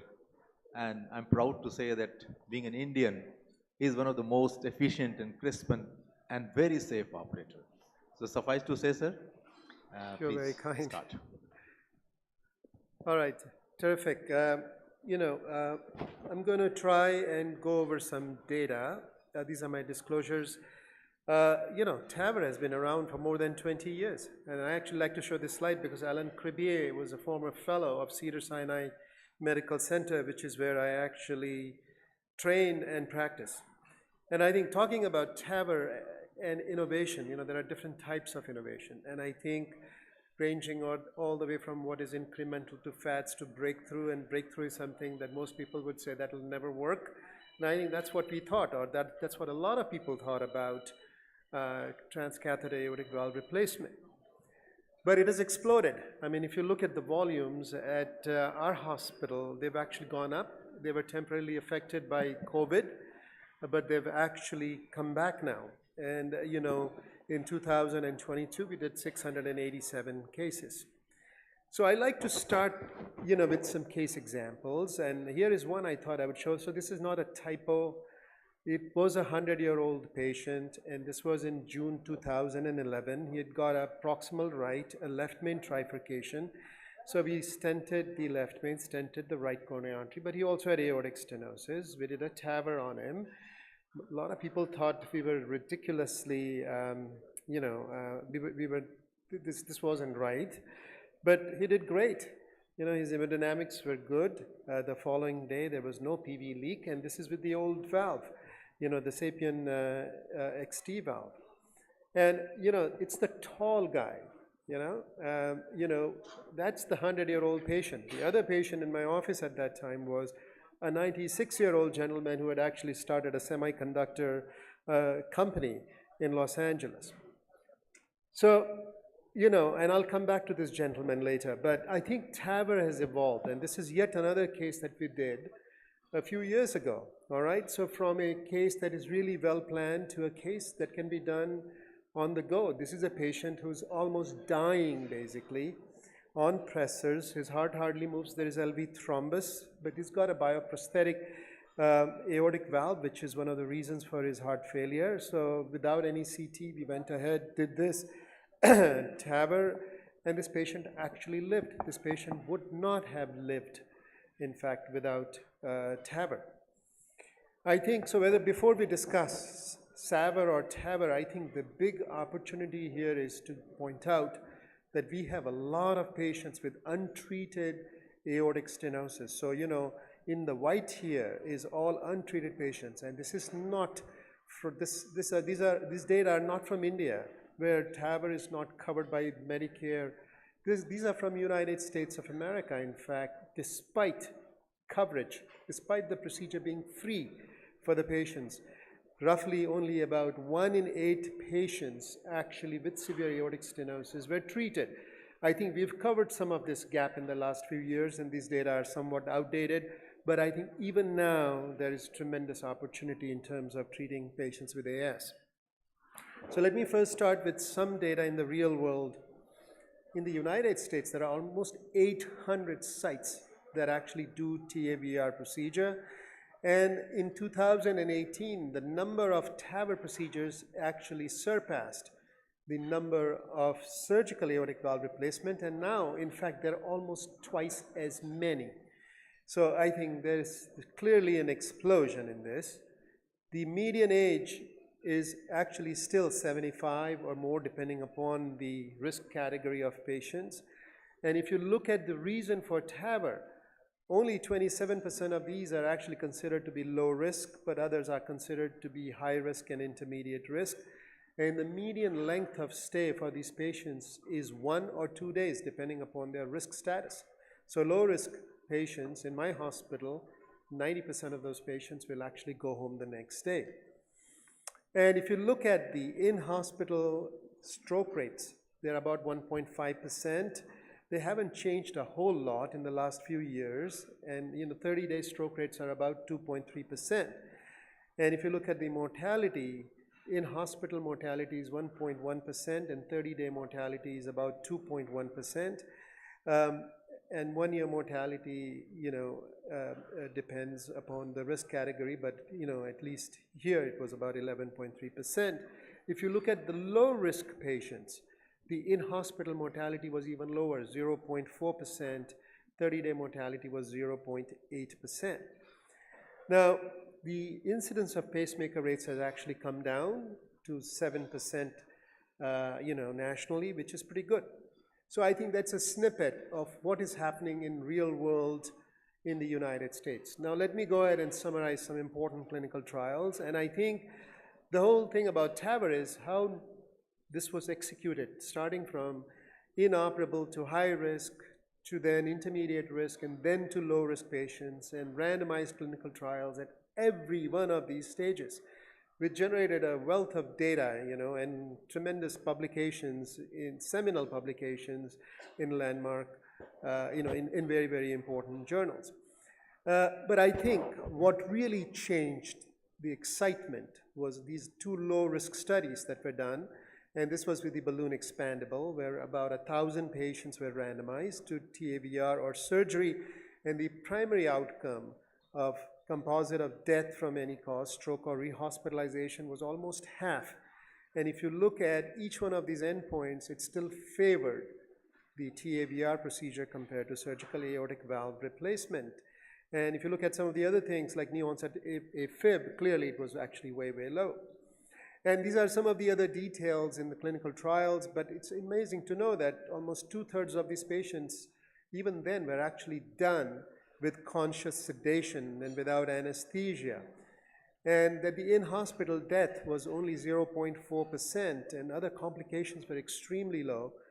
And this is just looking at the primary endpoint, so most of the separation actually occurs early on in the first 3 months or less than that, and then things are relatively parallel. And some of the other endpoints, I think, are also very favorable when you look at in terms of TAVR actually superseding the outcomes of surgical aortic valve replacement. And here are some of the other endpoints as well. Yes, the new left bundle branch block went the other way. Almost 20% of the patients, 22% of the patients actually have a left bundle branch block after TAVR procedure. Functional assessments were better at 30 days, but the same at 1 year when you compare the 2 therapies. Similar outcomes were seen with the self-expanding valve. All right, once again, as you see, better outcomes, primary outcomes, better secondary outcomes, and the picture here should be of the self-expanding valve. This was a little bit larger study, 1,400 patients. And these are, just looking at the results, the individual endpoints, they're very similar to what we actually saw with the balloon expandable valve. And yes, the hemodynamics were actually better than surgery with the supraannular valve, and similar things with the with the functional data. Now, the argument is made, so these are just short-term data. Show me some long-term data. So that data comes from the intermediate risk studies, and in the patients that underwent transfemoral TAVR, not the entire cohort which included transapical also where the outcomes were worse, but this is the way TAVR is done today. Even with the use of an older valve, the outcomes were similar in terms of death or disabling stroke. The valve hemodynamics were actually better than surgical aortic valve replacement. PV leak was an issue. You know, this valve did not have a skirt, but that was ameliorated with the SAPIEN 3 valve. These are not randomized, but these are propensity matched comparisons. And when you look at these data compared to the surgical cohort in the intermediate risk study that I just showed, the outcomes were actually very favorable for TAVR and very similar in terms of structural valve deterioration and valve durability. And the same thing held true for the CERTAVI trial in the intermediate risk patients. And in fact, there are even 8-year data that are actually available in very small cohort of patients where the outcomes, hard outcomes were similar between surgery and TAVI, and the hemodynamics were actually better than surgery.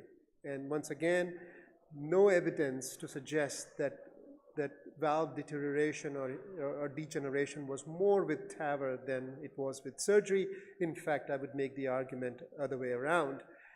And if you put into aggregate all of these data, in all of these clinical trials, almost 5,000 patients, once again, you can see that the outcomes are no different, in these patients. So I think the important thing to remember is there was no bicuspid aortic stenosis included here.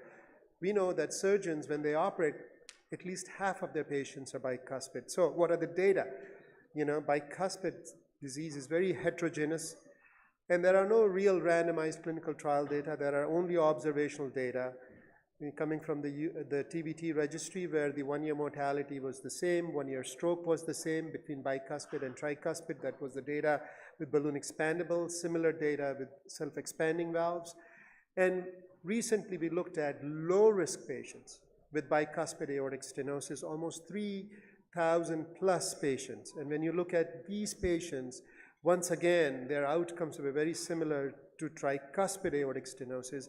And if you look at these acute outcomes here, open heart surgery was required in 0.4%, annulus rupture 0.2%, coronary obstruction 0.03%, need for second valve 0.3%. These are pretty good results. Okay, all-cause mortality in the hospital at 30 days was 0.9%. That is very good. The only caveat here is, of course, right, that these were selected bicuspid patients. So we should not extrapolate this to all-comer bicuspid aortic stenosis that undergo TAVR. So these are data at 1 year, once again. The outcomes in terms of death and in terms of stroke were similar when you propensity match them. And this is 7,000 patients, once again, nothing to suggest that at least the way the patients were selected, the outcomes were worse. Now, what we know is that with bicuspids, it's the anatomy that matters. All right, so we did this study where we took more than 1,000 CT scans from different sites, and we actually showed that when you have the combination of excess leaflet calcium and calcified raphe, that is when the outcomes are worse. And the best outcomes are when you have none of those. All right, so I think it is important to CT phenotype your patients before you do this. And it's not just the calcium, it's the aortopathy, it's the height of coronary arteries that should determine whether patients should get one or the other treatment. So I think the important thing is, and Dr. Jeet is going to talk about this, how do we stack young patients who get bioprosthetic valves are going to need 2 or 3 procedures in their life. So how do you stack them? Do you start with surgery and then do TAVR, and then another surgery, a redo when they're 70? Or do you start the other way around? And the starting age here is 40, but what if the starting age is 50 or 60? And I think that is where you have to individualize. So I think there may be some yellow flags for TAVR in the young, in the very young. I think the unsettled issue of durability, but there are no alarms so far. and of course the bicuspid anatomy and conduction system issues. So what do the guidelines say? The guidelines actually suggest that when you are less than 65, surgery is a reasonable. It has class 1 indication. Between 65 and 80, both have class 1 indication. More than 80, surgery, TAVR has class 1 indication. I think as we start doing these, what is going to become important is how are we going to do repeat TAVR, and that is an area of very, very active research right now. In fact, we have an upcoming analysis in more than 1,000 patients undergoing TAVR in TAVR, but it seems to be reasonable, but it needs to be thought out and it needs to be planned. So I talked about aortic stenosis, just a couple of words of aortic regurgitation. So this is a special valve called JenaValve, which is designed for aortic regurgitation without calcium, and it has these locators or clasps that hold on to the leaflets in addition to the anchoring in the annulus from oversizing, and it's available in 3 different sizes, as is shown here. But here is the case example that I wanted to show you. As you can see, with echo, we can localize these locators. We will trap the leaflet between the body of the frame of the valve and these locators, and you can look at the echo at the bottom, and the angiogram where you actually see no residual aortic regurgitation. So the study is completed enrolling, and in about a year we'll actually have some data. This valve is now approved, has a CE mark approval in Europe. So let me go ahead and summarize. TAVR is the preferred treatment in symptomatic patients with AS, irrespective of surgical risk. I think the key determinant for eligibility should be anatomic suitability, coexisting coronary artery disease, and age and considerations for lifetime management.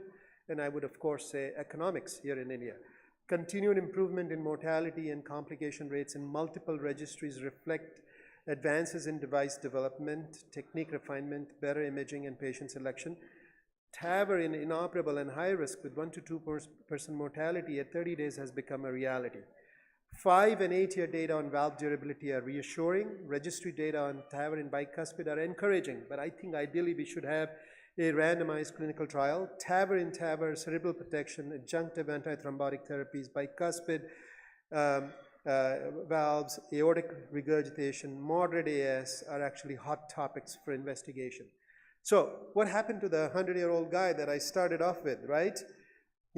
This is an email that I got from his daughter when he was 104.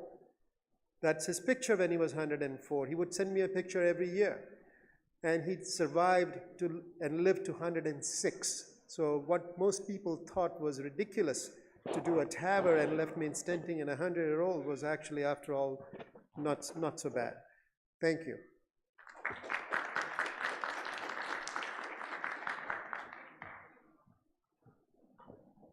Great talk, Dr. Makar. Any questions or comments? Anyone? Dr. Ankush? So, Dr. Raj, you have a huge contribution on bicuspid aortic stenosis, which is a very hot topic, especially in this part of the world, especially in India. And this was always a kind of off-shelf use of TAVR, but has emerged as the treatment. So, could you just crisply tell us the views that what precautions do we take while we are selecting patients of bicuspid aortic valve, especially now younger patients, as you told, yeah, please.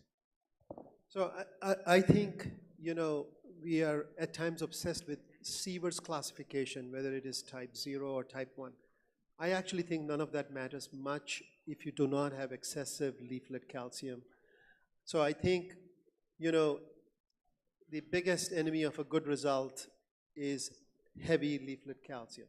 So I think you should avoid that. And of course, the other thing you ought to pay attention to in bicuspids is aortopathy. So I think if somebody has aorta that is 4.7 or 4.6, should you lean a little bit more towards, surgery? The answer is yes. And I think if you're going to do it on a young patient, I think the ideal patient would be who has no aortopathy, not heavy calcium, whose coronaries are high, so that you can actually yet do another TAVR in the future. And then when the patient is maybe 75, he can have his first surgery done, or hopefully by that time we will have technologies that will core out and cut out the leaflets. So I think it is important Now, in terms of doing these procedures, I think with bicuspids, it is not unreasonable to have a somewhat lower threshold to use TEE so that you can pick up some of these complications earlier. Also, these patients may have a higher risk of paravalvular leak, and you don't want to leave a younger patient with PV leak. I think my threshold to use cerebral protection in a young patient who has bicuspid, despite the fact that protected TAVR didn't show any difference when a bicuspid, no bicuspid, there are other studies that show that the stroke rates and embolization rates are higher in patients who have bicuspid. So I think I would tend to do that. I would tend to pre-dilate the valve before I would actually deploy the valve. So I think those are some of the things. And I think when it comes to sizing, I would, when you are on the fence, I think I would tend to be a little bit more conservative in terms of sizing. I think so. Those are some of the principles, broad principles, as we do these bicuspid cases.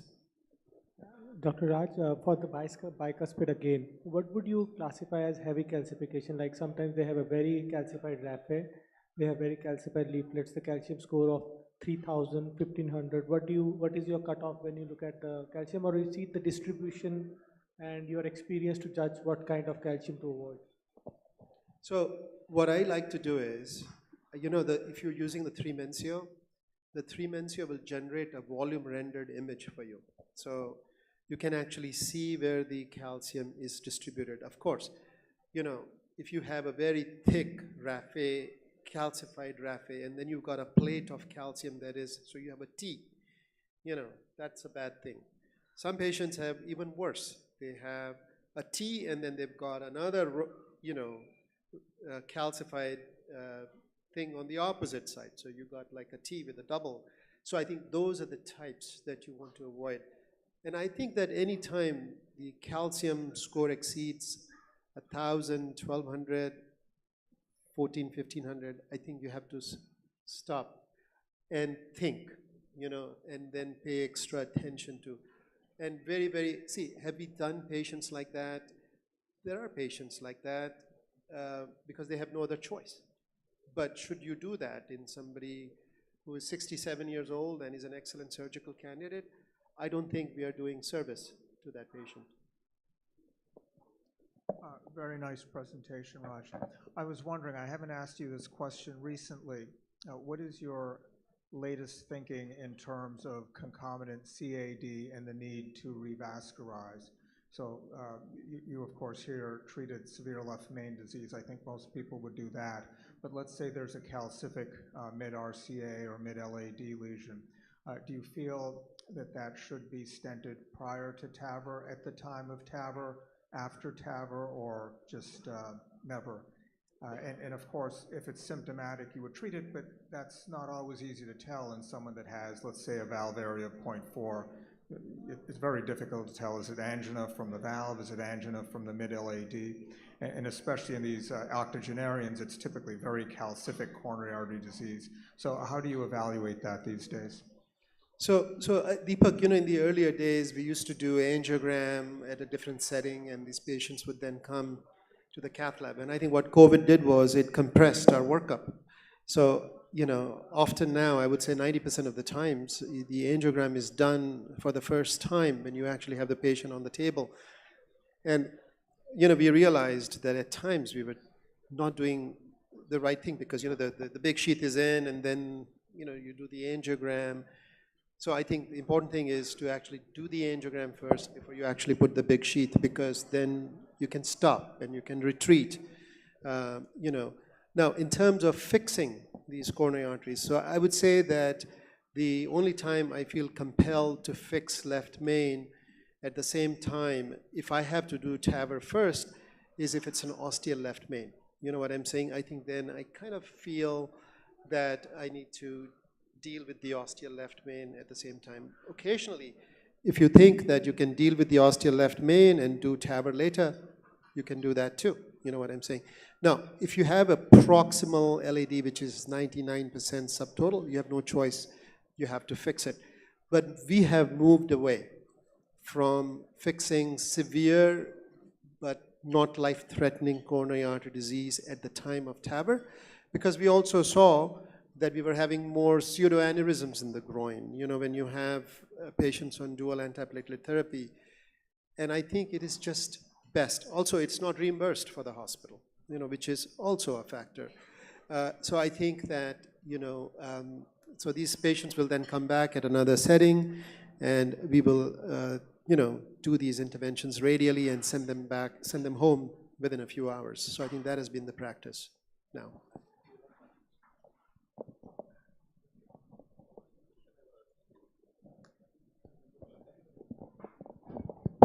How you decide on low-risk patients if there is some coronary issue, like for future, if coronaries are low, and once you have put a one valve and after 10 years, when you are putting second valve, there is more chance that the coronaries will be obstructed.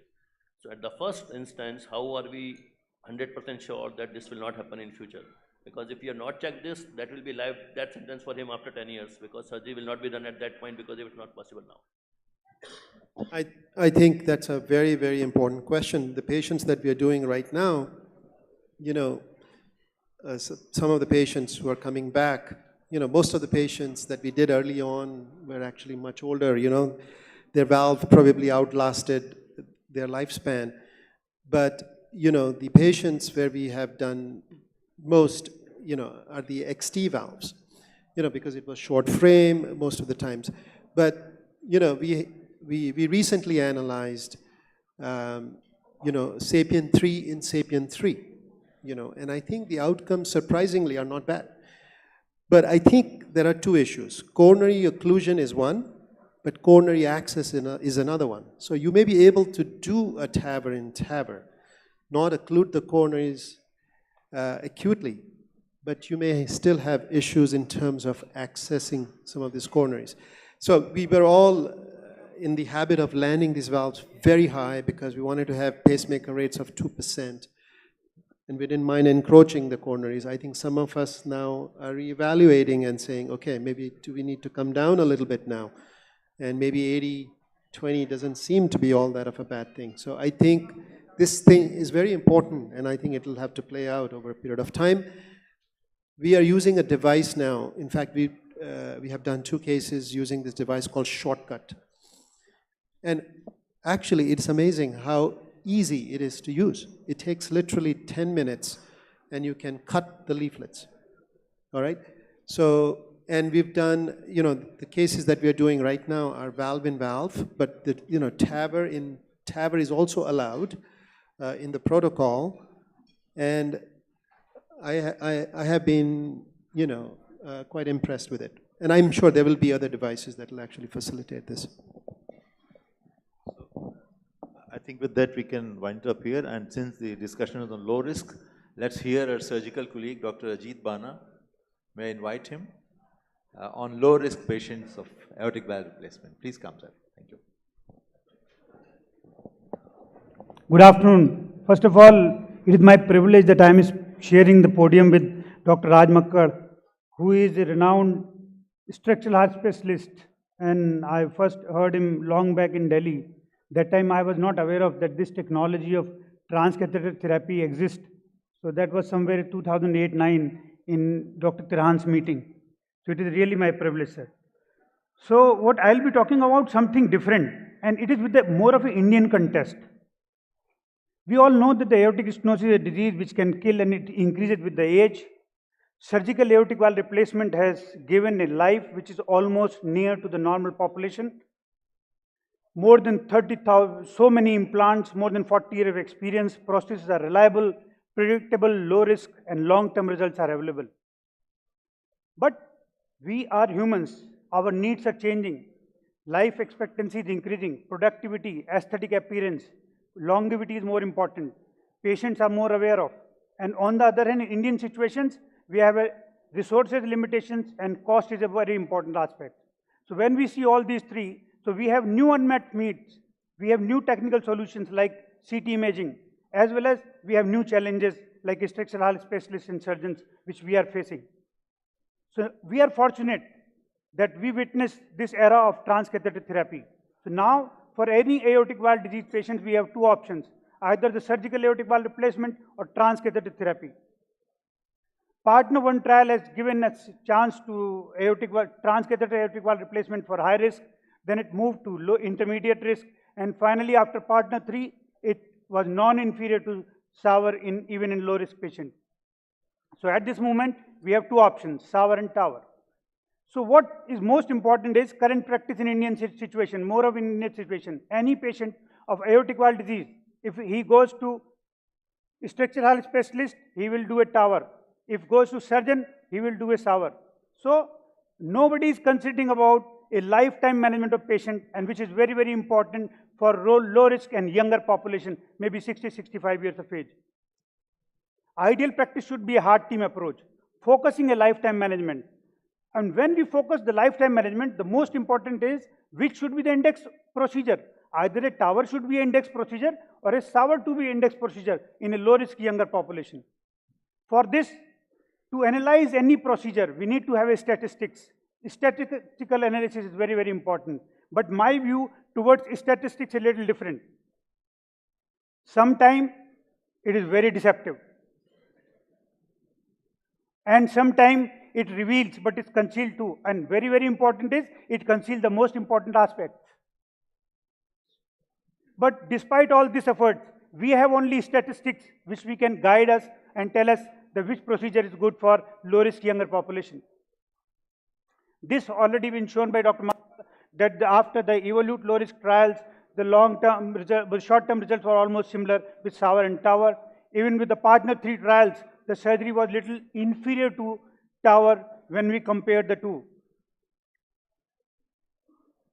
These are the publication meta-analysis published in 2020 and 2021. They showed that the SAVR mortality was more in 1 year, but after 1 year they had a similar mortality. Bleeding atrial fibrillation in AKI was less in TAVR, with the major vascular complication re-intervention, mild to moderate paravalvular leaks and PPI were more in TAVR. Let's go to the little intermediate follow-up. At 2 years also, the TAVR was superior to SAVR in a EVOLUTE low-risk trial. Again, at 8 year, long-term follow-up. Again, the SAVR and TAVR results were almost similar. When we see, we are very, very importantly, categorically surgeons, we want to see the valve performance. The self-expandable valve performance at 2 years, the gradient as well as the mean gradient as well as the effective orifice area was better than the surgical aortic valve in transcatheter valves. SAPIEN also have the similar result. The surgical aortic valve and transcatheter valve have the same mean gradient. When we want to see the valve performance at 5 years, 5-year results again favored the transcatheter valve. They have a better hemodynamics than the surgical aortic valve in EVOLUTE low risk self-expandable valve. If we see all the RCTs, even that the surgical aortic valve has a more mean gradient than the transcatheter valve. But for the balloon expandable valve, surgical valve performed better than the balloon expandable transcatheter valve at 3-year follow-up, 2-year follow-up. And at the 4 and 5-year follow-up also, surgical aortic valve performed better than the balloon expandable transcatheter valve. Important is that the transcatheter valve, balloon expandable is an intra-annular valve, whereas all the surgical valve which was compared previously, they all were intra-annular valves. But it is more important, the long-term valve performance. The NOTION trials at 8-year follow-up has clearly shown that the transcatheter valve maintained the gradient as well as effective orifice area better than the surgical valve even at 8 years. And there is a structural valve deterioration, whether the valve is deteriorating or not. It was again, the winner was the transcatheter therapy over the surgical valve, where the mean gradient was more than 20, there is a change of more than 10, and moderate to severe intraprosthetic problems. 8-year NOTION trial has shown the bioprosthetic valve failure was almost similar, which is valve-related death, aortic valve re-intervention, severe hemodynamic structural valve deterioration. But important of this, all this data, all these statistics is that the average age of the patient was 75 years, very, very important for Indian context. Majority of surgical aortic valve use either a first or second generation, means MitraFlow, Hancock 2, Mosaic, etc. On the other hand, majority of transcatheter valve use were also core valve, SAPIEN XT. So low risk trial, which is published in 2020 in American Journal of Cardiology, has shown that the structural valve deterioration, severe to moderate, was more in TAVR in comparison to SAVR. PPI at 30 days as up to 6 years also more in TAVR in comparison to SAVR. The 6-year survival, again, the SAVR was winner. A lot of confusion, especially for the younger population. Let's extend the debate. What if SAVR fails? And what if TAVR fails? If SAVR fails, redo surgical aortic valve replacement has proven it that it is low risk because easy access. Now we have various technology, femoral cannulation, etc., proven techniques. Now we have a better myocardial protection. We can give a very good result even in redo aortic valve replacement, who is not a very old patient. VIB registry. Now the another scenario is where the TAVR in SAVR. So initial was SAVR in SAVR. Now I am talking about TAVR in SAVR. VIB registry. Again, the fantastic results. Very low mortality, very low coronary obstruction, and effective orifice area was also very good. VIB registry has also shown us that the initial surgical aortic valve replacement, which was done in past, is very, very important aspect of giving a better result. If the surgical aortic valve replacement, which was a smaller size, it will give a larger gradient, but the transcatheter valve will fail early. And more importantly, which valve, transcatheter valve, you are going to implant. Either it is a balloon expandable or self-expandable. It will also determine whether the reintervention is required or not. So the key takeaway for the VIB registry is size of the original failed valve may influence the long-term mortality, and type of the transcatheter valve may influence the need of reintervention after VIB. TAVR and TAVR, the third scenario. Now, very limited randomized controlled trials are available. Majority of them are either observational studies or a single center experience. Is small in numbers, they all are retrospective. But they have shown a very good 30 days mortality and early result. But at 1 year, the mortality is around 12%. Either it is a valve-related problem or maybe procedure-related problem. Coronary obstruction is very less chances, especially for the balloon expandable valve. Self-expandable valve, the higher chances of coronary obstruction in TAVR. And there is another phenomena, which is the Russian doll phenomena, because if we have put in a small size of transcatheter valve in past, we want to put one more transcatheter valve in the similar valve, the valve will go smaller size. The smaller the size, more the gradient, the early valve failure is the phenomena which patient will fail at a very young age. Concern of SAVR and TAVR. Now the fourth scenario. Now we want to do a surgical aortic valve replacement after failed TAVR, which is a nightmare. I have done one. It was a nightmare. On the table, I had to replace the ascending aorta. It is a very, very dangerous operation. And mortality, 30-day mortality is about 20%, which is very, very dreadful. And it is not an easy operation. Most of the experienced surgeons have a very high chances of problems intraoperatively. And dissection of this frame, taking out this valve, is a challenge to surgeons. And as the transcatheter valve numbers are going up in India, we all surgeons have to learn this procedure. But unfortunately, at this moment, when we perform this operation, not only we replace the ascending aortic valve, we have to replace the ascending aorta. Either we have to do the root replacement or sometime an arch replacement, which is not a task of everybody. Every surgeon cannot do this operation. And it has been shown worldwide that the experienced surgeon of doing a surgical aortic valve replacement after transcatheter therapy is very limited. They are very limited, hardly few. And explant numbers are low, so that the experience is low, so the learning is low for the younger surgeons. But in 2023, the scenario is changing. Newer techniques and newer processes are coming in for both sides. Techniques, cuspal overlay to reduce the conduction disturbances. Commissural alignment, so that the future transcatheter valve in valve, coronary access is very good. Cerebral protection. Various type of valves either in the market or in the process of investigation, which are going to be in the market very soon. Surgical aortic valve replacement people are also moving forward. They are marching ahead. From the full stenotomy to upper partial stenotomy to a right anterior thoracotomy to a small keyhole operation, and now the robotic surgery is in. So we can also give a very small incision, faster recovery. And this meta-analysis has shown that if compared to the conventional surgery, mini thoracotomy and mini stenotomy can give a CPB time, cross-clamp time low. Hospital post-operative stay is also very low. Newer prosthesis. Now we have this tissue valve. You people may not be aware of this valve. This is the Inspiris Resilia. It is a fantastic resilia tissue, which is a perimount design, means a supraannular valve. Supraannular design with a very low height of studs. It means if you put this valve, the future transcatheter therapy, your chances of coronary obstruction will be very low. And most importantly, it has a width-fit technology. Width-fit technology is very, very favorable for the future valve-in-valve. This is the most important problem with the pericardial valve was the aldehydes. These aldehydes used to lead to a valve degeneration faster. In this particular prosthesis, they have done a capping of the aldehydes. The glycerol is then passed through this and they are dry used. When they dry used, then they can last long.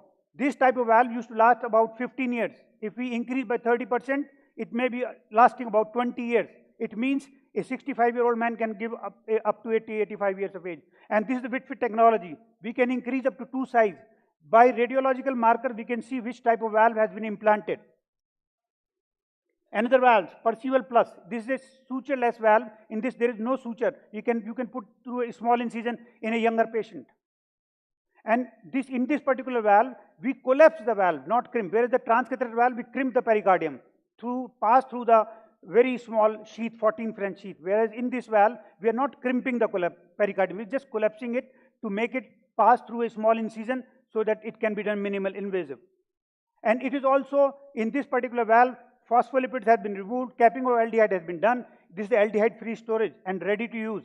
This particular valve, previous design, the results have come in, which is a 14-year, 1% structural wall dysfunction. If 30% increase, probably it will last for 20, 23 years. And this is the comparison of transcatheter therapy with Percival for 30-day mortality, all-cause mortality, MACE, etc. up to 9 years. And they have shown that it is comparable to transcatheter valve if we compare to the effective orifice area, patient prosthesis mismatch, and PVL. PVL was less in this Percival valve.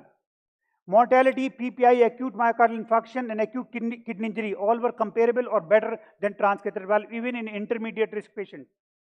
The long-term results, incidence of all-cause mortality at 9-year follow-up was significantly low in Percival group. The similar significant low incidence of cardiac-related death. If we see the MACE and PPI, PVL, all those were less in Percival plus group. So key takeaway for this study was that all-cause death, cardiac-related death, MACE, PPI, and PVL were low in up to intermediate risk group patients. So most important for Indian situation is economic outcome.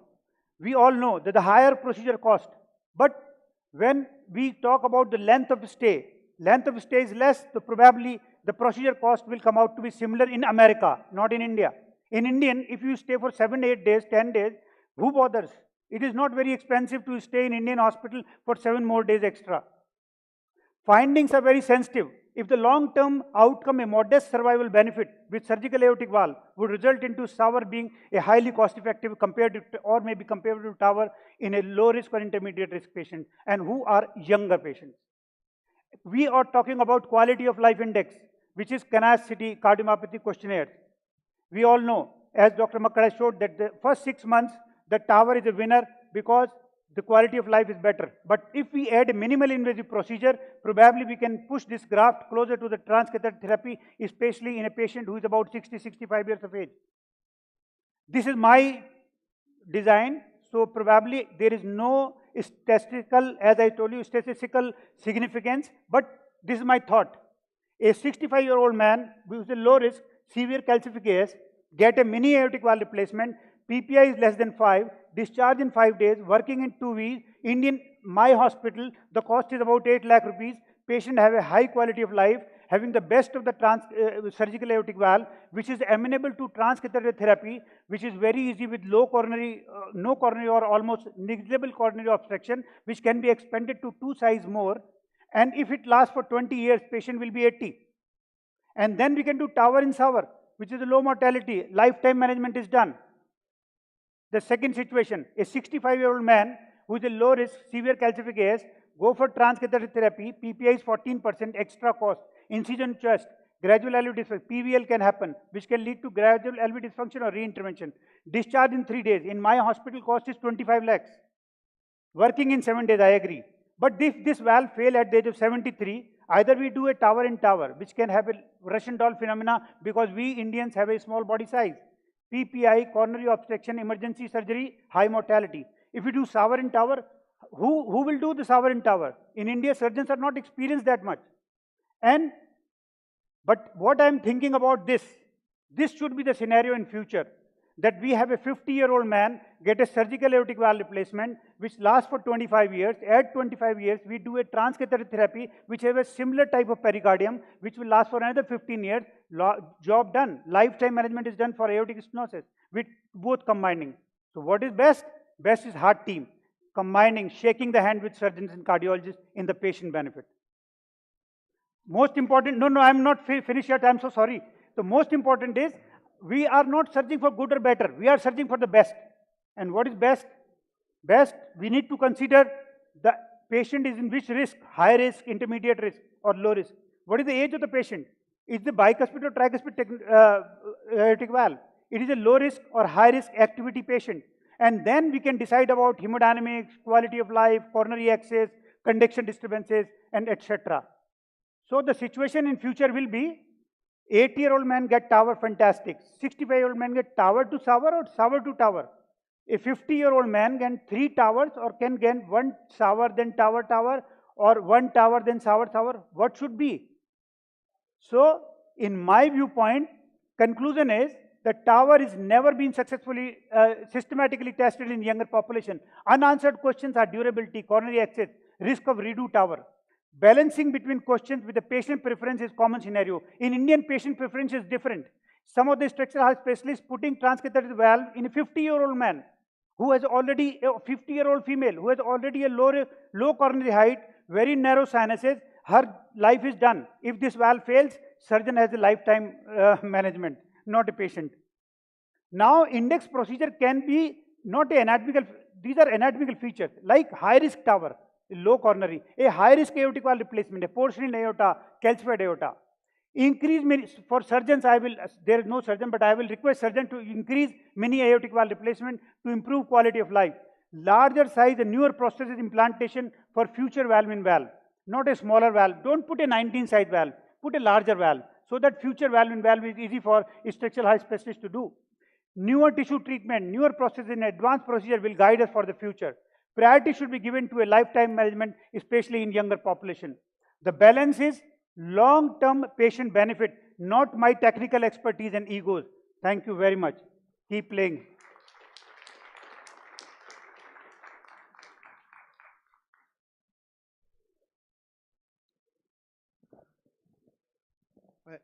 I think it is very important, some of the points that you have raised.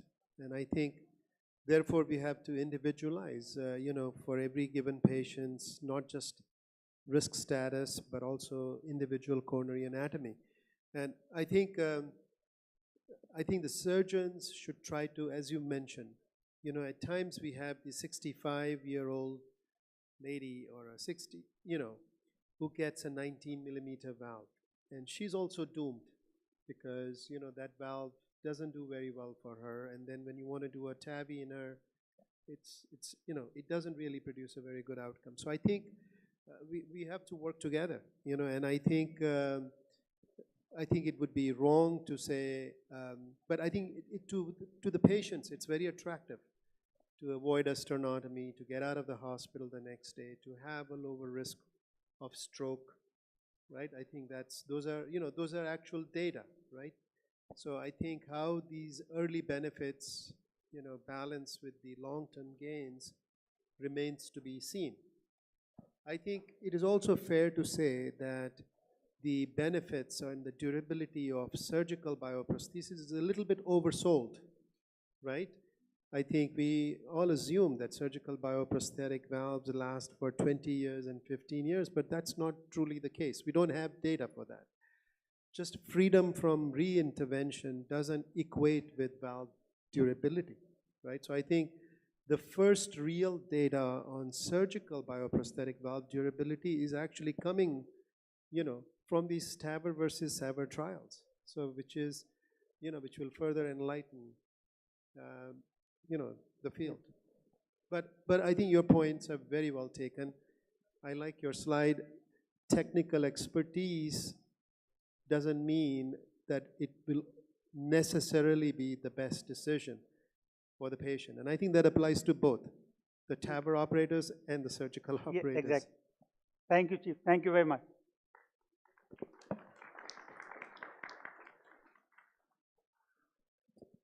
Now we can move on to the next talk by Dr. Raj Makkar on recent advances in the percutaneous mitral valve therapy.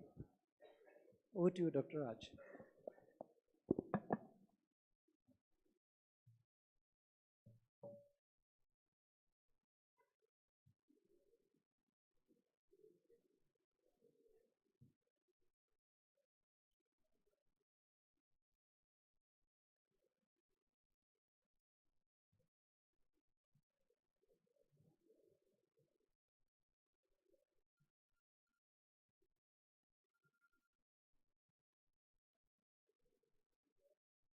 Thank you very much. I'm hoping that these slides will work. I was having a little bit of an issue earlier.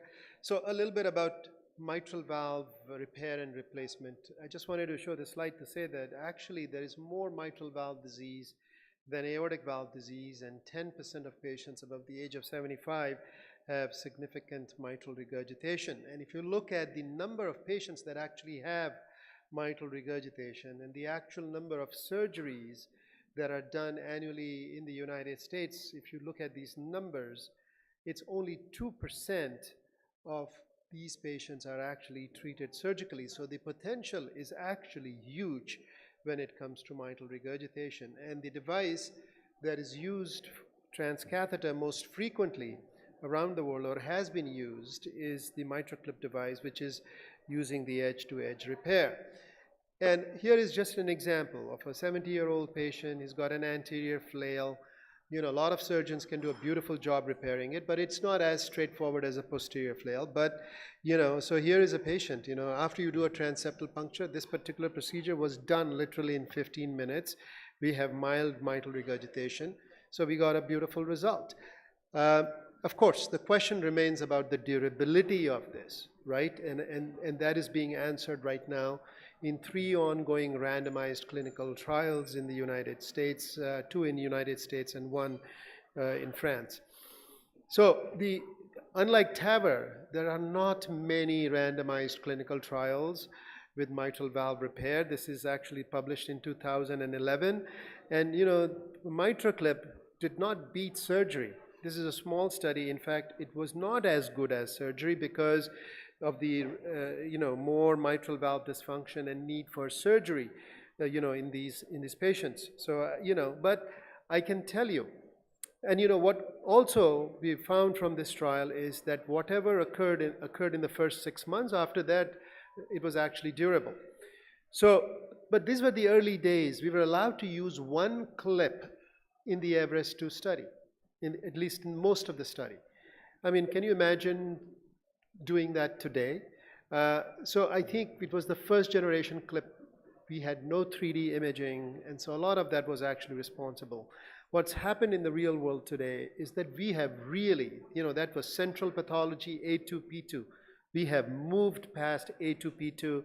We are going into commissures A1P1, you know. So I'm just going to show you some cases, what's happening. So here is a 78-year-old patient, okay? So, you know, there is a severe functional mitral regurgitation here. I think these slides are a little bit off, but let's see. Okay, so here is a patient who's got, you know, a dehistering. You can see, but nonetheless, we were able to go. The pathology is at the level of the leaflets. We were able to go behind the clip and then a second clip through the dehistering, actually deployed 2 clips and able, oh, this talk is all, are you sure? What happened here? This is all mixed up, guys.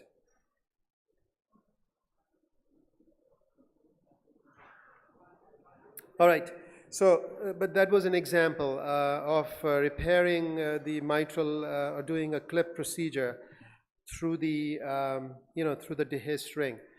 Now, here is another, you know,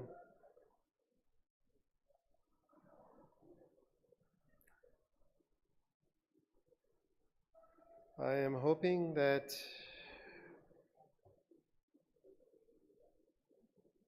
all right, so here is a patient. Here is yet another patient. Did we, okay, so this patient has practically no posterior leaflet. It's really tethered. The anterior leaflet is myxomatous. It's actually a combined degenerative process. And what you can see here is that we've actually grabbed the annulus with the clip and we were able to reduce the leakage to mild. And you know, there is something that happened with this presentation. It's the same 52-year-old. That doesn't make sense. So here is, so disregard, just look at the pictures here. So here is a patient where we put multiple clips, had severe functional mitral regurgitation. And despite that, there was actually a jet in between these clips. We went and actually put an additional plug and actually took care of this. Here is a patient who is, I cannot believe, how did this happen?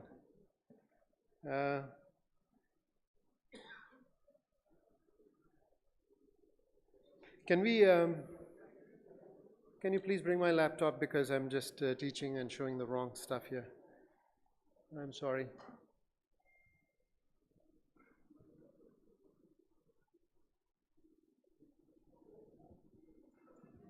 लोगों देना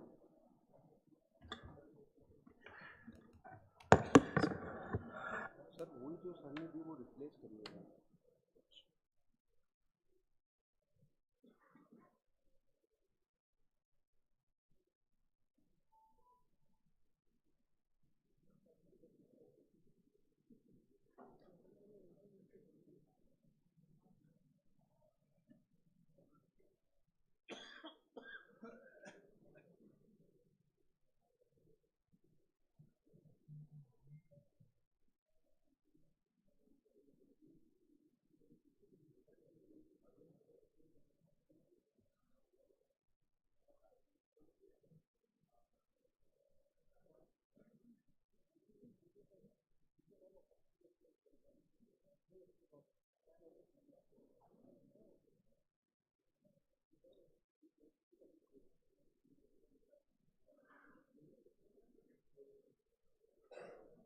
Let's find out. All right, so here is a patient who's 78 years old, has severe functional mitral regurgitation. And as you can see, we have put 3 clips here. All right, we got a very nice result. As you can see, there is not much mitral regurgitation. But the important thing about doing clip here in this patient was that we were actually able to escalate medical therapy. All right, and you know, this is a patient, if you look at this patient, the ejection fraction of this patient when we did the clip was 15%. Look at the echo 2 years later after we've treated this patient with Entresto and a number of other drugs, and the ejection fraction now is 50%. So that is one of the biggest advantages of using a mitral clip in patients with functional mitral regurgitation. Now here is a patient with the dehisced ring that I was showing, where we were able to, in fact, you know, go outside of the dehisced ring and then put another clip through the dehisced ring, and were able to actually take care of mitral regurgitation to minimal. There is some flow acceleration, but nonetheless, this patient actually did great after this procedure. Here is another patient who doesn't have central pathology, it's commissural pathology, and in fact, this is a P3 prolapse. We were able to place 2 clips here and take care of the mitral valve regurgitation, so you can actually see. So just to show you these examples, and of course I showed this particular case to you earlier, which is mixed process, and you know, we were able to go ahead and actually do this clip and actually reduce the mitral regurgitation to mild. And you know, here is the case that was also shown earlier, 15% ejection fraction, where there are multiple clips, but they were not adequate, and we then, in fact, deployed a plug through these clips, and we were able to reduce the mitral regurgitation. Now, you can see the 3D picture here. You can see what it is at baseline, and you can see on 3D that the mitral regurgitation is dramatically reduced. Now, have you really cured this patient? No, but have you delayed this patient's heart transplant or an LVAD procedure? Most likely.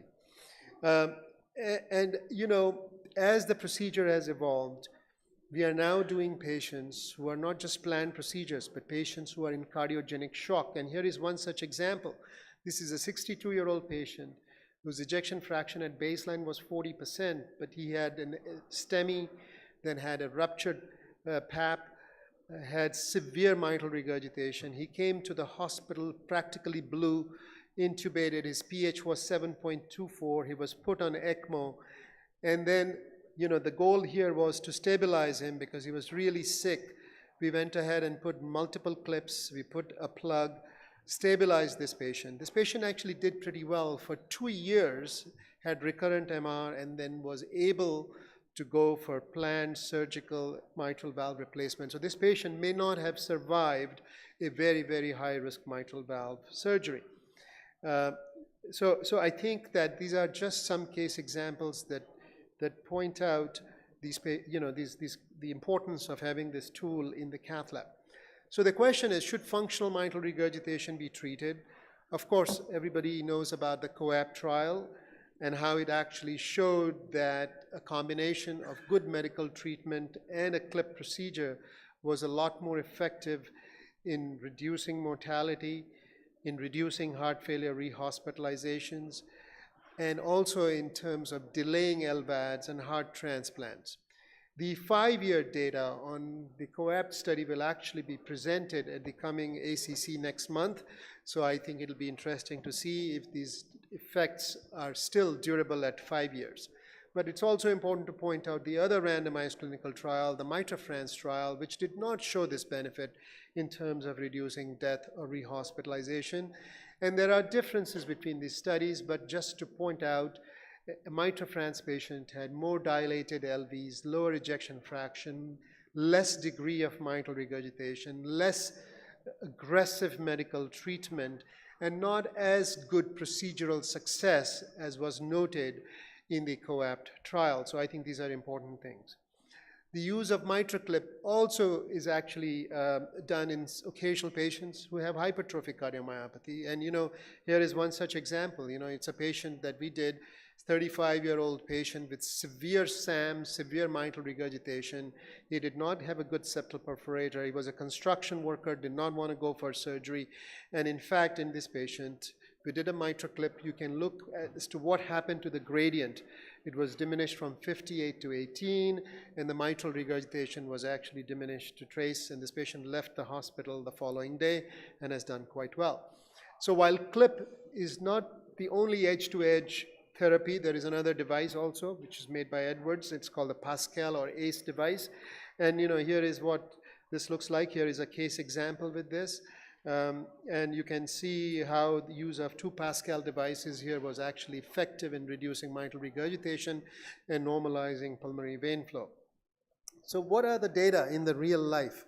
You know, with the CLIP, you know, from the TBT registry, if you look at the data there, the mortality, you know, at 30 days is not much. It's 2.1, and that's not primarily from the procedures. I think it is from the types of patients that we actually do.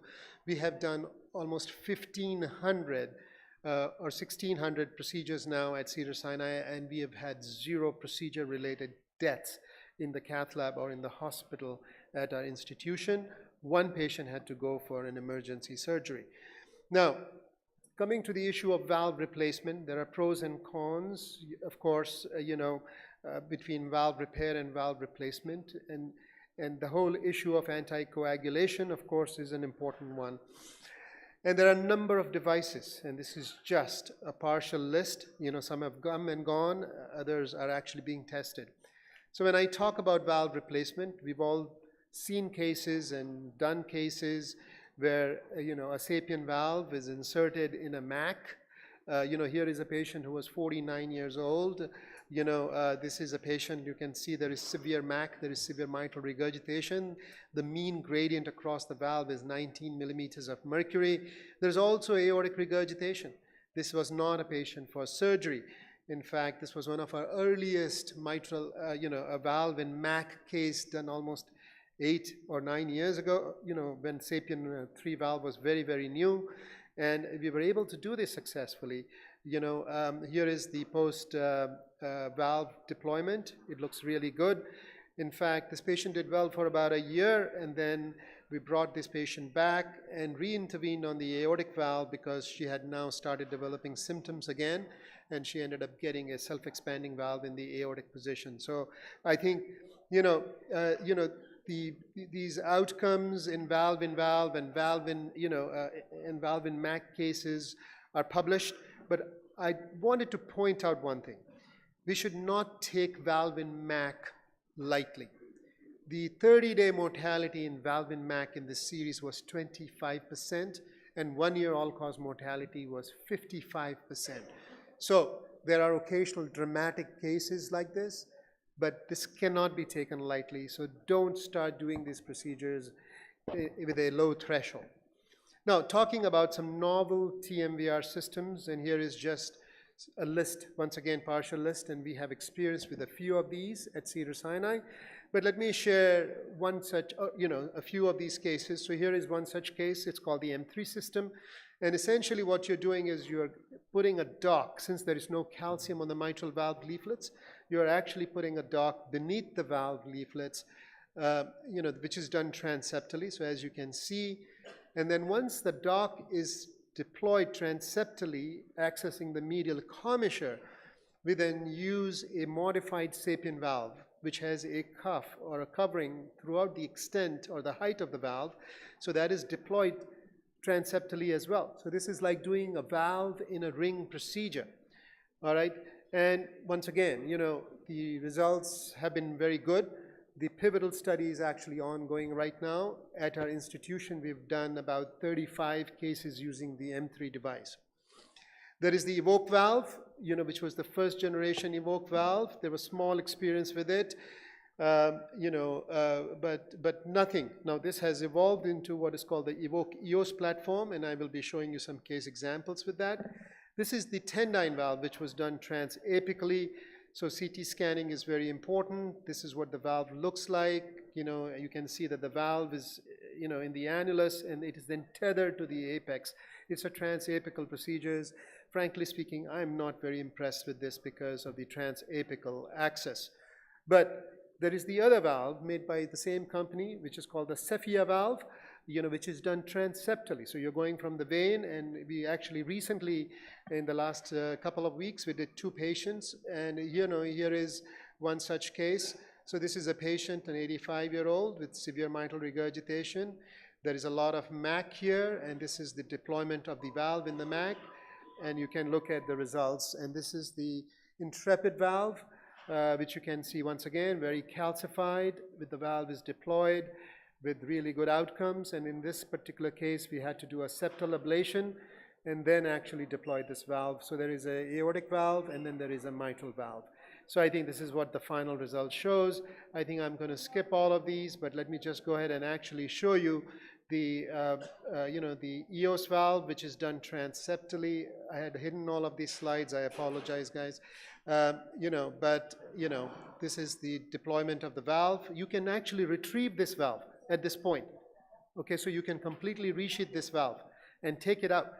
And this is what the valve looks like. This valve is now being redesigned because we observed a few cases of pseudoaneurysms at our institution. We did 35 cases using this particular valve. And here is a case example of a patient with rheumatic leaflets with this particular valve. And you can see the results. Actually looks spectacular all the way up to 6 months. This is yet another type of a valve.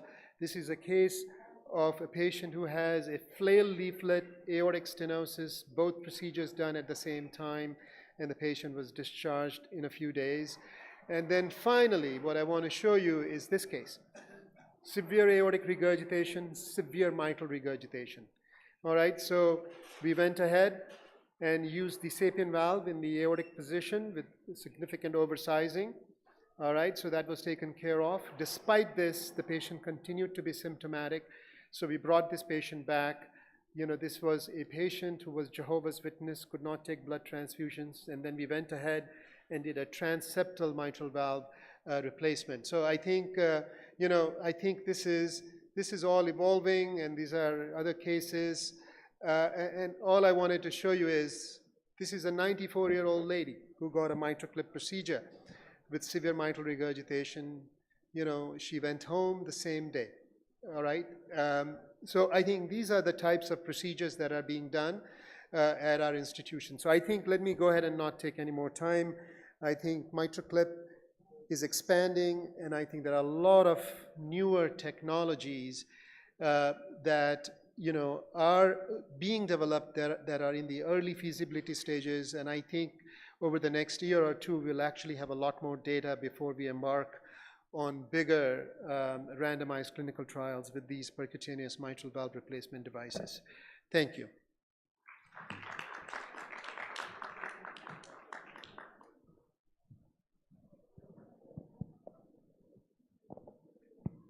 So, Dr. Makar, again, a very fantastic presentation.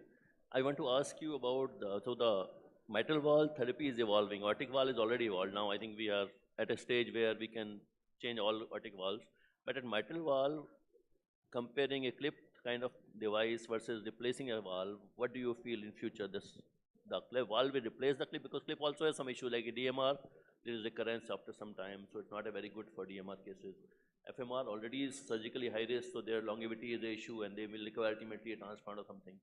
So will a valve come which can replace MitraClip also? What do you feel in future? What will happen? I think it's an open question. I think what we are doing is we are learning right now. And I don't think we have data on long-term. I think we need to let these technologies mature and then put them to real test and do a randomized clinical trial. You know, we had done 35 cases with the 𝐡𝐢𝐿, and we thought this is absolutely amazing. And then on follow-up CT, we saw some cases of pseudoaneurysm. Of course, we were very careful and we pulled back, and the engineers are going to redesign, you know, some of the elements. But I think the same holds true for some of the other devices. So I think we have to learn, we have to do a critical number of cases, let the technology mature, and then we'll have to do a randomized clinical trial because, you know, the clip is beautiful, but it is unpredictable because it's remarkably safe, right? Most people go home the next day. There is no need for anticoagulation. The mitral valve replacement is seductive because it abolishes mitral valve regurgitation, but PV leak issue is, you know, is an issue in some patients. So I think, you know, especially in patients with MAC. So we will learn. And I think that clip has been around for 15, 17 years. We learned a lot. And I think we will learn a lot with percutaneous mitral valve. But I think it is amazing how fast things have started to move in the last 1 year in the space of mitral valve replacement.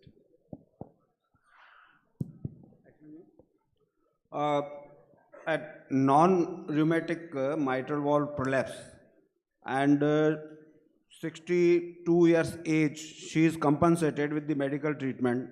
Does it require the MitraClip or some intervention? You know, I think if you follow the guidelines, right? So, I mean, you would intervene if the chambers are enlarged or if the patient is symptomatic or if at least the patient has either atrial fibrillation or pulmonary hypertension. But a lot of these patients may have moderate to severe MR and may actually not need intervention. So I think there are people who will make the argument that you can wait till they have some of those symptoms. I think with flails, I think people tend to have a somewhat of a lower threshold rather than prolapse, and I think tend to intervene. I would make the argument that a lot of surgery is actually currently done, mitral valve repair is done in patients who don't have a lot of symptoms, in fact, you know, in low-risk patients. So I think, and the recommendations are that if you are at a very, very good valve repair center where the mortality is low, and you know, at my institution, the mortality is practically 0%. You know, I think then an argument can be made for doing surgical repair. Whether it should be surgical repair, whether it should be clip, I think is an open question. So the primary trial is a NIH-sponsored study in the United States that is taking patients who are 65 and higher, irrespective of the risk. And it is randomizing these patients to see, which is better. So, it'll have a 10-year follow-up with 3-year reported outcomes and 5-year outcomes. The repair MR study is taking intermediate risk patients, 75 and older, or if they're lower than 75, they have other comorbidities, and randomizing them. And then there's, of course, yet another randomized clinical trial in France in high-risk patients. So I think it's an open question right now, and I think that is best guided by the results of randomized clinical trials, which I'm afraid are not going to be available anytime soon.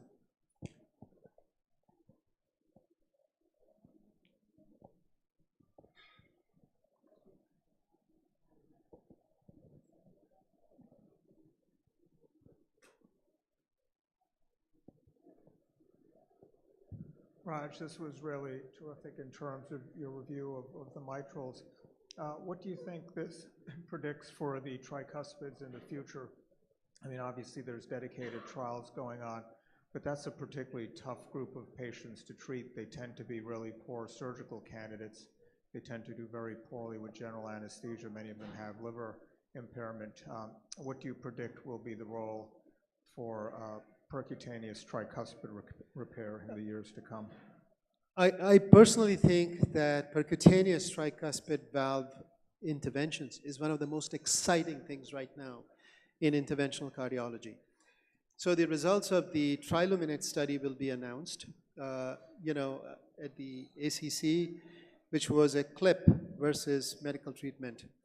Now, but that's on the background of that the results with the clip were not really spectacular, all right? So when you look at the results in registries, I would say that despite clip, almost 30 to 40% of patients still have moderate, severe, or more than severe residual tricuspid regurgitation.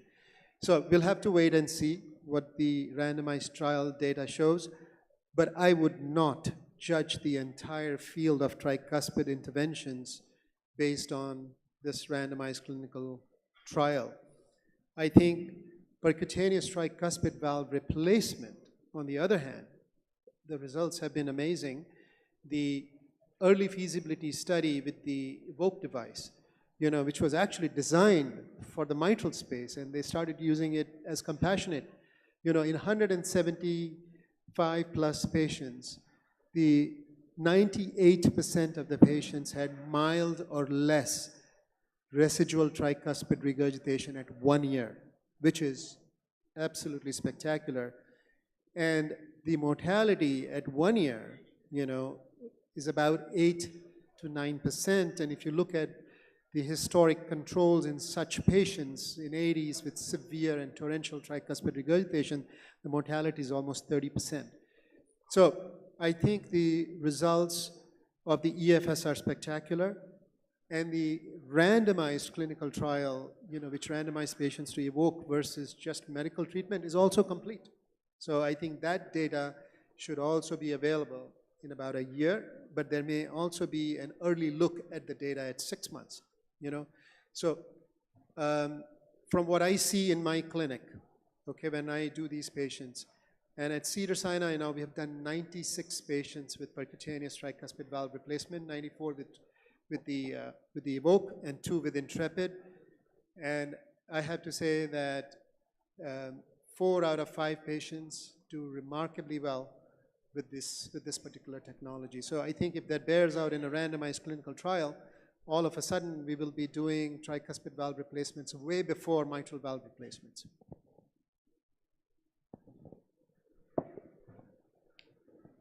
Now we can move on to the next talk. Next talk is on imaging in structural heart intervention. And for this, I would like to invite Dr. Prashant Dwivedi. Dr. Prashant Dwivedi with us at Turton Hospital as a senior interventional cardiologist and associate director of structural heart interventions.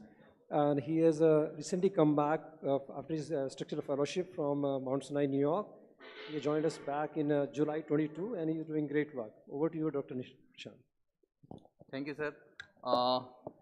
So let's start about the, after the wonderful talk by Dr. Makkar, let me go on the basics. So when we talk about the structural heart intervention, we talk about the valve intervention, especially transcatheter aortic valve replacement, mitral valve, pulmonary valve replacement, and tricuspid valve replacement. And we also talk about the mitral clip, Pascal, triclip, tric valve, and the paravalvular leak closure and the left atrial appendage closure. So whenever we talk about transcatheter valve procedure, so the most important thing is the planning, because it's most of the time it's a 90% planning and the 10% execution. If we have a good planning, we will do a good execution. So why do we need a planning? So because we need to understand the anatomy and we need to understand the device, and then we need to understand how that device will work in that anatomy. That's why we need a proper planning, and for the proper planning we need a proper imaging. And if we talk about the transcatheter aortic valve replacement, CT is the key for the pre-procedure planning. So why do we need a proper planning and why do we need a proper imaging? Because we need to know whether there is a feasibility of transcatheter aortic valve intervention or not, what will be the best suitable access, what type of valve we need to use, what will be the best size of the valve, to identify the high risk hostile anatomical features, to identify any anticipatory any complication, to decide any bailout strategy, and feasibility and need of other complementary strategy.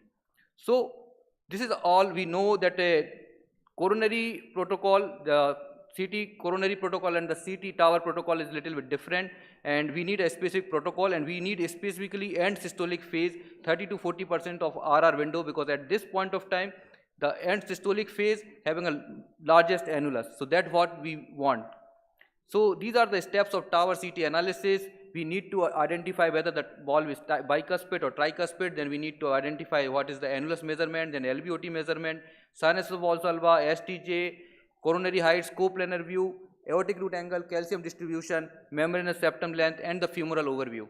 So this is a comprehensive algorithm. So we need to understand what exactly our the sinus, what exactly our annulus, what is LVOT, where is sinus of Valsalva, where is exactly what dimension are the STJ.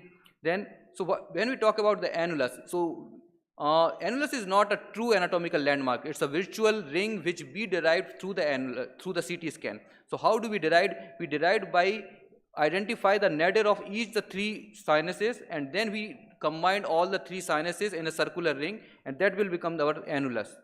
So for the annulus sizing, as I told, we need end systolic phase, and it's because we need a maximum size of the annulus, because the valve sizing is very, very important, and it's all depends, most of the time it's all depend on the annulus. So because if it's undersized, there is a risk of significant paravalvular leak or the device embolization. If it's oversized, there are risk of aortic root injury or the rupture, bundle branch block, or the complete heart block. So when we do a annulus measurement, we need to identify the nadir of each cusp. Then we put 3 dots in each cusp, the left coronary cusp, right coronary cusp, and the non-coronary cusp. And then we combine all the cusps, and that will become our annulus. Then we talk about the LVOT. So we need to identify how the LVOT is going to behave at least 1 to 5 millimeter down to the annulus. So why we need a LVOT? Because we need to understand is there any calcium or not, because if there is LVOT calcium, there might be a risk of PBL, rupture, pacemaker requirement, and it is also important to assess how the LVOT will behave according to the annulus, because valve may pop out, it may dive in, or to decide the valve size specifically in the borderline situation. Then sinus of Valsalva. So it is important to assess the valve size, risk of coronary obstruction, and the sinus sequestration. Then the sinotubular junction. So if the sinotubular junction is of a small size, the valve may dive in, or there might be a rupture. If the sinus of Valsalva is very calcified, there might be a risk of rupture. Though there might be a possibility, especially in the balloon expandable valve, the valve may not touch the STJ, but the balloon may touch the STJ. So that's why there might be a risk of rupture, especially in the calcified STJ. Then we need to understand the ascending aorta. How is what are the diameter? Is there any presence of any aneurysm, tortuosity, or the calcification? Then we need to understand the coronary height respect to annulus, and if there is there any need for any coronary protection or not. And few points about the coronary assessment of coronary obstruction, though is a rare but a dire complication, because the patient will not give us any time at the time of procedure. So we need to always understand whether there is a risk of coronary obstruction or not. So we need to understand the anatomical factors which can govern the coronary obstruction, and we need to understand the procedural factors. And whenever we are in doubt in presence of any high risk feature, it's better to protect than regret. Then this is a case example of a patient with a severe aortic stenosis, which shows an adequate size sinus of Valsalva. So we can see the sinus of Valsalva on the left side is 34 millimeter, and the left main height is almost adequate, borderline 10 millimeter. But look at this, you can see there's the leaflet on the left side is very much thickened and calcified. So we presume there might be a risk of coronary obstruction at the time of procedure. So we protected this, we did a left main protection with the wire and the stent during the valve deployment, and there was a complete shut off of the left main during the procedure. So we stented it immediately, and then this was the final result after the left main stenting. So we need to understand the coronary assessment during the procedure is very, very important. Though ideally if we have a more than 30 millimeter of annulus size and sinus of Valsalva size and more than 12 millimeter of coronary height, we are pretty much safe. But we need to understand the leaflet length, leaflet thickness, calcium, and the STJ height and size. So a few points about the valve size. So valve size is not only about the annulus.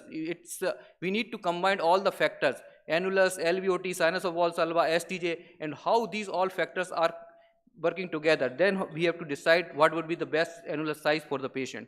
Then implant is an angle. This is an angle where all the three cusps are in the same line, because we want this angle, because we want our valve has to be below these three cusps. Then few points about the calcification assessment. We need to understand where exactly is the calcium. Is there any hostile feature? Is there any annulus calcium or not? Whether it's a symmetric or asymmetric, and is there any extension to the LVOT? And we need to understand, is there any risk of coronary obstruction? We need to understand whether the aorta is porcelain or not. Then we need to understand how thickened is the leaflet calcification, and if there is any LVOT calcification or not, because if there is LVOT calcification, there is a risk of PBL, root injury, complete heart block.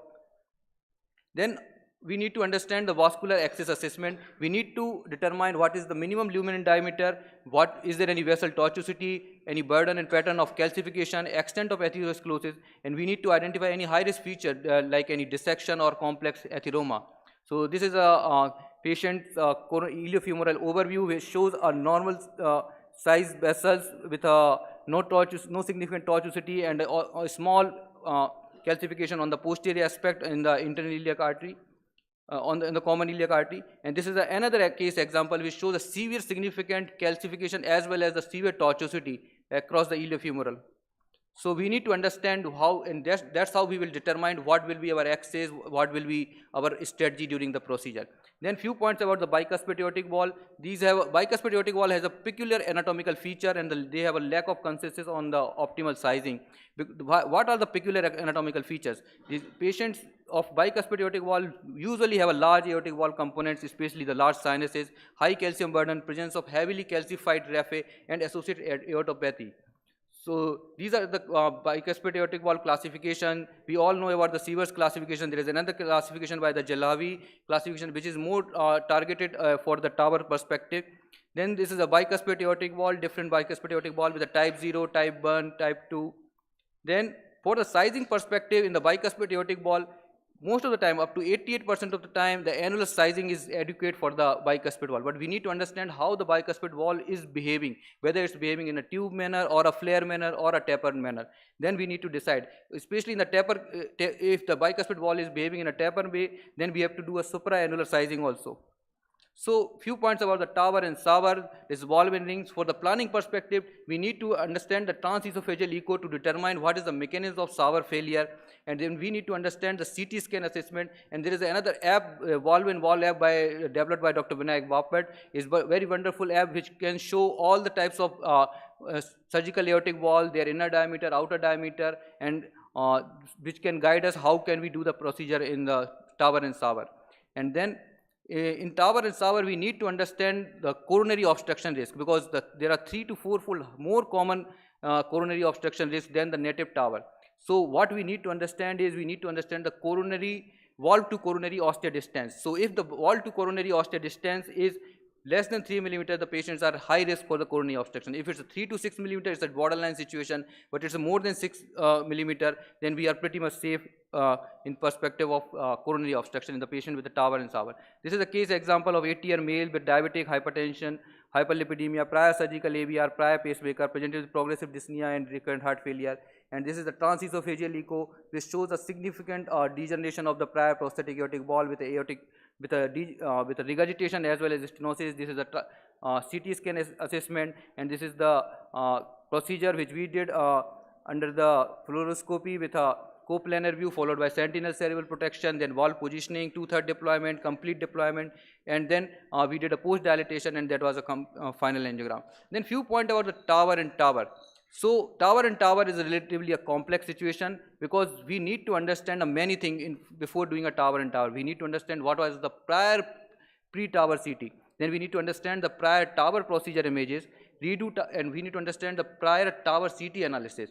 And we also need to understand the cardiac cath aortogram, especially in the iliocranial view, to assess how is the left main and the RC is going to behave, especially in respect to the prior TAVR wall. And we also need to understand whether the implant was high or the low, because that's how we will assess the coronary risk. And we also need to assess the mechanism of TAVR failure, whether it's a malpositioning, malsizing, or the structural wall degeneration, thrombosis, or endocarditis. This is a case example of TAVR and TAVR where we did a CT scan analysis, then we did a cath angiogram to assess how the left main height in respect to the prior TAVR wall. And this is the, we did a self-expanding wall within the balloon expandable wall TAVR. And few point about the TAVR in isolated AR. Though this is usually done in a compassionate ground, not in a guideline as of now, but because of many challenges, because there is a risk of wall migration, wall embolization, needs oversizing, annular rupture, conduction abnormality, there is increased risk of PBL. So this is a case example of 77-year female with a paroxysmal AFib, 6 sinus syndrome, history of COVID pneumonitis, infective endocarditis, isolated severe AR with EF of 50%. We can clearly see there is no calcification at all at the level of annulus. So we did almost 23% oversize in this patient, and we did a balloon expandable sapien wall in this patient, and with a great result. So few point about the TMBR in valve and ring. So for the imaging perspective, we need a pre-procedure planning, we need a transesophageal echo, CT assessment, valve and valve app, and CT is the key for the planning, sizing, and the risk assessment of embolization, LVOT obstruction, and the PVL, because we need to understand whether the valve will hold or not. So interprocedural imaging, so this is a case example where a patient is having a transcatheter mitral valve ring that is almost circular ring, and so we need to understand whether how severe is the MR, how is the septum is interarterial septum is behaving, because we need to understand whether the transseptal puncture will be easy or the risky, or it will be a complex situation, and then we need to understand what's going on at the level of the mitral valve gradient. Then this is a CT scan analysis. So during CT scan analysis, we need to understand when we put a virtual valve inside the across the mitral annulus, how the new LVOT will behave, because we need to understand how much will be the new LVOT area. So if there is a significant reduction in the new LVOT area, then we might need to avoid the procedure. So this is a case example of TMBR in valve, where we did a balloon expandable valve within a prior surgical mitral valve.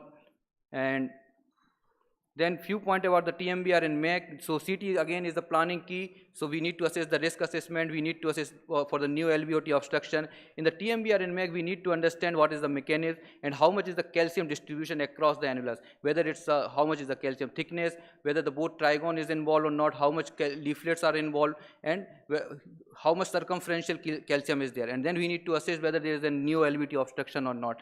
So then this is a case example of valve in MAC in an 80-year female with severe MR, severe mitral annular calcification, and then we did a CT analysis which shows a new LVOT area of more than 253 and the more than 180-degree calcium, and both trigon involved, and the calcium thickness was more than 10 millimeter. This was the case we did with a TMBR in MAC, and this was the final transesophageal echocardiogram. Then the few point about the mitral clip. For the pre-procedure planning, mitral clip, T is the key. So for the planning and procedure, transesophageal echo is the key for the mitral clip. So why do we need a T for the mitral clip? Because we need to assess the severity of MR, We need to assess the mechanism of MR, whether it's a primary, secondary, atrial or mixed. We need to assess the feasibility of septal puncture, how the interlateral septal anatomy is suitable or not, feasibility of mitral clip. We need to understand the type of mitral clip needed, whether it's a NT, XT, XTW, NTW, or we need to understand how many numbers of mitral clip may be required. So this is so for the baseline transesophageal echo, we need to do a 0 degree 4 and 5 chamber view with and without color. Then we need to understand the bicameral view, LVOT view, and we need to assess the severity of MR, LVEF, and the RV function. Then we need to assess the bicameral view with and without color, and then we need to assess bicameral view with X-plane to LVOT view, because we need to do a panning with a cursor from medial to lateral to assess the P3, A3, A2, P2, and P1, A1 segment anatomy and jet location. So that's how we will localize where exactly is the MR is coming, and then we will clip accordingly. So this is how we have to do the panning from medial to lateral and to assess where exactly we need to clip. And this is then we have to do a 3D end phase view of mitral wall with and without color to assess the pathology of mitral leaflet, jet location, and site of clip implantation.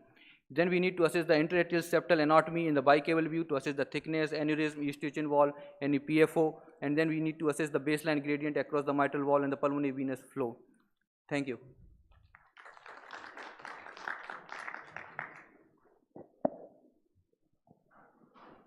Just one small comment. Very nice presentation. I think covered everything. It's not for intervention, even for surgery. I think now it is important that patient should go for CT first, and then it should be decided about tower versus SAVR. And even in SAVR also, they can decide if annulus is small, they can enlarge annulus, and also that can be pre-planned. So it is very important that it should be done for all cases before decision making.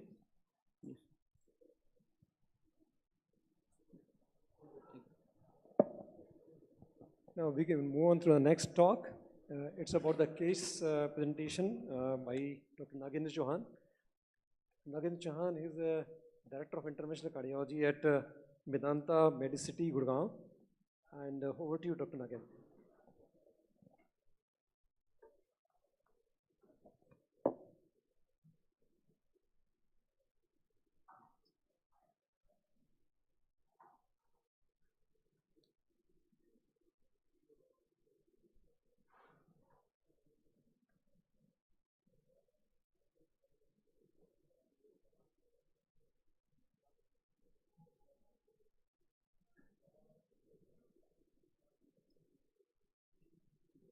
It's a pleasure to be here. I want to thank Dr. Sanjeev Sharma and team for organizing this wonderful conference, and I want to congratulate him for this success. This is a very interesting case of a double wall replacement.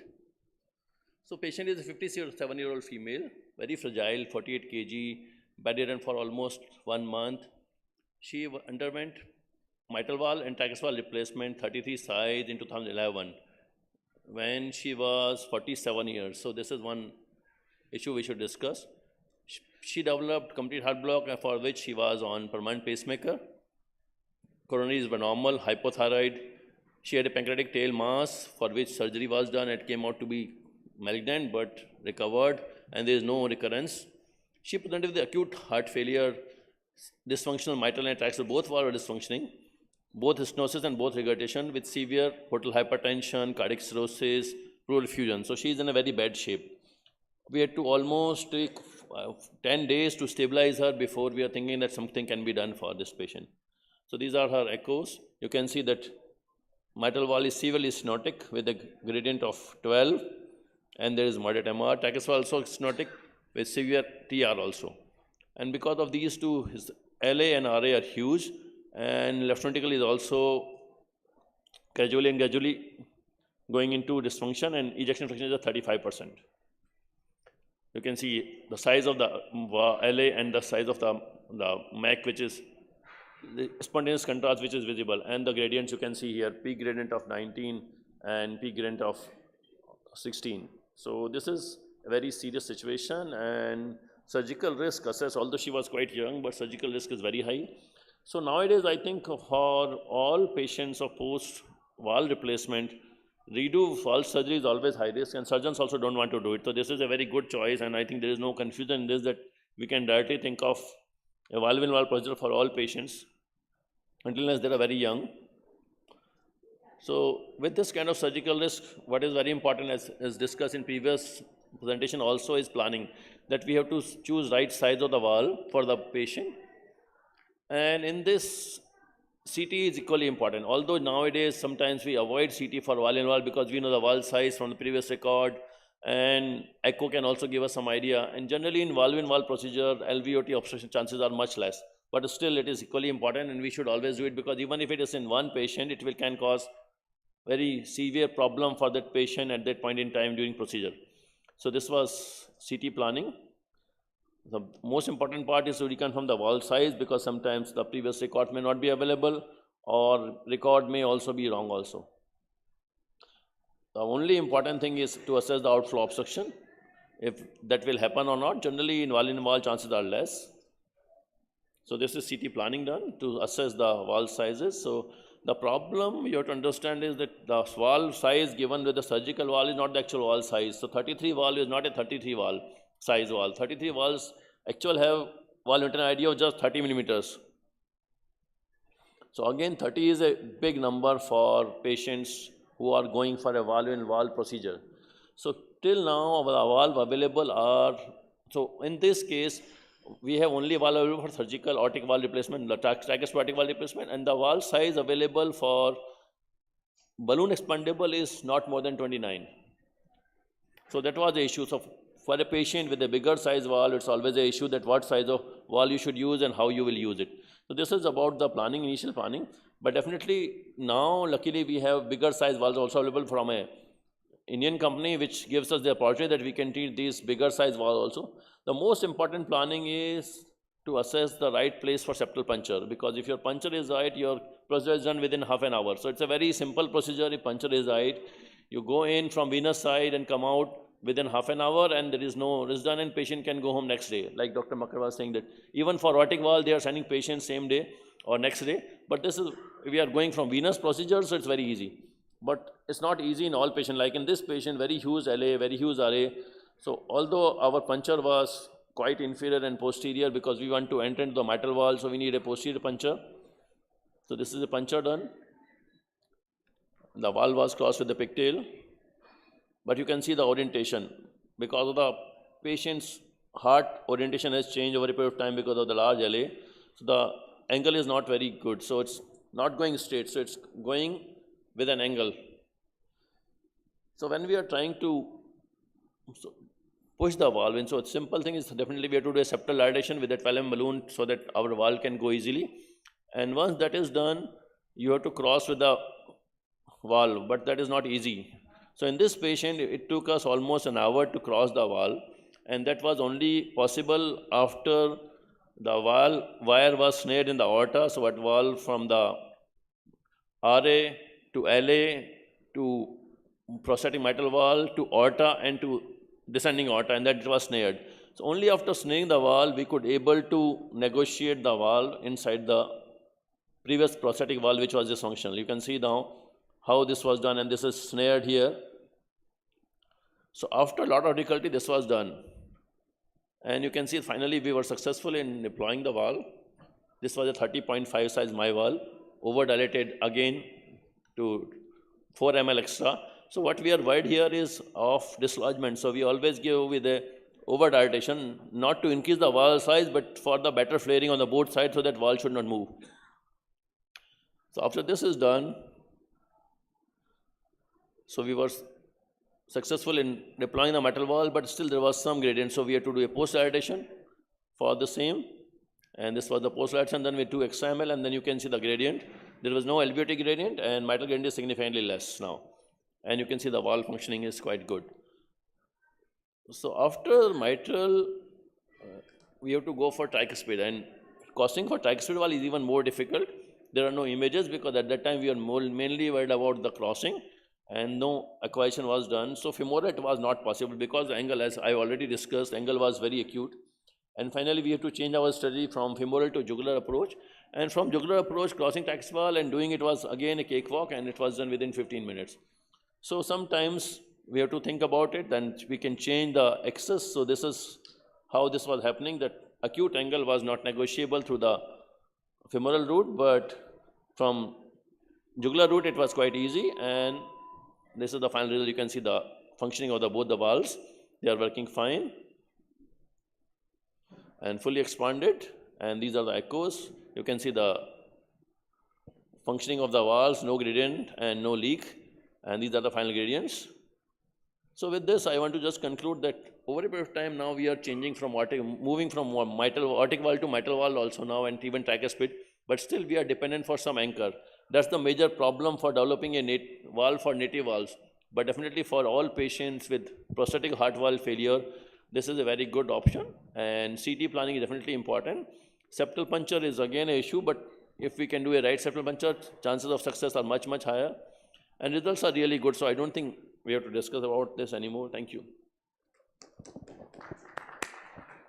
Nagendra, that was a fantastic case, and I'm glad you persisted, because this is, this is such a great procedure for this particular patient.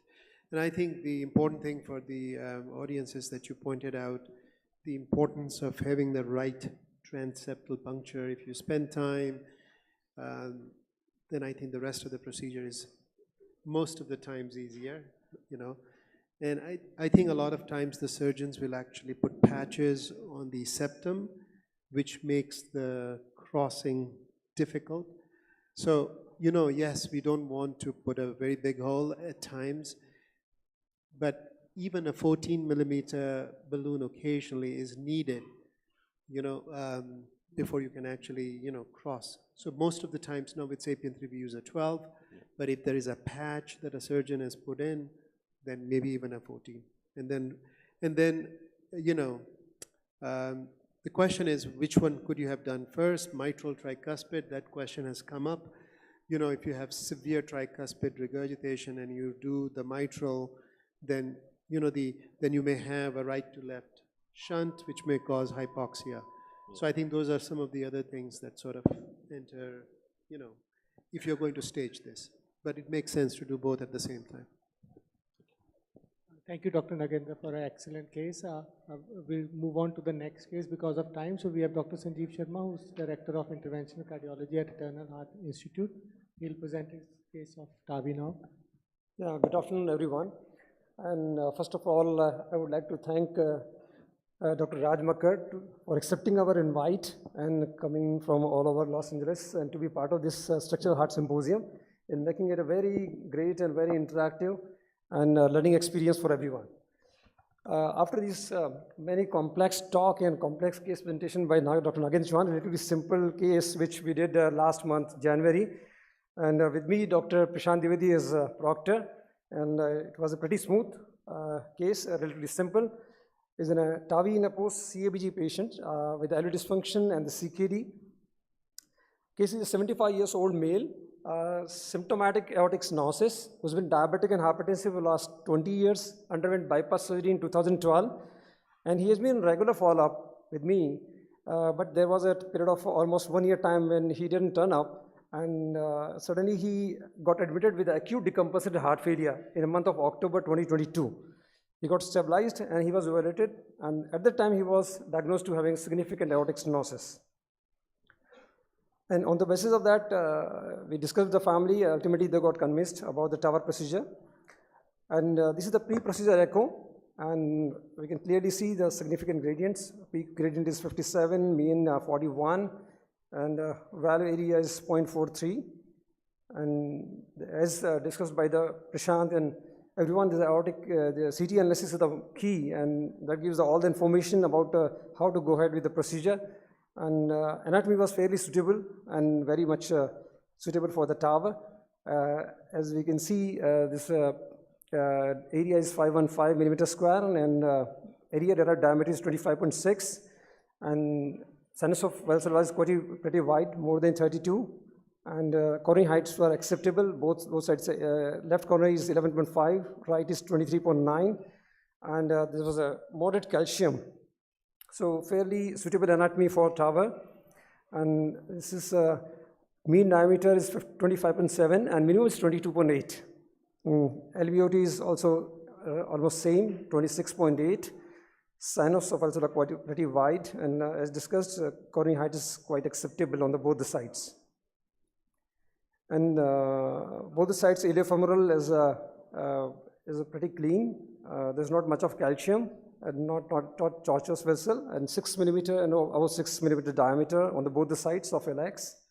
And bifurcation was also suitable, although it was a little higher on the right side. So we decided on the basis of area, the mean diameter was 25.6. So the option was whether to go for 26 or 27.5. So 26 millimeter was 3% oversize, and 27.5 was 15% oversize. So we decided to go for 26 with a 160 volume extra, so that it becomes close to 7 to 8% oversize. So preserve geometry and respect the anatomy, and it was a pretty straightforward. For the putting the sheath, we took Amplar's extra stiff wire, and there was not much of tortuosity, no challenges, and decided to go with the pre-dilatation with the Mammoth 20 millimeter pre-dilatation balloon, and subsequently 26 millimeter my valve was deployed. As this is about the my valve overall, which is a bovine pericardium tri-leaflet valve, and this honeycomb hybrid design, and the open cell on the upper side to unjail the coronary ostia, and the lower side is a closed cell design, and there is a PTFE buffing outside to decrease the peripheral leak. And this is the aortogram, and crossed with the straight Teflon wire, and then replaced with the Confida, pre-dilated with a 20 millimeter balloon, and subsequently the my valve delivery sheath with a navigator flexion to avoid the scrapping with the contralateral valve, and then positioning of the valve on the second bands, and the deployment, pretty simple and straightforward deployment, and there was no peripheral leak, and gradient reduced to a single digit, a 5 millimeter mean gradient and a P gradient 8 millimeter. So it was a pretty straightforward TAVR procedure. So meticulous planning and careful execution and the great teamwork makes complex TAVR procedure look simple. And with the advancement in devices and technology, and the vast majority of the patients of aortic stenosis are now amenable for TAVR. Thank you very much.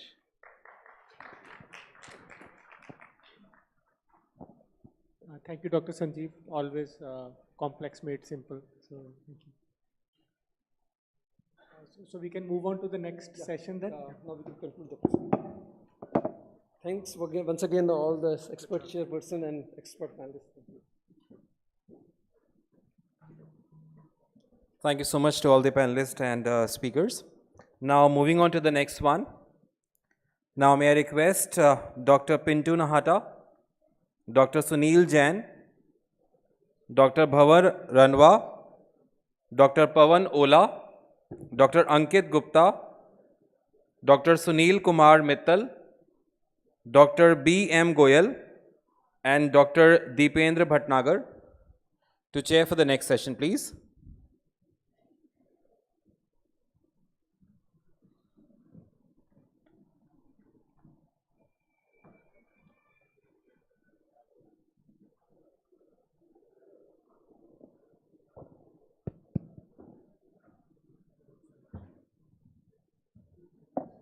Dr. Sanjeev.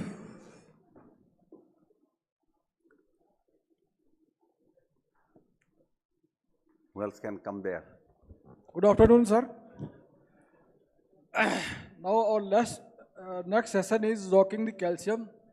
We have in day-to-day practice calcified coronary arteries, how to deal, how to tackle. So a great personality, international faculty, Dr. Samin Sharma, you know all.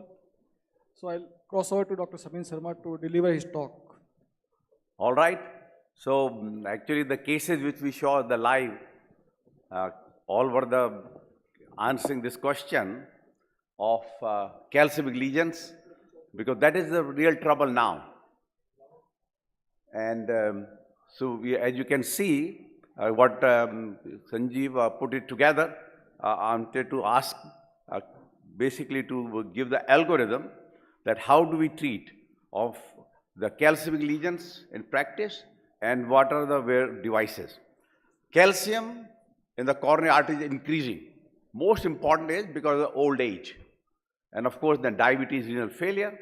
And then the key is particularly old patients. The cases which showed today, we just concentrated on the aortic valve. But many of these patients have concomitant coronary disease, very calcific vessels.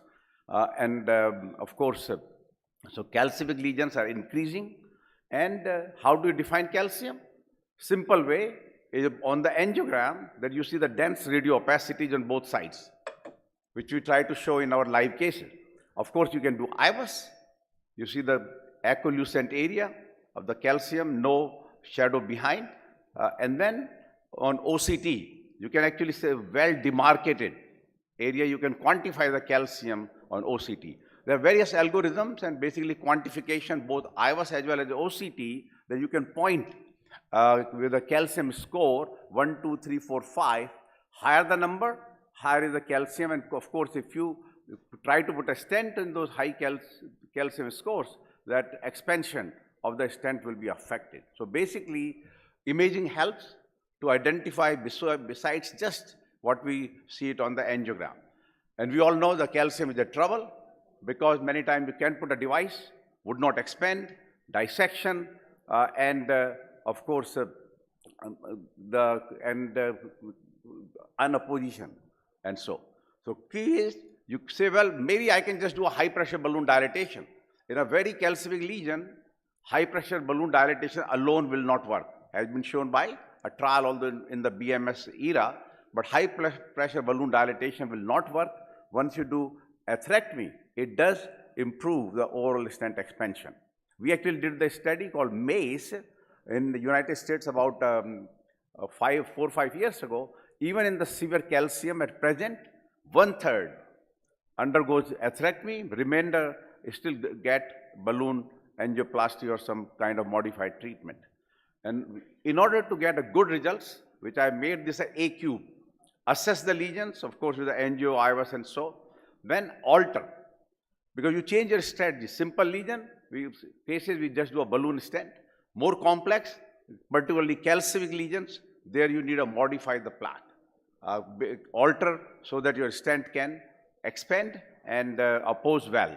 And then finally, see the final opposition. Our goal is to have a good stent opposition and expansion. It's not only just the opposition, expansion also, because that determines the subsequent TLR of the patients.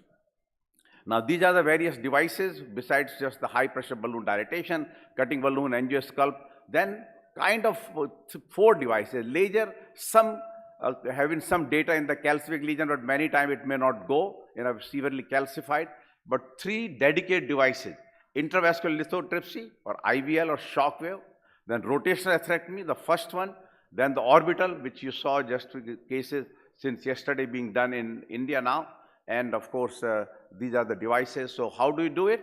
Basically, once you have mild to moderate calcium, this high pressure balloon dilatation, and we call scoring balloons do very well.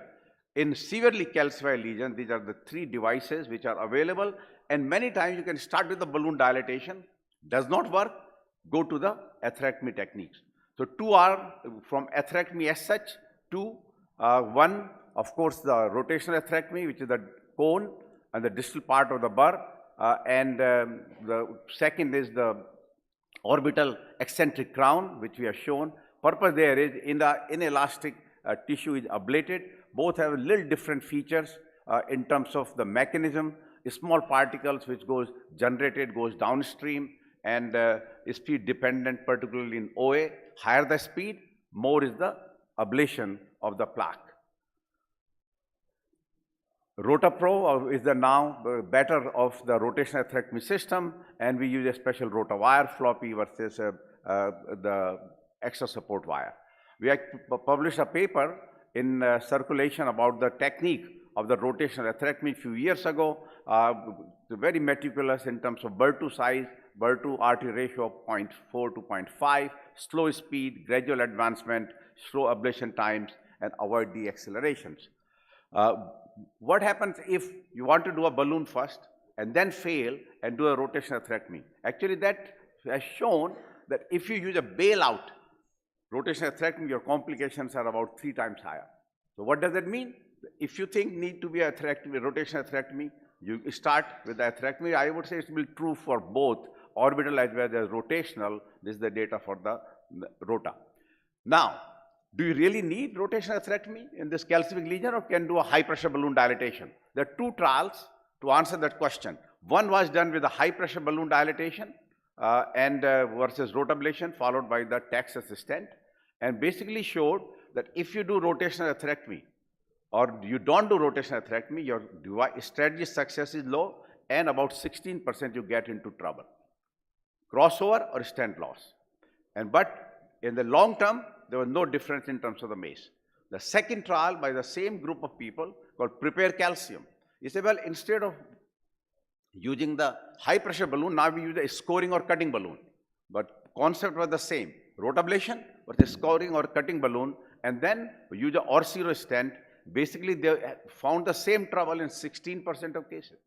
So many years after, it's still the same trouble, but now techniques are a little better. A smaller burr, slow speed, although numerically did not make any difference, but overall you can see, I mean statistically did not make difference, but overall TVR and other points and late loss decreased compared to what happened in the earlier technique. But now they have the 2-year data published. There was a trend towards lower restenosis in the cases with the rotational atherectomy, particularly in the severely calcified lesion. So overall, what is the message? Rotational atherectomy works for the calcific lesion, but does not have a clear-cut effect on long-term restenosis. Now, orbital, one of the advantages of this orbital atherectomy is that it does not occlude the vessel completely lesion because eccentric, constant flow. Particles are further smaller, 2 micron versus 5 micron. And it does not cause the heat generation. All those factors relates to the outcome of the rotation, the orbital atherectomy. One, less slow flow, and because of less heat, subsequently lower restenosis. Techniques we have already spoken about, 1 millimeter per second. The Orbit 2 trial, lower complication less than 10%, and now we have the data up to 3 years, 10% restenosis at 3 years. And we know similar number in the rotational atherectomy trial will be almost 30%. So these are the mechanisms why the rotational orbital atherectomy is a little better than rotational, particularly causing less slow flow and less thermal injury. We published in terms of mechanism of rotational versus orbital. Basically, we saw that you have a stent expansion better, less malapproach struts, because OA, because vertical movement of the burr causes cut in the wall of the calcific lesions and better expansion.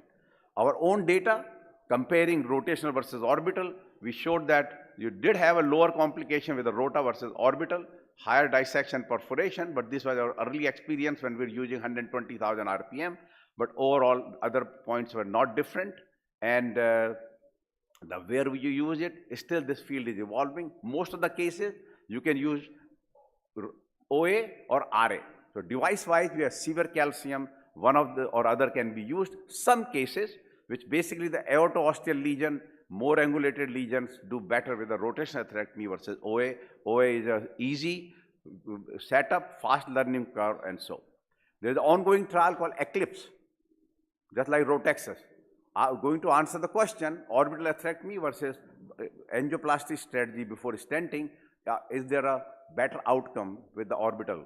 Then the laser. Laser basically works by vaporizing the plaque and used for moderately calcified lesion and instant restenosis, unexpanded stents. So either we do with the saline or sometimes with the dye, particularly in unexpanded. There will cause a micro bubbles, which really can cause vaporization, and catheter size is 0.9 or 1.4, and go with various energy of 40 to 80 millijoules and hertz. Useful, there are some data that particularly in the calcific lesion or others, success rate is about 94. Many cases, as I mentioned, the laser catheter will not go through the severely calcified lesions. Then the fourth device, which I would say new kid on the block, is the Shockwave. Shockwave, very simple. It's a 12 millimeter balloon from 2.5 to 4, and it's just like a balloon, so not much in terms of learning curve. easy to advance, and of course, but it's a little bulky balloon. And in a tough lesion, may not go, so you may have to open the lesion before the device is inserted. Data have shown that really works, causing the calcium fractures in the plaque, and laser energy, the acoustic energy is delivered through this the balloon and causing the fracture of the calcium. And the 88 cycles can be used, and it led to approval of the device by the Disrupt CAD trial, which was a patient, about 300-400 patients. Overall, some pre-dilatation required in majority of the patients, but overall did very well with a low incidence of complication. Very low incidence, as you see, perforation is very little. Overall device does very well. MACE rate, again, less than 10% complication, and at 1 year, MACE was 13%. Again, now what basically means that all these devices have complications of less than 10%, and majority are the non-QMI. Major complications are 1 to 2%, and the restenosis rate is about 10 to 12% at 1 year. So let me show you one case, very complex, which we did a live 85-year-old patient, severely calcified, angulated, left main to the LAD. As you can see here, basically in this patient, angulated LAD and very calcified. So now, it took a very difficult time to even advance. Corsair, wire went in, Corsair did not go. Then what you do, we said other time also that you can put an anchor, then you can advance anchor balloon, then you are able to advance the Corsair, but nothing will advance, so we did a laser first. So look at this case, difficult advancement of the wire in the LAD, laser, then we did a shock wave of the left main to circumflex, because after laser still nothing went into the LAD, use a 1.25 rota. So all three techniques, laser, shock wave and rotablation. And then we saw this is a total circular calcium, which did a cut after that, and then balloon shock wave, balloon dilatation, Wolverine, many times multiple devices are used, mini crush stenting, and then of course port, and the final results, angiographically well expanded stent, nice lumen, and this is what we saw. Very difficult case, but many times you use multiple devices to get a good results. So what do you do now? Laser, rota, and your shock wave. So we know that rotatripsy is your rota and IVL. So I said we have to call this a larotripsy, your laser, rotational atherectomy, and IVL. Now the nodular calcium is becoming very important. We had this paper where we said IVL and RA, both on the IVUS as well as on OCT, both works. So we say shaking by the IVL or shaving by the rota. So I would say both OA and RA will shave, but shaking by the IVL does work with the nodular calcium. These are the individual calcium modifying devices, ease of use. So this is a very important point, that clearly the IVL has the best data in terms of the calcific lesion, ease of use and effective. Only problem is, because of bulkiness, it may not go to all the calcific lesions. And of course, training required for your more complex devices. And of course, the cost. Basically, we've learned very clearly 1 lakh, 2 lakh, and 3 lakhs. So let me just put this together now. Coronary angiography, you have moderate to severe calcium, very long lesion. The case which we showed yesterday, the IVL will not go. You have such a long lesion, you have to then pre-dilate. So what you pre-dilate, in those cases, when you have trouble, you basically uncrossable lesion, angulated tortuous lesion, you use over the wire system with the workhorse wire, then do a RA or OA. Now, many times you put a wire, no balloon goes. Then what you do in situation, that time you use a laser. So clear, about half of our calcific lesions are like this. And then once you have done the RA or OA, then you do a balloon dilatation or may use a cutting balloon sometimes. And then if you open, that's great, you do to your stenting. If did not open, after atherectomy, you put a balloon or cutting balloon did not open, then you go to IVL. Now, you did a imaging. I know a lot of people love imaging pre, and of course in very tough cases, image catheter may not go. So you basically did the imaging, then you have with the IVUS or OCT the points. You have less 1 or 2 points, you don't need atherectomy. You can do a balloon dilatation, or you don't even need IVL in those cases. And then of course, If you cannot balloon dilate, then you do the IVL. But if you have high calcium score, better you do a lithotripsy or IVL in those cases. May not cross. We learned that you have to do atherectomy. And then, of course, once you have prepared the lesion, then only you put a stent, and of course, OCT and IVUS for optimization. Complex lesion, imaging as a final, in my opinion. So I know there was a lot of discussion today. We heard about pre, I think majority time you can see basically for the calcium point of view. What you need is the post. Your good stent expansion will be the key. So if we put it together, what do we do? Many cases, in this IVL availability, bearing the cost, you can just go with a severely calcific, get the IVL, open the lesion in a 3.54 millimeter vessel, lesion is 70-80%, you do IVL followed by another high pressure balloon dilatation stenting. In other half of the cases where complex angulated, you need to do atherectomy followed by high pressure balloon dilatation, and about 1/3 of them will not open with a high pressure. You may have to do a concomitant, the IVL before stenting. And this is our data. We do about 25% of our cases are with atherectomy, 75% is the rota, 20% the OA, and about 3 to 4% the laser being used. We actually have a very nice calcificate, the multiple devices which have been made from our lab. The calcificate is one of the very popular, both bifurcate and calcificate. Goes through all the steps, all the regions, techniques, what to do, and now we're making updated because there are a lot of things are coming with the calcificate, combination of the rota shock, the laser shock, orbital shock, and the type of case which I showed. So just to conclude, calcific coronary lesions are common, especially in elderly patients. Vessel calcification causes a lot of trouble, which we know. In the complex calcified high-risk cases, optimal stent procedural techniques are critical to achieve good short and long-term results. Use of atherectomy or IVL, and many times device synergy. So once you are you intend to take care of this calcific lesion, you may require multiple devices. The one device does not fit all. So you have to have the one IVL, very good device. The cost is the issue. Hopefully cost will come down once you are in another competition. Many other companies are making IVL type of catheter. And of the atherectomy, in a really long angulated calcific lesion, subtotal lesion, you need to do atherectomy before IVL. Prepare the severely calcified coronary lesions, and advanced imaging are essential for final optimal stent procedure for best acute and long-term interventional results. LV assist devices useful in patients with a low ejection fraction. So like case today, the case we did with a left main bifurcation, we wanted to use Impella, but clearly cost is a big issue, so we did a balloon pump. Patient did very well. Without those kind of cases can go down. So make sure you are prepared both hemodynamically in these cases, these complex cases, the LV dysfunction, that you are taken care of that, and of course for preparing the lesion. And so I really want to thank everyone. Our India actually very big proponent of my CCC Live, which is about 20,000+ cases, hits per month.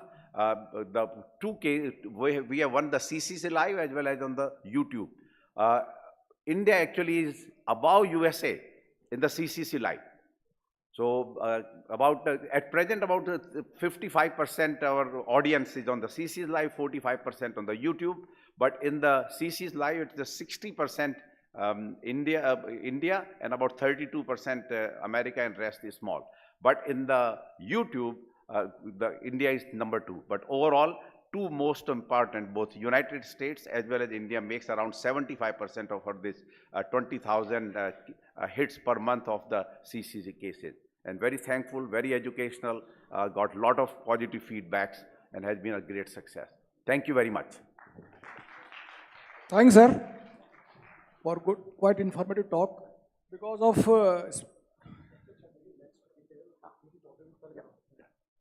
I invite Dr. D.S. Chadha to deliver his talk.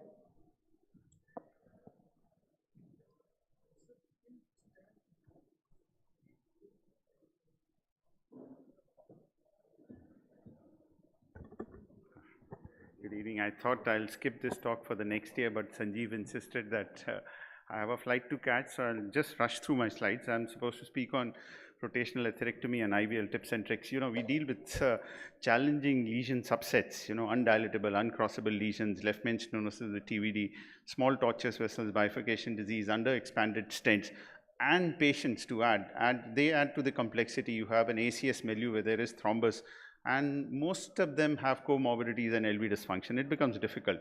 We have these tools to select from, and the new kid in the block in India is IVL. So I'm going to focus on these two tools over the next 10 minutes, which is rotational atherectomy and IVL. Rotablation, I think the master is sitting on the table. He'll correct me at the end of my talk. Yes, we have the new system available. It's got no foot pedal. It's got increased safety because there's some AI-enabled functions in it, and a consolidated cable. So you don't have multiple things going on at the table and interacting, and you're pulling out wires and doing things. It works with the principle of differential cutting. Wherever it is hard, it will cut. Wherever it is soft, it gets deflected. You don't have to ablate the complete thing. Most of the people think that when they use rotablation, they're taking the entire chunk out. No, you have to just make the calcium plate weak. Thereafter, you put in a balloon, you crack it open, and the job is done. Well, it is the only front cutting device.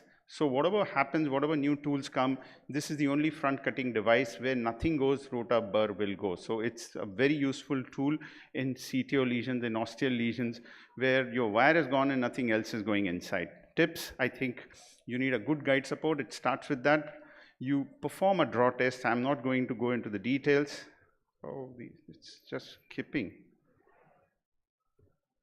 Perform the draw test. Your burr artery ratio, as was mentioned, has to be right. We don't use very large burr these days.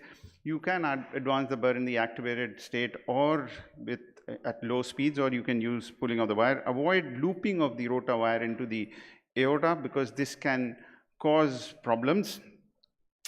Keep the wire well beyond the lesion to prevent the tension from building up, and release the tension. We have to move the advancer knob front and back. If you don't do that, the burr is going to jump inside and prevent, if you're using a rotating 𝐡𝐢𝐸 valve, prevent over tightening, because if the solution doesn't go in, the overlying sleeve will burn off and your burr will stall.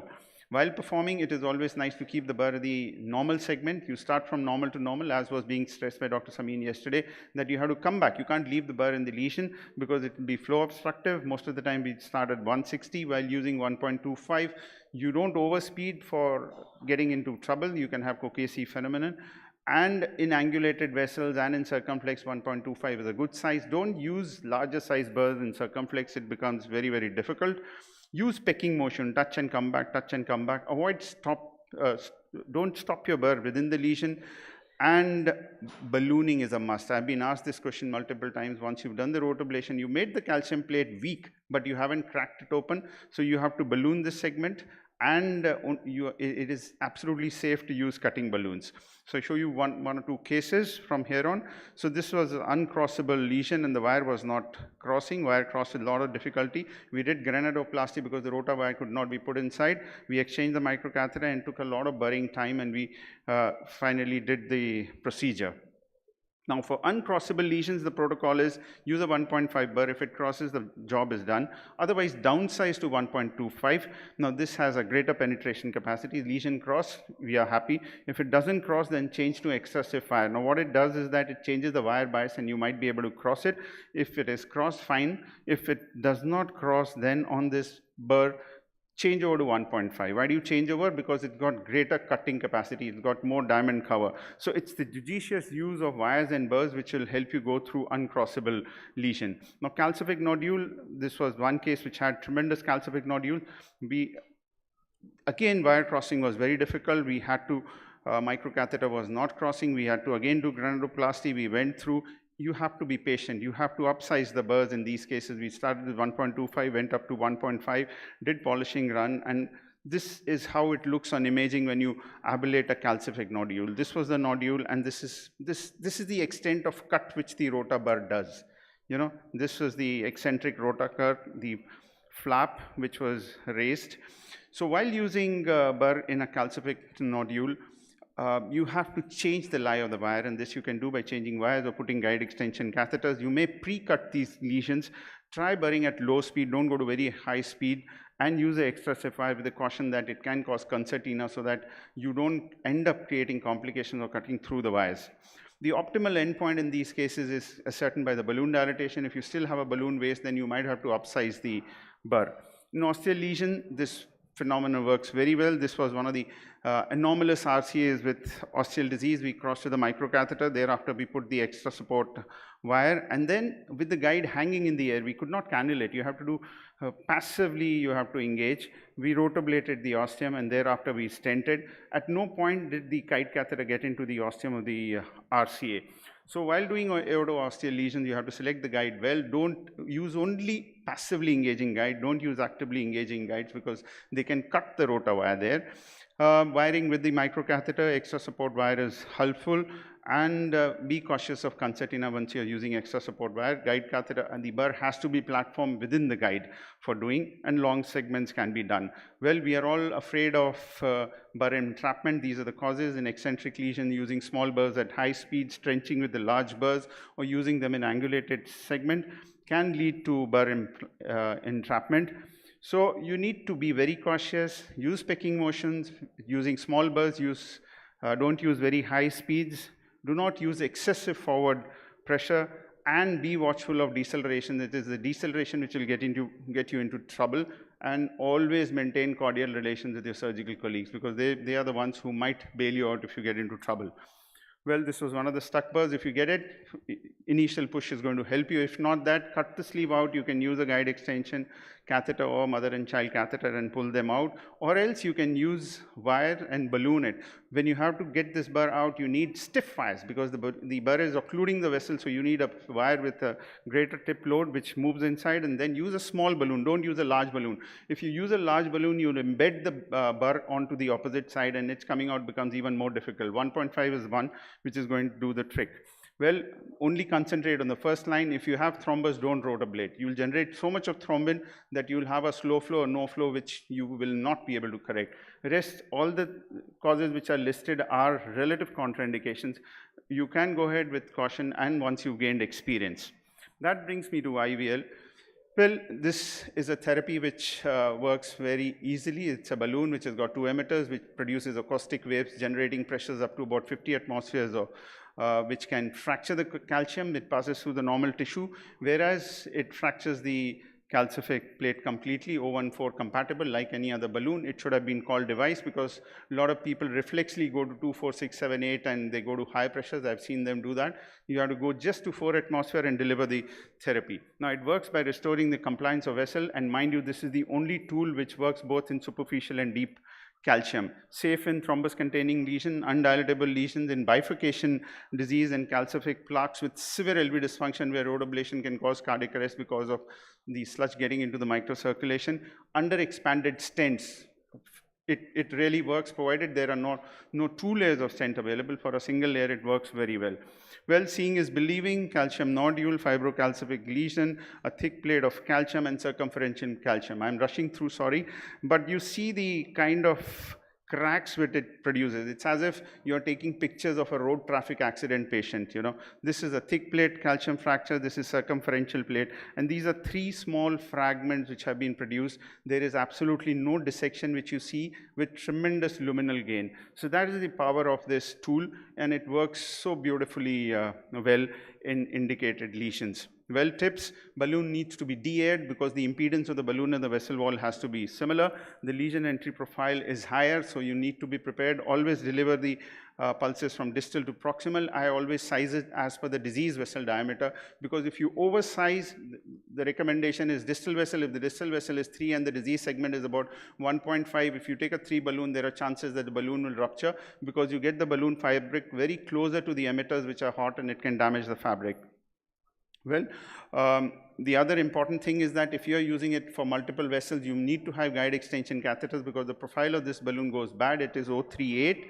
And for left main lesions, you have to be extra careful because it obstructs the flow, and in most of the patients who are hemodynamically challenged, the pressures might fall. So you go inside, deliver the pulses, bring the balloon out. Don't leave it there after deflating because it will still obstruct the flow. It's always better to give short pulses here. It does not work in vessels more than 4 millimeters. It is not effective in eccentric and nodular calcium because the efficacy has been documented to be only about 30%. Multi-layer stents, it doesn't work because the therapy does not get delivered, and chances of rupture are high if you use it in very tight and tortuous vessels. Shock topics are seen. This is because of mechanical stimulation of the heart. One documented report of VF happening, but otherwise it's pretty safe. It is a very safe and effective tool, and this is one case. I'll just show the significant side branch disease. We know that if you have calcific plate opposite the origin of the side branch, the carina will shift. So we went ahead, we delivered IVL therapy here, and you can see the calcium fracture there, and the diagonal ostium was intact. We went ahead and stented. So this is a tool which is safe with 2 wires in place, which you cannot do with the rotablation. Undilatable deep calcium, dog boning with the NC, dog boning with the cutting balloon, IVL at 4 atmosphere, it all disappears. We gave cuts, and this is what I call Mercedes-Benz sign, 3 cuts, 3 blades, very nicely demonstrated, and we went ahead and stented with very good result. Similarly, superficial calcium, we saw dog boning here of the balloon, and we rotablated, and thereafter, because you have to rotablate because this is a very large profile balloon and it doesn't go inside, and we did IVL, and finally this was the final run. The lesion opened up fairly well. So rotatripsy, as I was discussing, is a tool where we use the combo of rotational atherectomy as well as IVL. They complement each other. Rota paves the way, and IVL expands the vessel. It's reserved for very densely calcified vessels. Now, head-to-head comparison. Rota works for the superficial, whereas IVL works both superficial and deep calcium. Plaque modification, a single burr can do it in all the 3 vessels, whereas more than 1 balloon might be required with the IVL. Well, the luminal gain is of course larger with IVL. Dissections are very rare, but dissection is the way of increasing the luminal diameter where rota is concerned. You have perforation peri-procedural MIs with rotablation, which are not noted with IVL. The thrombotic lesions is one major contraindication with rotablation, which is not so. Rota has a little bit of learning curve. The learning curve with IVL is short. Yes, for a country like ours, IVL therapy is prohibitive, so its use has to be done judiciously, and it has to be used only in indicated cases. And to conclude, I would say interventions with heavily calcified vessels is on the rise, and we are one nation which has got a lot of calcium. This is probably because of high incidence of diabetes and the general milieu of the patients which we get.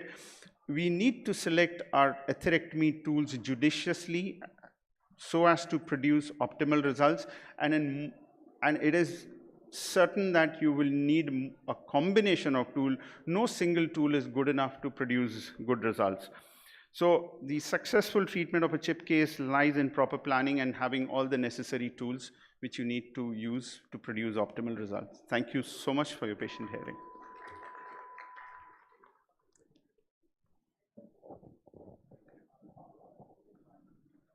Thanks for quite comprehensive talk. Now I invite Dr. Nikhil Chaudhary.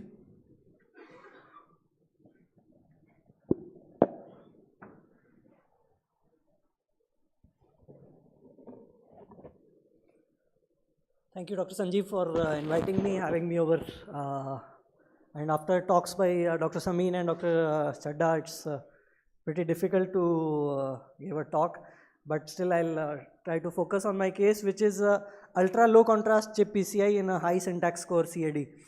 So we all know ultra low contrast is, we are dealing with calcium day in and day out, and now since a lot of our patients are also having concomitant CKD, so ultra low contrast PCI is one thing which we should all learn.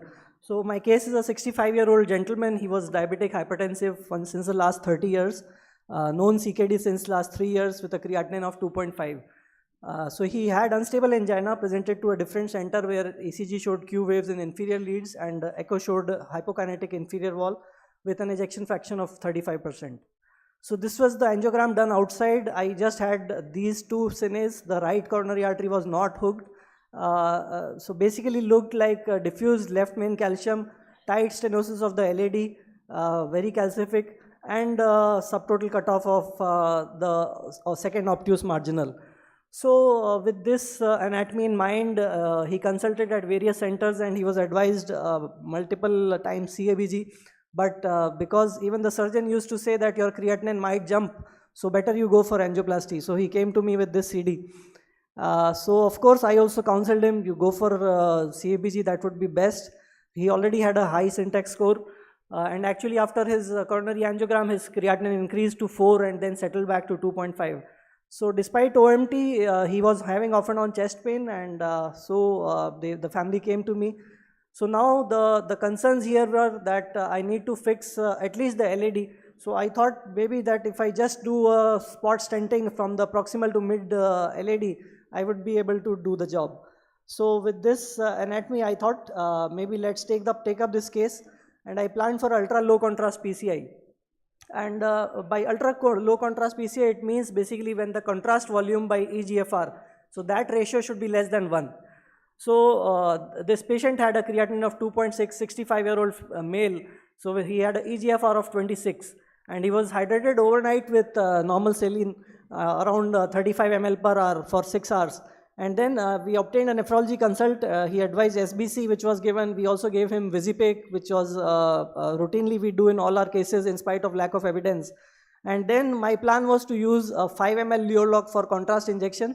And second thing, I used Visipec in a 2:1 dilution, so that I decrease the contrast burden. And the overall plan is at least you do the angiogram before you do the PCI. But in my case, I had to do both in the same setting because of lack of good images. So this is the initial diagnostic images which I took from a 6 French guiding catheter. So if you look at the ostial LCX also looks bad. Along with that, LAD was definitely lot of calcium, lot of disease, and the RCA is filling retrogradely. So this is the three images which I took before proceeding for the case. And again I counseled him that your disease is bad, maybe 𝐒𝐴𝐵G is a better option, but the patient would not listen. So I tried, tried with wired the LAD with a BMW wire. Plan was just to do a spot LAD stenting, but I thought let me image first. I put in the 𝐡𝐢𝐠 catheter, but it would not go, and actually patient had hypotension after crossing 𝐡𝐢𝐠. So again, plan was actually just do it without rota. So I thought let me take a 2 mm or 1.5 mm balloon, but both would not cross. So I had no other option than to rota blade. So basically this rotablation was done with a 1.5 mm rotabar at around 1,60,000 at RPM. So there was some difficulty with rota because the wire actually kept coming back again and again. So but in spite of that, we rotablated the LAD, and after that finally we were able to cross the mid LAD lesion.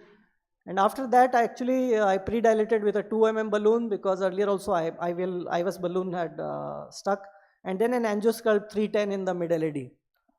So after this, I did check angiogram just to look how the lesion is behaving, and just to, so because we do very less of these cases, just to know what we are dealing with. So this was after balloon dilatation, and then I actually placed 3 wires, one in the LCX, 2 in the LAD, one in the distal and one in the mid LAD, and then I did an auto pullback, which I'll quickly run through. So this was the 𝐡𝐢𝐠 images showing a good distal LAD, almost 3 mm LAD, and fibrocalcific plaque in the distal LAD. And as we come inside, we see more and more of calcium, almost 90 to 180 degrees of calcium, along with calcium nodules.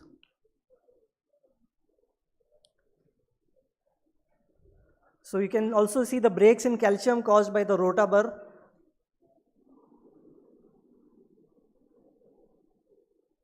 So, and as we come inside the ostial LAD, there is almost 270 to 270 degrees of calcium.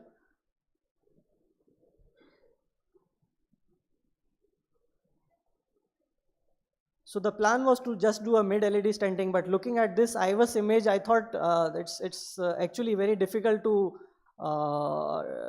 skip the ostia and just do a mid LAD stenting, because there is lot of calcium and lot of plaque burden. And if you look at the LAD ostium here, the MSA is actually just 3 or 4 with almost 80% plaque burden. So this was the analysis, and especially if you look at the LAD ostium, almost 4.89 was the MSA with a large LED area. So with this, actually, my plan was to do at least a left main to LED stenting and just place a wire in the circ. And here again I did this with the help of wire placement. So as I said, I had 3 wires inside. And how do you exactly position the distal portion of the stent? That is done by the help of IVUS, where actually you can see there are 2 shadows of 2 wires where the distal wire is kept. And that area should be as free of disease as possible. Although in a diffusely diseased diabetic vessel, it is sometimes difficult, but that was the plan. So this patient did not have any further side branches. So after placing the distal and distal position of the stent and with an IVUS co-registration for the proximal part, I deployed the stent. This was a Zynes Expedition 3x48. And after that we did a port and a post dilatation with a 3.5 NC, and we did an IVUS after that. I'll just take you through images. So this was the distal stent edge, almost a good 6 mm square of MSA. This is the ostial MSA, which almost 9.16 was the MSA. And this is the distal left main, almost 10.38 of MSA.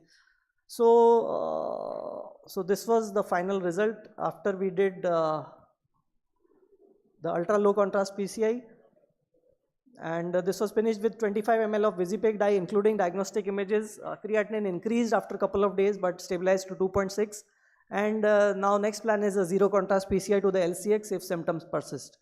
Burden of CKD with CAD is tremendous, and we need to use as low a contrast as possible in our daily practice, and because it is nothing but poison for the patient, and try to decrease that. So these cases help us understand imaging better and calcium better. Thank you so much. Thanks, Dr. Nikhil. Alternate is image guiding non or very low amount dye. That can be alternate image guiding. Now I invite Dr. Himanshu Gupta to deliver his talk.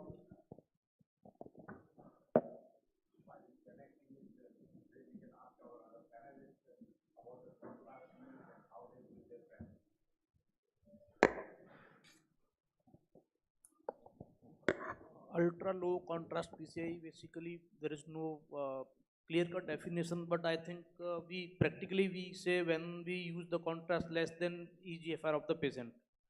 So when your patient is having CKD or at high risk for contrast-induced nephropathy, what we plan to hydrate the patient first, and we try to use minimum contrast and staging the procedure so as you need not use much contrast in the same setting, and use of imaging is one of the best tool to reduce the contrast dose in our clinical practice.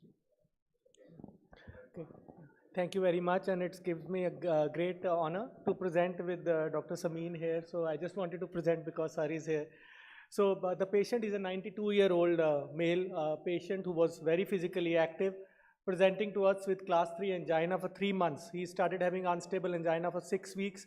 His grandson is a gastroenterologist in Cleveland Clinic, one of our medical batchmates, so his grandfather, who suffered from inferior wall MI 20 years back, managed medically at that time, had an EF of 40% with mild MR, normal renal function, good BMI, good cognition. So this was his diagnostic angiogram done a month before the procedure was done. So he had a left main trifurcation disease. It was probably a poor quality machine where we cannot understand the calcium burden, but looks very calcified left main trifurcation with the very difficult angulation in the distal left main, and the right coronary was a co-dominant vessel which was totally occluded. The patient was 90-year-old, heavily calcified. We need to save all branches. As we know, even if we lose a single branch in an elderly, we can have problems. Will be a long procedure. We need to get the best LV support possible. However, the patient waited for a month because of waiting confusion. Everybody was reluctant to treat him. The surgeons were reluctant. The PTCA people, we were very reluctant. But then he worsened, went into class 3 symptoms. LV dropped to 30%. The MR also worsened. And then he was taken up for PCI at a day. His LV-EDP at baseline was 28 millimeters of mercury. So we decided we'll use an Impella. The 2.5 Impella is cheaper, so we decided we'll use a 2.5 Impella. And we look at his angiogram, the angiogram was significantly, had worsened. It's a very calcified, angulated osteal LAD, proximal LAD, and in the distal left main, we see it's a subtotal distal left main with trifurcation at the ostium of the LAD, ostium of a large ramus, and ostium of the circumflex. So upfront imaging is probably not possible, needs rotablation.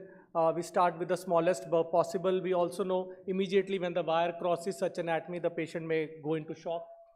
So we started with a fine cross and a cyan blue wire crossed into the LAD, started with a 1.25 millimeter burr. The patient had to be started on inotropes even after putting a wire into the LAD, but the 1.25 millimeter burr crossed immediately into the proximal LAD, but after that the 1.25 burr would not progress further. So in the proximal LAD, the 1.25 millimeter burr could not cross the lesion despite being at 200,000 RPM.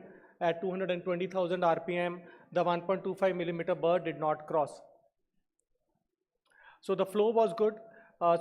We all know that diamonds don't last forever. So 4 minutes is the maximum time you can use a burr. So we can consider halfway rota, but it is too calcified in the mid LAD also. We may balloon it and then do rota again, but generally it does not work. And we decided we'll use an extra support wire and a new 1.25 millimeter burr. So we took an extra support wire and a new 1.25 millimeter burr, which again was not crossing the very angulated proximal LAD lesion. But at 7 minutes of burring time, at 220,000 RPM, the 1.25 millimeter burr finally crossed into the mid LAD. The flow of the LAD was good, and then we upsized the burr to a 1.5 millimeter burr with total burring time of almost 12 minutes. This is the longest that I have ever burred in a patient, but thankfully the patient was an impella, so he tolerated this prolonged burring without any slow flow. Following that, we did imaging. I'll skip the details of imaging. We see very nice reverberations in the proximal LAD. But coming to the ostium of the LAD, we had circumferential thick calcium opposite the circumflex. Which was not modified enough. So we decided, okay, we'll use IVL for the osteoproximal LAD. So we wired all the 3 branches. As Dr. Sharma always taught, that the best way to treat a trifurcation is to make it a bifurcation. So we decided which branch should we stent and which branch should we leave. So we saw that the distal the circumflex is actually more important because it was giving collaterals to the RCA as well, and the ramus was the ostium of the ramus was very focal lesion. So we wired all the 3 branches, pre-dilated the circumflex, did an IVUS to the circumflex, and when we look at the IVUS of the circumflex, we have an MLA of 3.2 with heavily calcified circumflex. But thankfully there were few cracks in the ostium of the circumflex after a balloon dilatation, so we know that we don't need to rotablate into this circumflex, but we'll stent it after modifying it further with a cutting balloon.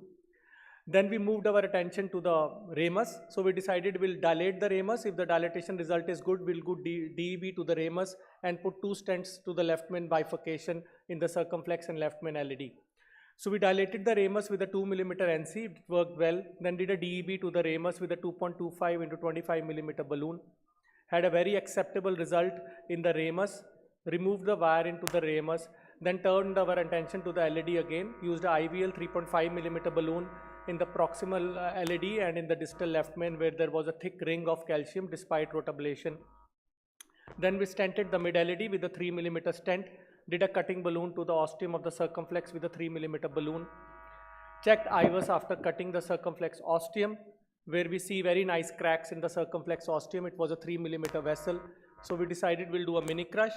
We took a 3 into 16 millimeter stent in the circumflex, deployed it. Before crushing, we did post dilatation of the stent with a 3 millimeter NC at 22 atmospheres. Crushed it with a 3.5 millimeter balloon in the LAD. And at that time, we checked IVUS. So in the IVUS, we found that the proximal and ostial LAD had multiple cracks after the IVL. The left main LAD stent required was 18 millimeters. The left main ostium was disease-free, so we did not need to cover the left main ostium. And we also saw that we need bigger balloon to crush the circumflex stent struts in the left main, which were still hanging. So we crushed the left main circumflex stent with a 4 millimeter balloon. That is what we call a pot crush. And then we stented left main shaft to LAD with a 3.5 18 millimeter stent, did a pot with a 4 millimeter balloon. following which we did kissing with 3.5 and 3 respectively in both branches, and did IVUS post-stenting. So this is LED to left main. We see very short neocarina, very circular left main, and areas of about 9 in the proximal LED and 7 in the mid LED. And this is left main to circumflex IVUS. Again, we saw very well expanded stents with very short neocarina and well expanded ostium. The distal left main had we did a report again. Then after doing a report, checked IVUS again to see if there is any injury to the ostium of the left main. So this is the IVUS of the ostium of the left main, which is not covered. So we'll see shortly. Yeah, so we see the ostium of the left main, which is not covered, but there is no dissection. The area in the left main was 12.3. So we were able to save all the branches. This is the pre-picture, and this is the final picture. The ramus also looked good. And this is the pre-picture on the left side, and this is the final picture on the right side. So the patient actually did quite well, and the total amount of contrast used was 50 ml. As Dr. Nikhil was saying, IVUS also helps in reducing the contrast. He was discharged 3 days later, does well. So I think I'll just say that advanced hemodynamic support gives us the courage and safety to attempt these life-saving procedures. Otherwise, it's too difficult. Imaging at each step is backbone of every complex PCI. Rotablation and IVL are complementary and not competitive devices. Patient safety should be the most important factor whenever we choose the device in any procedure. And we should avoid complex stenting in trifurcation disease. We should never put 3 stents in a trifurcation. So we have to make it a bifurcation somehow with a DES and hybrid DEB in one of the branches. And we should use 5th generation stents when possible. 5th generation stents are the stents that we deploy with imaging, and we optimize them with imaging to have the best MACE. Yeah, thank you. Thank you, Dr. Himanshu. Now I invite Dr. Sanjeev Sarwa to deliver his talk.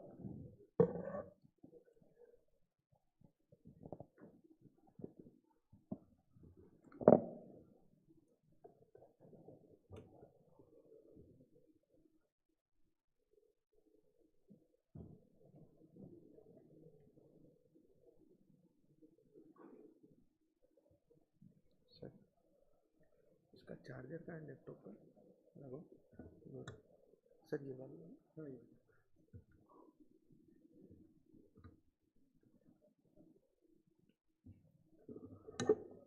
Yeah, good evening. This is the penultimate or last talk of the evening. We are having this last session, and this talk is on bioresorbable scaffold in current practice. So why do we need BRS in the era of best-in-class metallic DES? Why do we need it? As we all know, the post-resorption, it helps the artery to regain its natural state, leaving no foreign material in the artery, no chronic mechanical or inflammatory stress, allows vasomotion just like a normal vessel once device gets reabsorbed, and there is no requirement of DAPT beyond 3 years.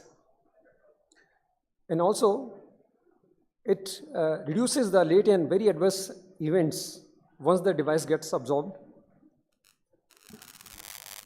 Other benefits are, there is a definite scope for further treatment in the future. Suppose you put in a BRS in the distal LED, and if the patient requires the CABG in the future, then you can easily put a Lima 2 LED. Or if the long segment diffuse disease, the proximally you put in a metallic stent, and distally you have done a BRS, and BRS get absorbed, and the LED is free for the further intervention. And it also allows for non-invasive imaging like CT and MR. And there's an elimination of concern many people have that they have an implant permanent in the body. This is how it looks like. This promise of golden tube is only possible with the BRS. On the left panel, it's a DS. After 5 years, you can clearly see the struts visible, and there is a new atherosclerosis inside it. On the right side is the BRS after absorption. It's completely absorbed. It looks like a normal natural artery. BRS has bridged the technological gap between the previous generation metallic stent and also the absorb, which we had almost 5 years back. If you look into the BRS Merest 100, which is the latest generation BRS we have, it has got a hybrid geometry as compared to the integrity, which is open cell, and absorb which is also a closed cell. And stud thickness, we can see the previous generation absorb had a 150 micron, and in the integrity it was 91, it's 100 micron, which is this very thin BRS available from the Merrill Life Sciences.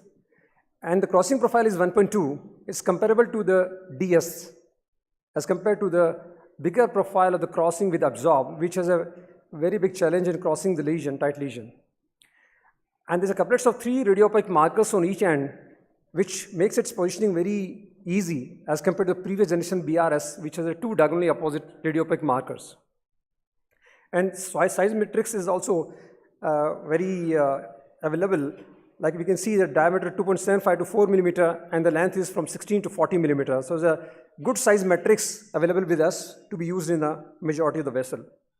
And storage condition, it can be stored in the room temperature, ambient temperature, whereas your previous generation absorb required -2 to 8 degrees Celsius. So there are various advantages: ease of storage, easy crossability, lower profile, thin stud BRS, and hybrid geometry. This is how it's designed. The closed cell on both the ends and the open cell in between. And this is a hybrid cell design. And it is made up of PLLA, polylactide. And there is a clear access to the side branches because of open cell design in the middle part. And it has a degradation over a period of 2 to 3 years, and very much conformable as compared to the previous generation absorbed strand from Abbott. And these are the various components. The scaffold is made up of PLLA, which is a absorbable material, and the coating is also absorbable, PDLLA, and the delivery system is a lineage delivery system, which is quite flexible and easily deliverable.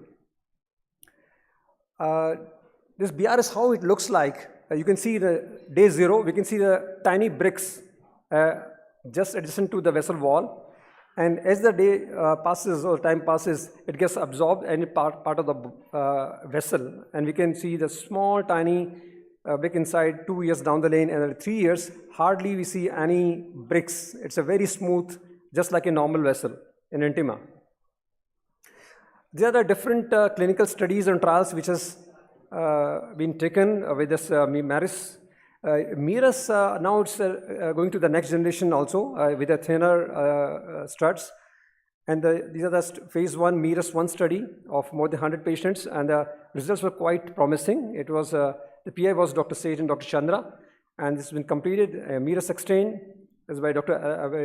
𝐡𝐢𝐤𝐥𝐻, and it was also completed. And both these trials have clearly shown that MACE and all the adverse events are comparable to the DES, not higher than that, or in some trials it is less than that. And promise registry is from the single center from Professor Antonio Colombo, and it's also ongoing, and the results are promising. And marathon RCT is being planned, and it will go as a randomized control trial in 2:1 design. It's a multinational, multi-center, MERIS 100 versus conventional DES, and it will incorporate almost 1875 patients, and the follow-up period will also be quite long, 5 years, and this will give the clear insight into how it behaves in the long term. And following that, it might be approved by the US FDA. Till the time we have to wait. And we have to encourage the MARIS or the BRS in the following situations in the initial practice. Young acute coronary syndrome patient with a discrete lesion. Selected STEMI patients with after thrombosuction, you find a discrete lesion, you can use it. Multivessel disease with the discrete lesions, not very long diffuse lesions. Long diffuse LAD with the BRS in the mid-distal and the DS in the proximal segment, as we discussed. For the future, your distal LAD available for the grafting or the other procedures. And the instant restenosis after doing adequate plaque modification, either with the scoring balloon or with the root ablation. And we should avoid the BRS in the following situation, like extremely tortuous artery, heavily calcified artery, and the complex trifurcation or bifurcation, and also in a small caliber vessel. In this situation, we should avoid it. And quickly going through 3-4 cases. First case is a 44-year-old male who's been hypertensive, non-diabetic, presented with acute coronary syndrome, and there was a changes in ECG and inferior leads. LV was normal, and videos are not.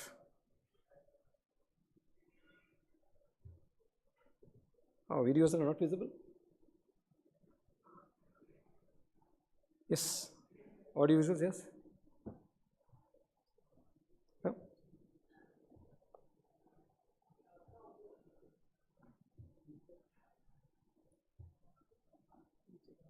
Hmm? Problem? Yeah, I can think of it.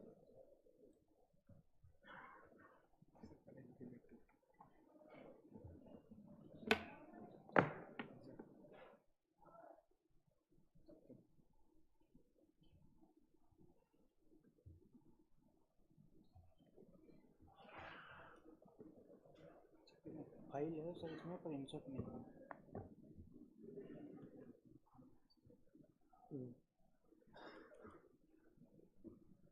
Check नहीं किया था मैं।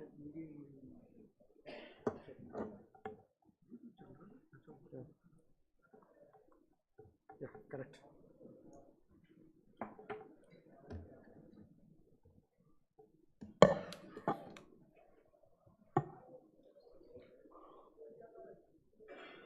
Yeah.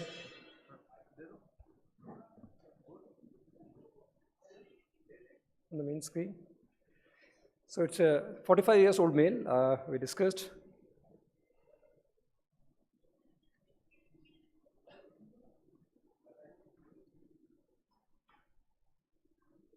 Is it visible? Yes. So he's a 99% mid RCA disease, and the LAD and circumflex were normal.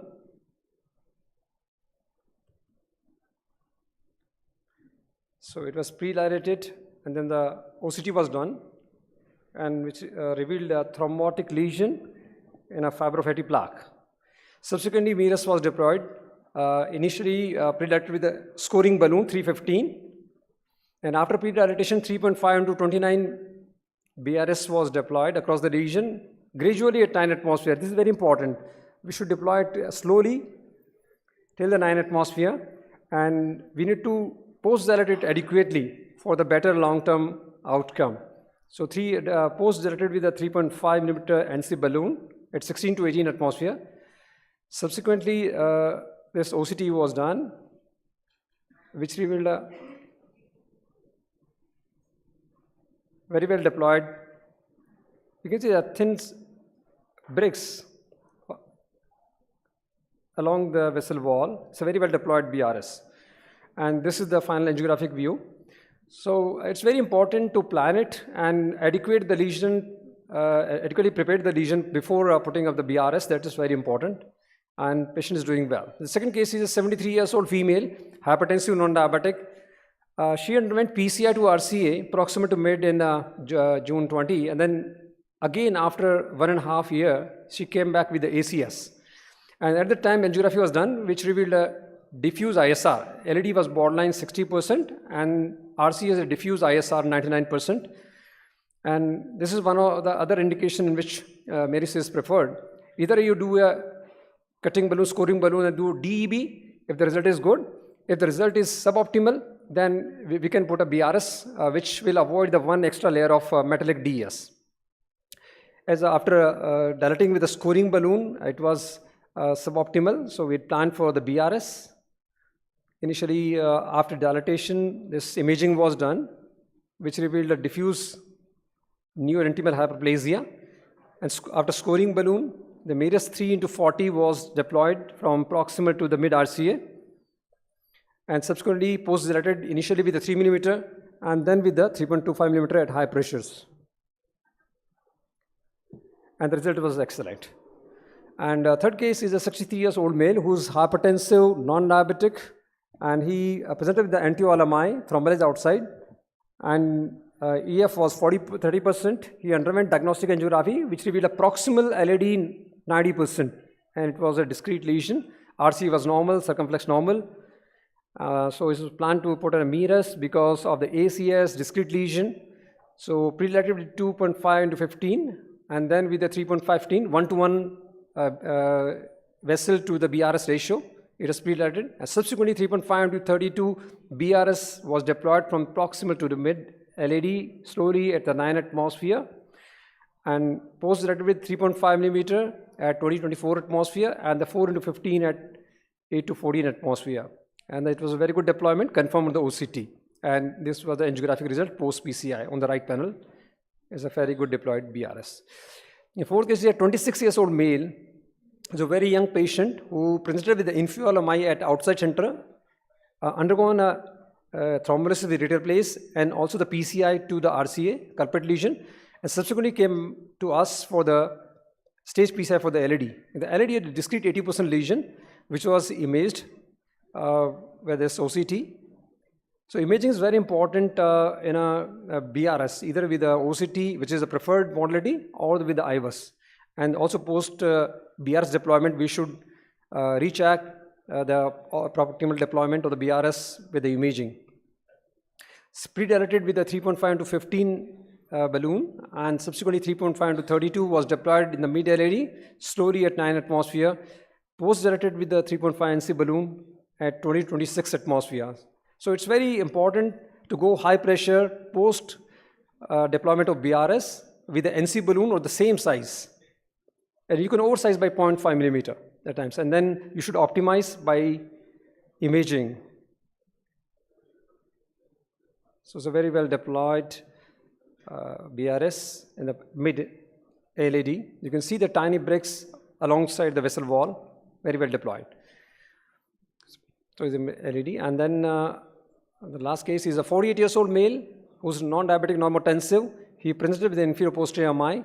EF was 40-45%. And you can see this 100% mid-RCA thrombotic occlusion. And the thrombosection was done. And then after dilatation, the imaging was done, which revealed a thrombus over the fibrofatty plaque.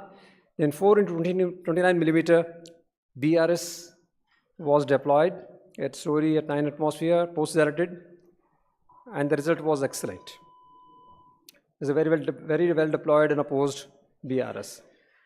And surprising thing is, this patient had stopped antiplatelet after 1 month because of some head injury surgery, and but he didn't have any stent thrombosis. He is coming for follow-up. He's doing well.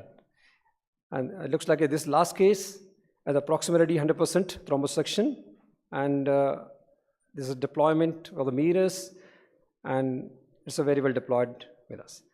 The final outcome was excellent. And to give a take-home message, in a carefully selected patients, BRS provides excellent outcome, both short and long term, and imaging is a must for planning and for optimizing BRS deployment. And the compliance about dual antiplatelet therapy is a must for initial 1 year, because we have seen in the ABSORB trial, our experience also, if the patient discontinues your antiplatelet in initial 1 or 2 years, there is a high chance of thrombosis inside the BRS, because there is inflammation going on inside us. So large randomized trials are going on, and to prove its efficacy and safety in the diverse patient population, like we got in the last Marathon trial is going on at multinationally. That will give us an insight, and also will give us a clearance from the CE and also by the US FDA for the use in the clinical practice. Thank you very much.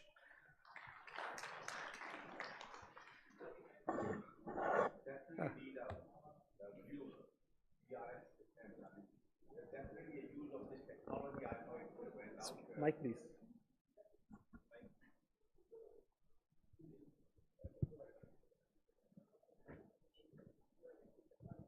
But anyway, hopefully the long-term data will testify to the efficacy what has been shown up to 1+ year. The thin strut probably is the answer. That's why the earlier BVS went out with ABSORB, and this new BRS technology, very promising. Actually, the first few cases, I was involved and did the OCT, and now then the follow-up also looks quite good. And of course, the antiplatelet therapy compliance very important, and of course, lesion preparation as shown. But we definitely need BRS and this technology, because appropriate patients, I would say particularly in young person, discrete lesions, young person, non-bifurcation, very good stent which we need to have. Dr. Sanjeev, what are the antiplatelet strategy after 1 year in BRS? Because we have learned from our ABSORB experience, even if they discontinue antiplatelet after 3 years, there was some instances of thrombosis. So Absorb was the first generation bioabsorbable scaffold, and with the experience of those Absorb scaffold, we are continuing at least for 3 years. Dual antiplatelet for 1 year, the single antiplatelet should be continued. Earlier with the Absorb, what people did was stopped antiplatelet altogether after 1 year, 2 year. Then there was a chance of late thrombosis. But for the mirrors, after 1 year, you can switch to the single antiplatelet safely. That's not, but we have to continue. It's not like totally we can stop all antiplatelet, at least for 3 years. 3 years minimum. Single aspirin alone. So Dr. Sanjeev, a couple of cases were acute MI cases. So in acute MI, there is always a mismatch between actual vessel size versus spasm or anything. So how do you exactly, is the BRS the right technology for such cases where you are not able to estimate the vessel size? You are not able to estimate vessel size? So it's very important to assess vessel size, then only you put a BRS. Otherwise, if there is under expansion, definitely it is going to have a thrombosis. So we need to have imaging for all BRS cases. I would recommend it. One should not do it unless you have imaging. All right, with that note, the day is coming to the end. Jitendra should come, and of course with Dr. Bana and Sanjeev, did a tremendous job of this excellent Indian meeting. The dates already been announced for the next year. We learned quite a bit from experience of yesterday and today. We'll modify our some strategy, but thanks for those who still remain, handful, but thank you very much for this great 2-day educational marathon. So thank you, and on behalf of Cardiac Sciences Eternal with Dr. Bana and Dr. Jitendra, I would like to thank all international faculties, all national faculties who have come from all across globe, and to make this scientific feast possible, and it's great learning experience for all of us. And the great thanks to the industry who has sponsored this meeting. There's a long list.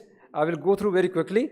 All right, so I would like to thank Medtronic, Abbott Healthcare, Boston Scientific, Merrill Life Sciences, Sun Pharma, AstraZeneca, Edwards Life Sciences, Torrent Pharma, Novartis, Relicis, Translumina, 𝐡𝐢𝐤𝐥𝐻, Intas Pharma, USV, Terumo, Boehringer, Lupin, Pfizer, Servier, Bayer-Zydus,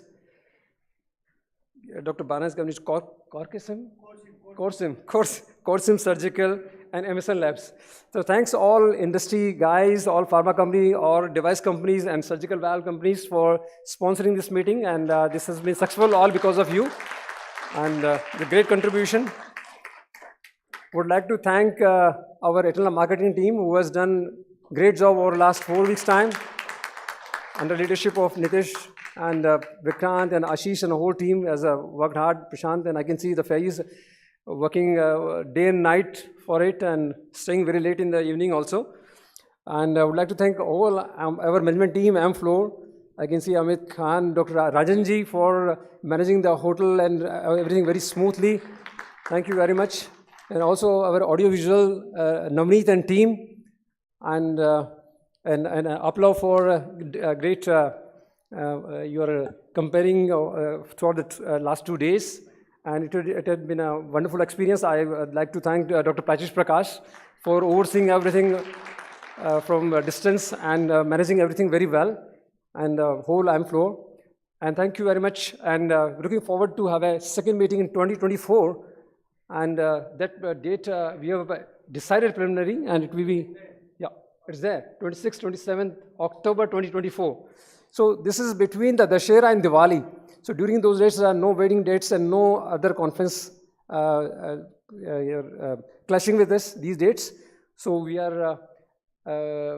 request you to block 26th and 27th October 2024 for the Eternal Heart Conclave. And this year we had a wonderful experience. We want to go to the next level next year, 2024. With those notes, I would like to ask my fellow course director, Dr. Jitendra to give his final words. Yes. Yeah, so Sanjeev has thanked everybody, and a big round of applause for you all who are standing behind, because the show has been made by you. Particularly bringing the audience is a big task these days, and you guys have done this wonderfully. And finally, Sanjeev has thanked everyone, but Sanjeev doesn't need a thank, but a great round of applause, because for last 2 months he has spent a lot of time in planning and then execution of this conference.